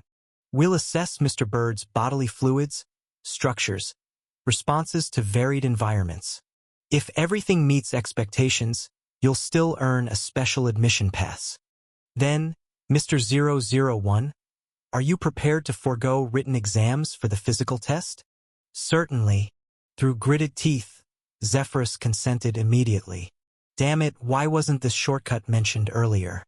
Had he known, he wouldn't have cheated and gotten caught. If word got out, the entire Olympian god would become a laughingstock. Pondering this, the god of West Wind nodded vigorously. Darn it, if given the chance, he'd flatten Silver Moon. Yeah, better not. Thinking momentarily, rationality returned, and Zephyrus silently dismissed the thought. After all, as a deity worshipping primitive gods, the god of West Wind respected his predecessors and wouldn't commit foolhardiness. If possible. I shall one day steal Silver Moon City's records and destroy them. Muttering fiercely, Zephyrus gazed at the bronze sphere. Lead the way ahead. Such a trivial test of physique is trivial for me. I hope once I pass, no further troubles await. Very well, Mr. 001, please follow me. Light flickered, seemingly infected by Zephyrus' confidence. Upon hearing, the bronze light sphere morphed into an arrowmark indicator. It hovered before the god of West Wind, guiding him deeper into the enigma's core. Just over there. It's not far. Frankly, proactive participants like you, we've not seen in many years. Indeed, they hadn't. To speak precisely, they had never encountered one. Chapter 848 Strategy. Snap. Time never stopped for anyone, and in the entire world, Silver Moon City and the East Sea were merely tributaries of fate. Perhaps the meeting of Heracles and Prometheus would be a turning point, but before that, the world center was not there. The next day, when the goddess of dawn danced at the horizon, Olympus was still a scene of festivity. Beneath the fortress of the Aigaleo Mountains, countless figures gathered once again. The worlds of gods and humans were never the same. When all gods focused their gaze on Achilles, the mortal realm's wars did not slow down because of it. With the arrival of the alliances of all countries, a bloody conflict destined to happen began to unfold here. And at this very moment, in the center of the fortress, a middle-aged man in luxurious robes pushed open the door and entered. He had already paid respects to the owner of the fortress, and in the mortal sense, he was an aristocrat loyal to his king.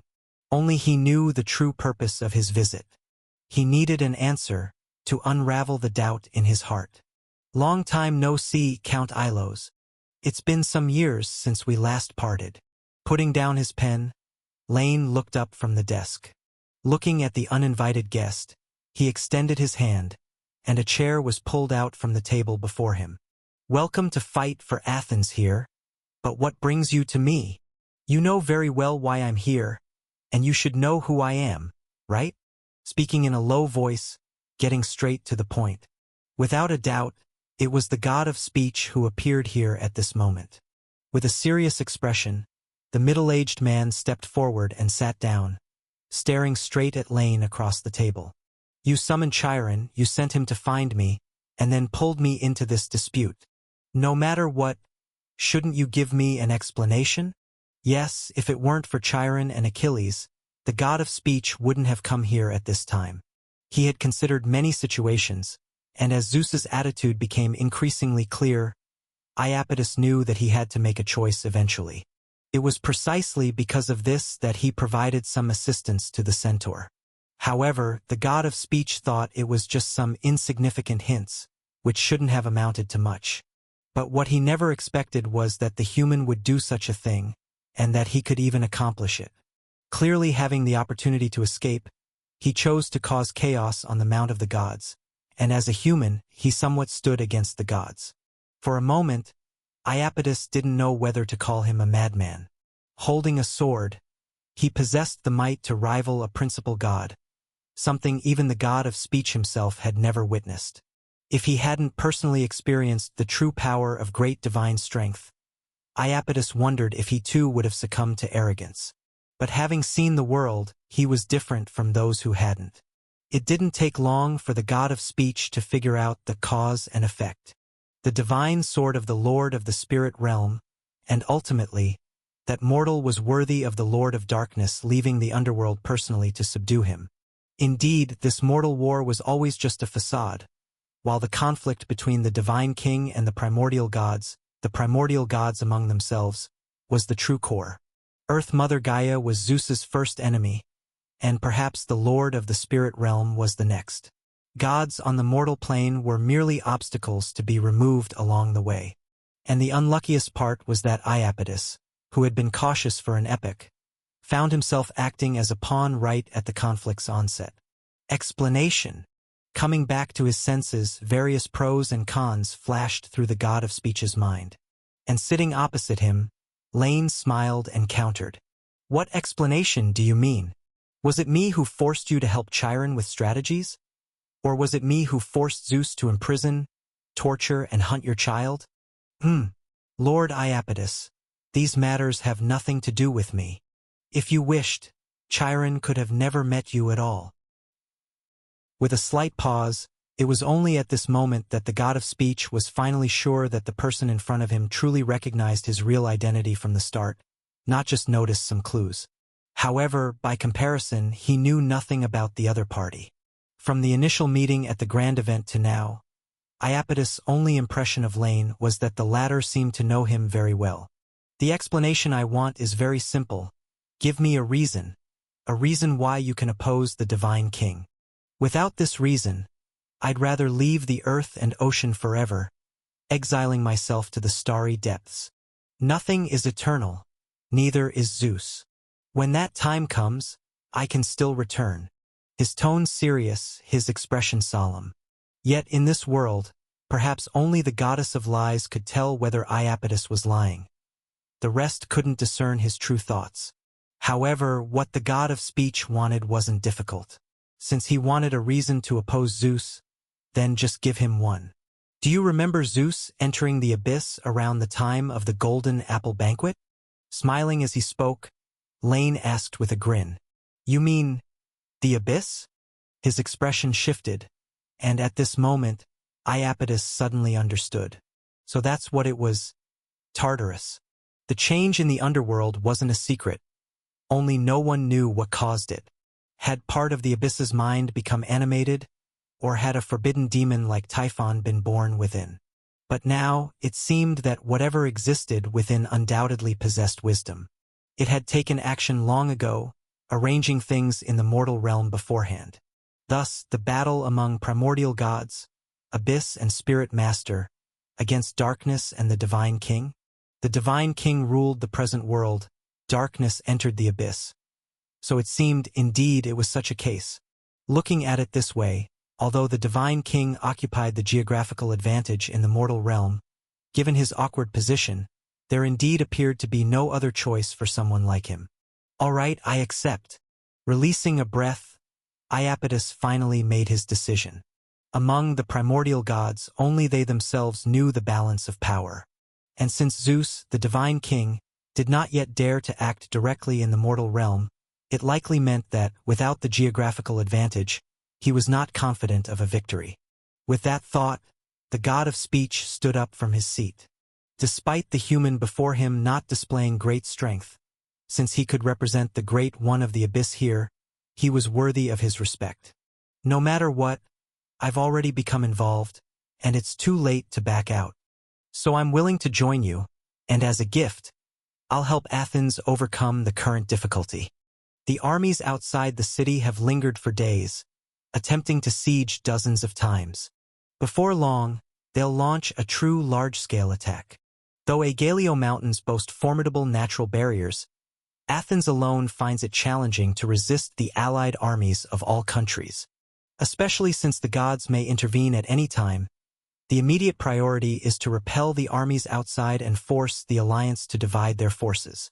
Nodding privately, Lane admitted that Iapetus' idea had some merit. As the military art of later generations says, when there are 10-to-1, surround them; when there are 5-to-1, attack; when they are double, fight; when they are evenly matched, divide them; when they are less in number, defend them; when they are equal, avoid them. Whether it was personal combat or warfare between countries, there has never been a victory of the weak against the strong, only of the strong overpowering the weak. In wars that seemed to have numerical disparity, this was still true locally. Even in the age of firearms, in mobile warfare and guerrilla warfare, the same principles applied. However, the allied armies won't retreat easily. They prefer to win in one go, showing off before the gods. So, Lord Iapetus, what is your plan? Although he already had other plans, Lane was still willing to give the god of speech an opportunity to show himself, rather than relying on his own method. As for the reason, it was related to a recent discovery of his. No rush. Give me a few more days, and I will certainly resolve this trouble. Having made his decision, Iapetus soon got into the swing of things. He showed no reluctance, despite being a god listening to a mortal, and adapted quite well. Seeing the god of speech's confidence, Lane nodded immediately. If that's the case, then I'll await good news. After sending off Iapetus and casually reviewing a few more documents, Lane turned and entered a sealed underground chamber. Closing the only exit, the space was enveloped in darkness. In the dark, Lane stepped forward a few paces to the center of the room. The room was empty, like a sealed coffin. Only the ground at the center had a faint outline of something. Stepping forward slowly, Lane gently raised his hand, a ball of firelight appearing in his palm. Puff! The firelight spread, illuminating the ground. Visible to the naked eye, a complex pattern intertwined, inscribed in scarlet. Like 1,000 characters forming one, only then could it outline the simplest stroke. Overlapping, interwoven as one. Ultimately presenting before him a stump with only some remnant left. Kingdom. Reaching out, he tried to connect with the incomplete engravings. But despite using no extraordinary power, Lane's hand passed through the image in front of him. He knew why, because as the Lord of the Spirit, he had never truly touched the essence of matter. And the beginning of matter in this world, even today, still belonged to her, to the first God conceived by Kaos herself. Even if she had long lost all her branches, even if her trunk had been replaced by other things, still, somehow, those last roots remained with her. As long as the earth remained connected, Kaos's original matter would have no second source. Falling from heaven to earth, and then from earth to heaven, 3 circulations, gaining the powers of above and below. All the world's rules, in the end, are so similar. Stepping back, Lane withdrew his hand, no longer pursuing a futile attempt. He let Iapetus handle things in his way, naturally with his intention in mind. This might not be as perfect as his method, and could even temporarily lead to Athens' setback, but none of this really mattered. War in the mortal realm and war among gods alike. In the age of gods, the mortal realm could be very exciting. But everyone knew that only those who stood at the summit and one could ensure their followers had a chance of victory in the end. Chapter 849, 3 Steps. Sure, here's the translation. Ascension to godhood had never been a concrete concept. Or rather, the God in ascension to godhood did not have a singular interpretation.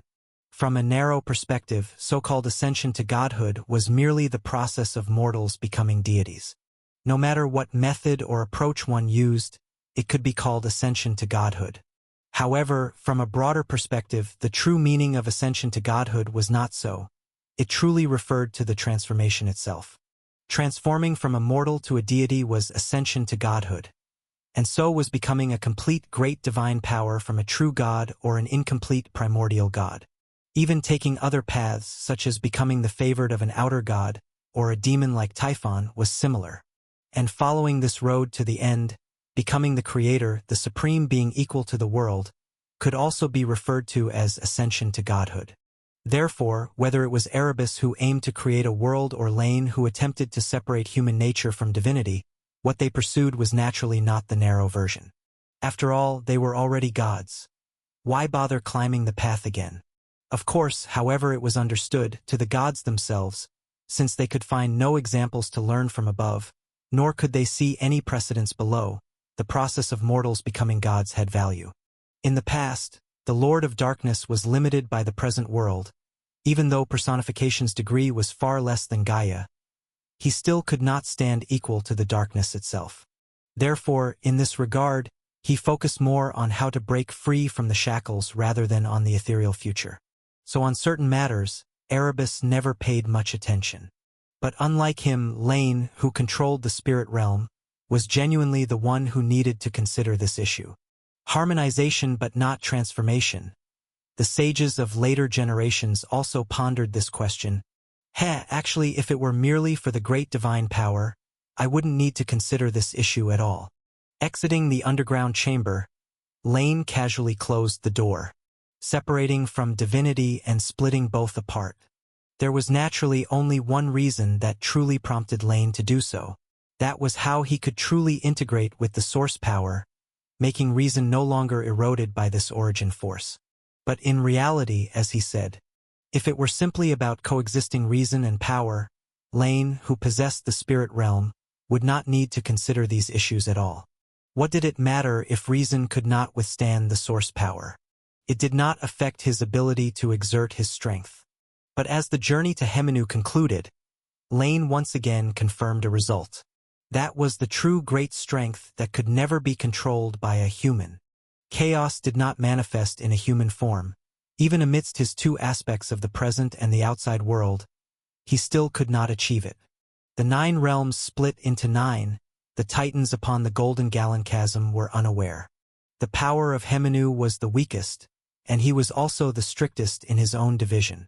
But even though he divided himself into 8 portions, he only manifested briefly in the world in the oldest creation era as a beast-headed human body. As for Amon, although Lane had not seen him, even if he did, the result would not be different. If not for Ra's actions, if Hemenu had not already met his end, even after another 100,000 years, Amon could never escape the confines of the 8 primordial spirits and walk the mortal realm as an independent life form. Thus, it was evident that no matter where they were, the stronger the power, the more difficult it was to maintain reason. The world was this way, and so were gods. Even in different worlds, gods with intelligence made similar numerous attempts. The deities of chaos benefited from the divine duties granted by the world, while the primordial gods used the personalization of gods to circumvent this issue. The price, however, was that they needed to endure the restrictions of the world and could never fully exploit their power. The gods of the 9 realms opted for a different route. They separated spirit from flesh. The deity could die, and the soul could descend into the netherworld. From then on, the deceased god no longer possessed the strength from life, thereby separating power and self. Furthermore, the gods of Hemenu were similar. They used the existence of Ka and Ba to avoid the issue, using the spiritual part to replace themselves to withstand the pressure. Ultimately, even though the way of opening interfaces was superior to the aforementioned 3, the pinnacle of the great divine power remained an insurmountable abyss. So, the act of separating human nature was imperative. Even though the exploration of the path remained challenging, Lane never chose to give up. Yet many things were not resolved merely by spending time. Until Hemenu concluded, incorporating the systems of the 3 worlds, everything began to take shape. If he could see a true mortal ascendant appear, only then would Lane dare to say his path finally cast away the darkness, seeing a ray of light. Descend from the heavens to earth, then ascend from earth to heaven. Strictly speaking, I have actually already completed it, only in an incomplete manner. And this process started from the moment I came into this world. It was already underway. Looking back, the constructs in his mind became increasingly clear. To transform from a mortal to a god was the first time. To abandon the mortal ultimate, fall from heaven to earth, and then ascend from the mortal to a deity, ascending to heaven from earth. And even the moment of opening an interface was the second time. Abandoning everything as a deity, turning them all into creation's nourishment. When the spirit realm was opened, wasn't that yet another samsara? But unlike the second time, when he obtained that drop of creation liquid, looking back at the past, Lane realized why he had always had such an instinctive focus on the path of mortal ascension to godhood. Because his spirituality had long told him that his first samsara was incomplete. He never reached the ultimate as a mortal, nor ascended to godhood through sublimation, but instead completed everything through a reincarnation he could not even remember. If the great divinity were the pinnacle, it would not have made a difference.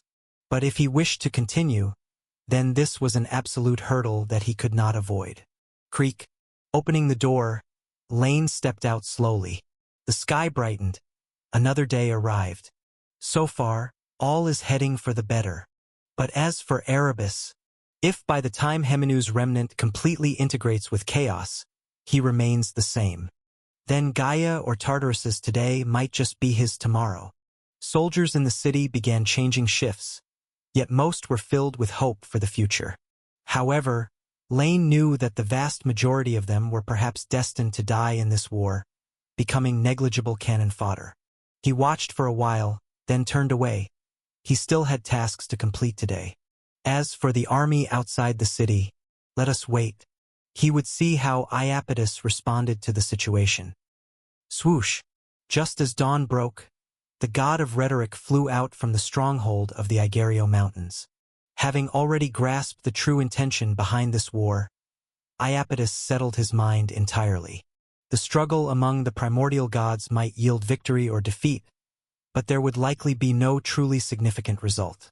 After all, except for Uranus, even Gaia had only lost some face. Two options. Either start with those mortals or seek out some old friends. After pondering for a moment, the god of rhetoric made a decisive choice. Compared with the latter, the former was somewhat easier. Having interacted with mortals for long, Iapetus had acquired quite a bit of unique experience. As for how he ought to solve it, his figure flickered, changing into a different attire. At this moment, he no longer looked like a noble. Instead, he appeared as a learned sage. Dealing with these mortals, brute force is the worst method. Now, it's my turn to perform. Silently waiting on the sheer cliff outside the stronghold, Iapetus witnessed yet another probing offensive on the city. With the support of Earth's strength, Athens' defenses were quite solid. But the god of rhetoric could tell, it was merely because the heroes on the coalition side had yet to participate. This obviously could not last, for whether it was for the gods or for their own fame, those heroes of mortal kingdoms would inevitably take action, even attacking with divine assistance. So, he patiently waited until near dusk, then wandered in the coalition's camp for a while before ultimately choosing one side to follow. Your Highness. In the evening, within the coalition's camp. Although nominally united, the mainland countries did not lack conflicts. Even under the will of gods, some issues could be temporarily set aside, yet in certain places the differences among countries remained stark. Sitting within the camp, Priam locked brows. He carefully reviewed the casualties before him, even failing to notice his guard's voice for a moment. Your Highness! Your Highness! Slightly raising his head, awakened from contemplation, Priam looked at his guard. It was yet another day of futility, yielding no progress at the cost of hundreds of lives. Yet despite this, the king had rejected his son Hector's petition to fight during the day. For no other reason, if there had to be one, it was that they could not be the first to act. After all, Athens was not an ordinary small state, and even mighty heroes could potentially fail in their presence. Without the assistance of the gods and lacking absolute superiority, Priam could not tolerate any surprises. What is it? In low tones, the king knew that if it weren't something uncertain, his guards would not seek him at such an hour. As expected, after hearing the guard's report, the king was momentarily speechless. You're saying a scholar from Athens wishes to meet me? Yes, Your Highness. Kneeling on one knee, the guard nodded in response. Ha! This is quite interesting. Though unclear of the visitor's intent, the king's interest was piqued. In such times, an Athenian dared to come here. Without a fitting reason, Priam would not mind using him to boost military morale. First, summon Hector, then bring that Athenian to me. After a moment's thought, the king made his decision. The meeting would happen, but safety had to be ensured as well. Only with Hector present could he feel at ease. So, shortly after, when Iapetus entered the camp, he saw almost immediately the tall and formidable hero encased in copper armor.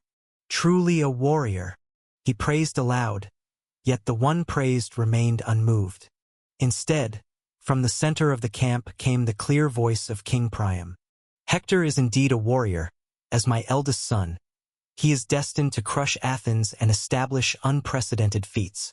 So, Athenian, are you here on behalf of your king to surrender to me?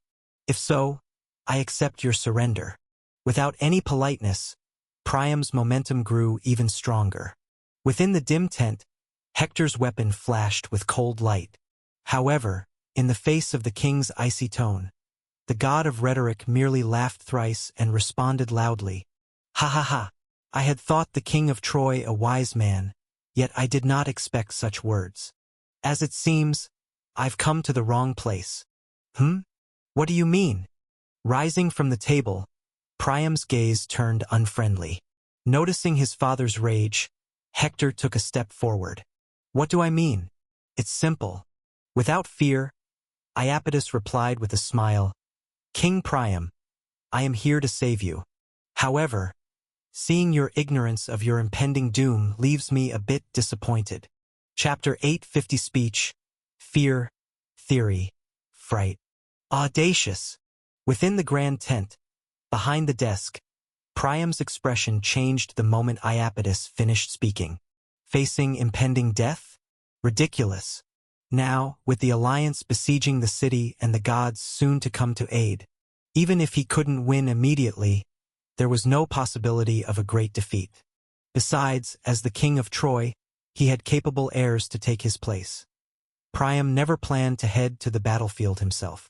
Under such circumstances, who could kill him and who would dare? Clang! Father! The silver-hilted sword slightly drawn, Hector sought permission with his gaze. With just a command, he could slay this madman. However, under the prince's watchful eyes, though Priam was furious, he hesitated to nod.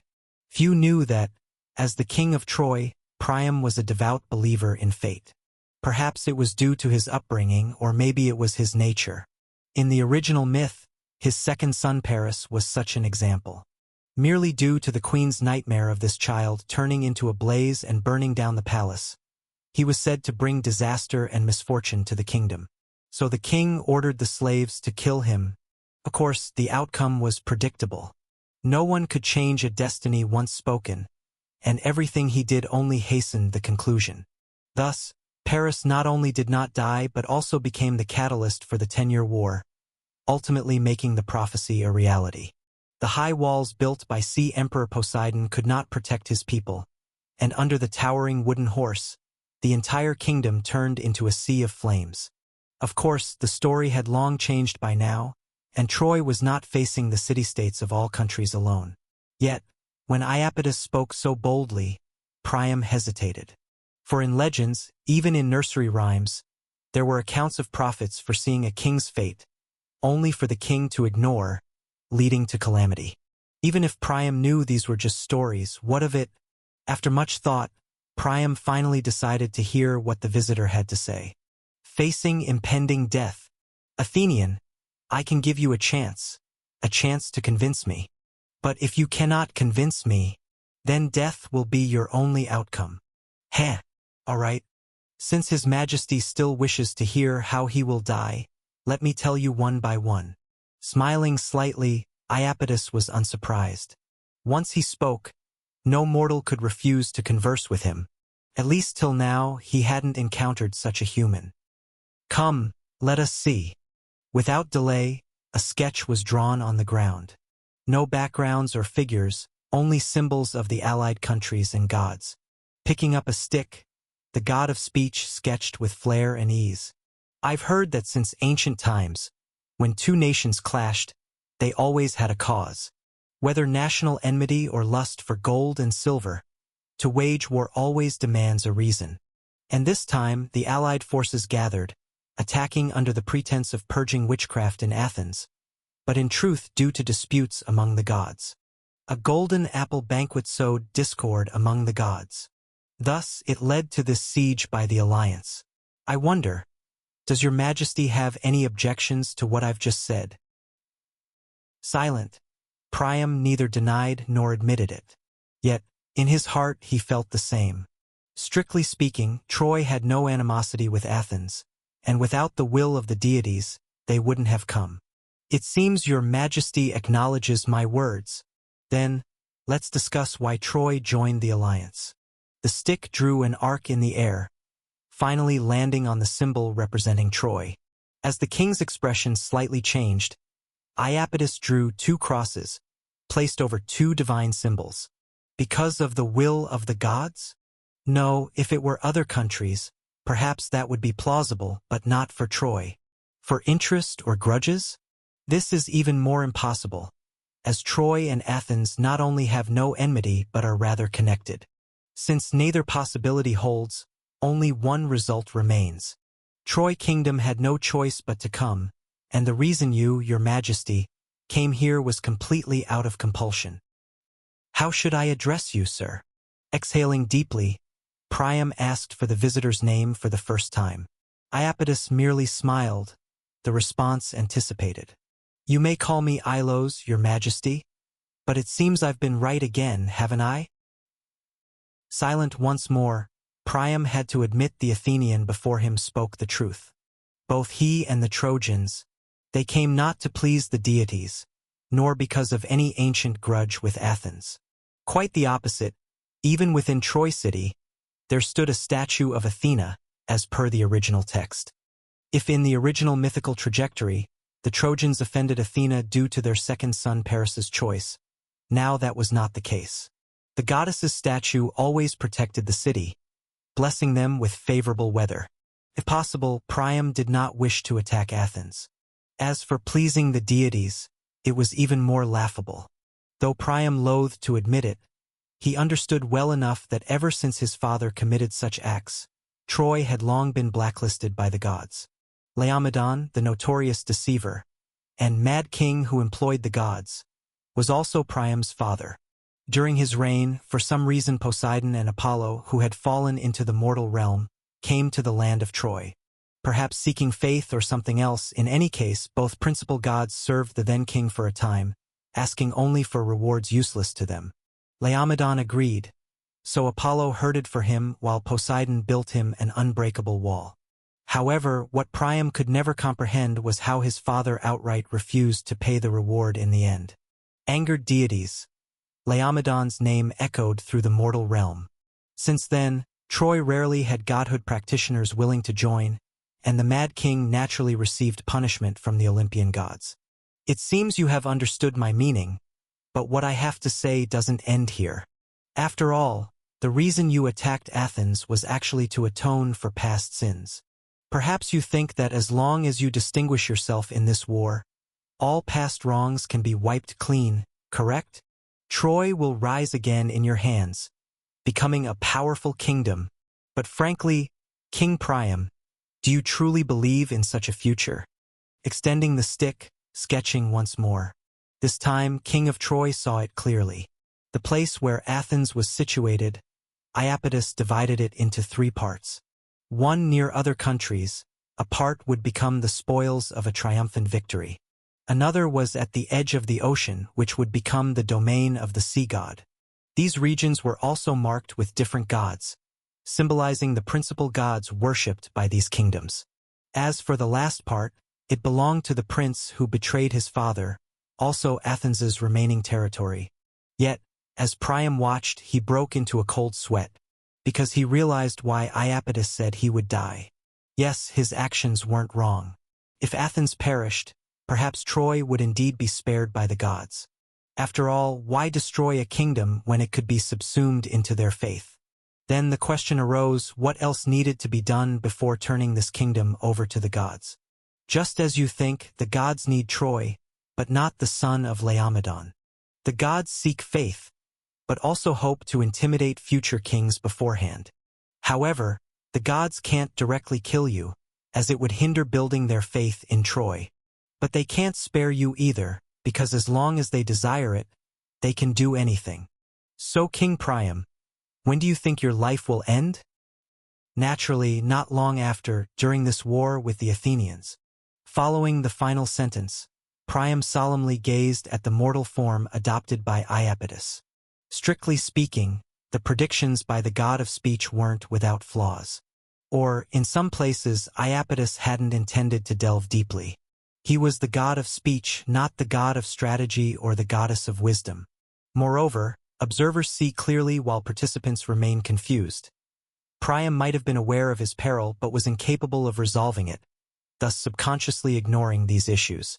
Iapetus considered the problem from the god's perspective and naturally discovered many overlooked details. Yet despite the flaws, Priam was persuaded. He was genuinely struck by the foresight of the god of speech and profoundly understood the precarious situation he found himself in. Looking around, the sole person capable of aiding him was this one. Previously, I was quite rude. Please, sir, save my life. With a bow, the king sincerely pleaded. It's all right, after all, Troy City has been under the protection of the goddess. In this regard, we can be considered family. Though the Olympian gods are many, Lady Athena is not without her means. King, do you remember Achilles? What? Startled, though he hadn't met him, Priam was no stranger to the name. Achilles, the one who severely wounded Agamemnon in a few moves, was also Athens's trump card? Heh, it's good that your majesty knows. So there's no need to worry. Although the allied nations have the advantage, the eventual victor will belong to Athens. By then, the territories of the Western nations likely couldn't be managed by Athens alone. Smiling silently, Iapetus didn't confirm Achilles' connection to them, but the implications were clear in his words. Captivating first, then fear-mongering, and finally painting a future, enticing with benefit. Dealing with a mortal king, this was more than enough. Alas, that individual surely carries the blessing of great divine power. Otherwise, why else couldn't I perceive his mind or influence his judgment? Having accomplished his great task, Iapetus relaxed. However, at that moment, he recalled that human representing the abyss. Great divine power. If only he had such power, he wouldn't need to exert such effort.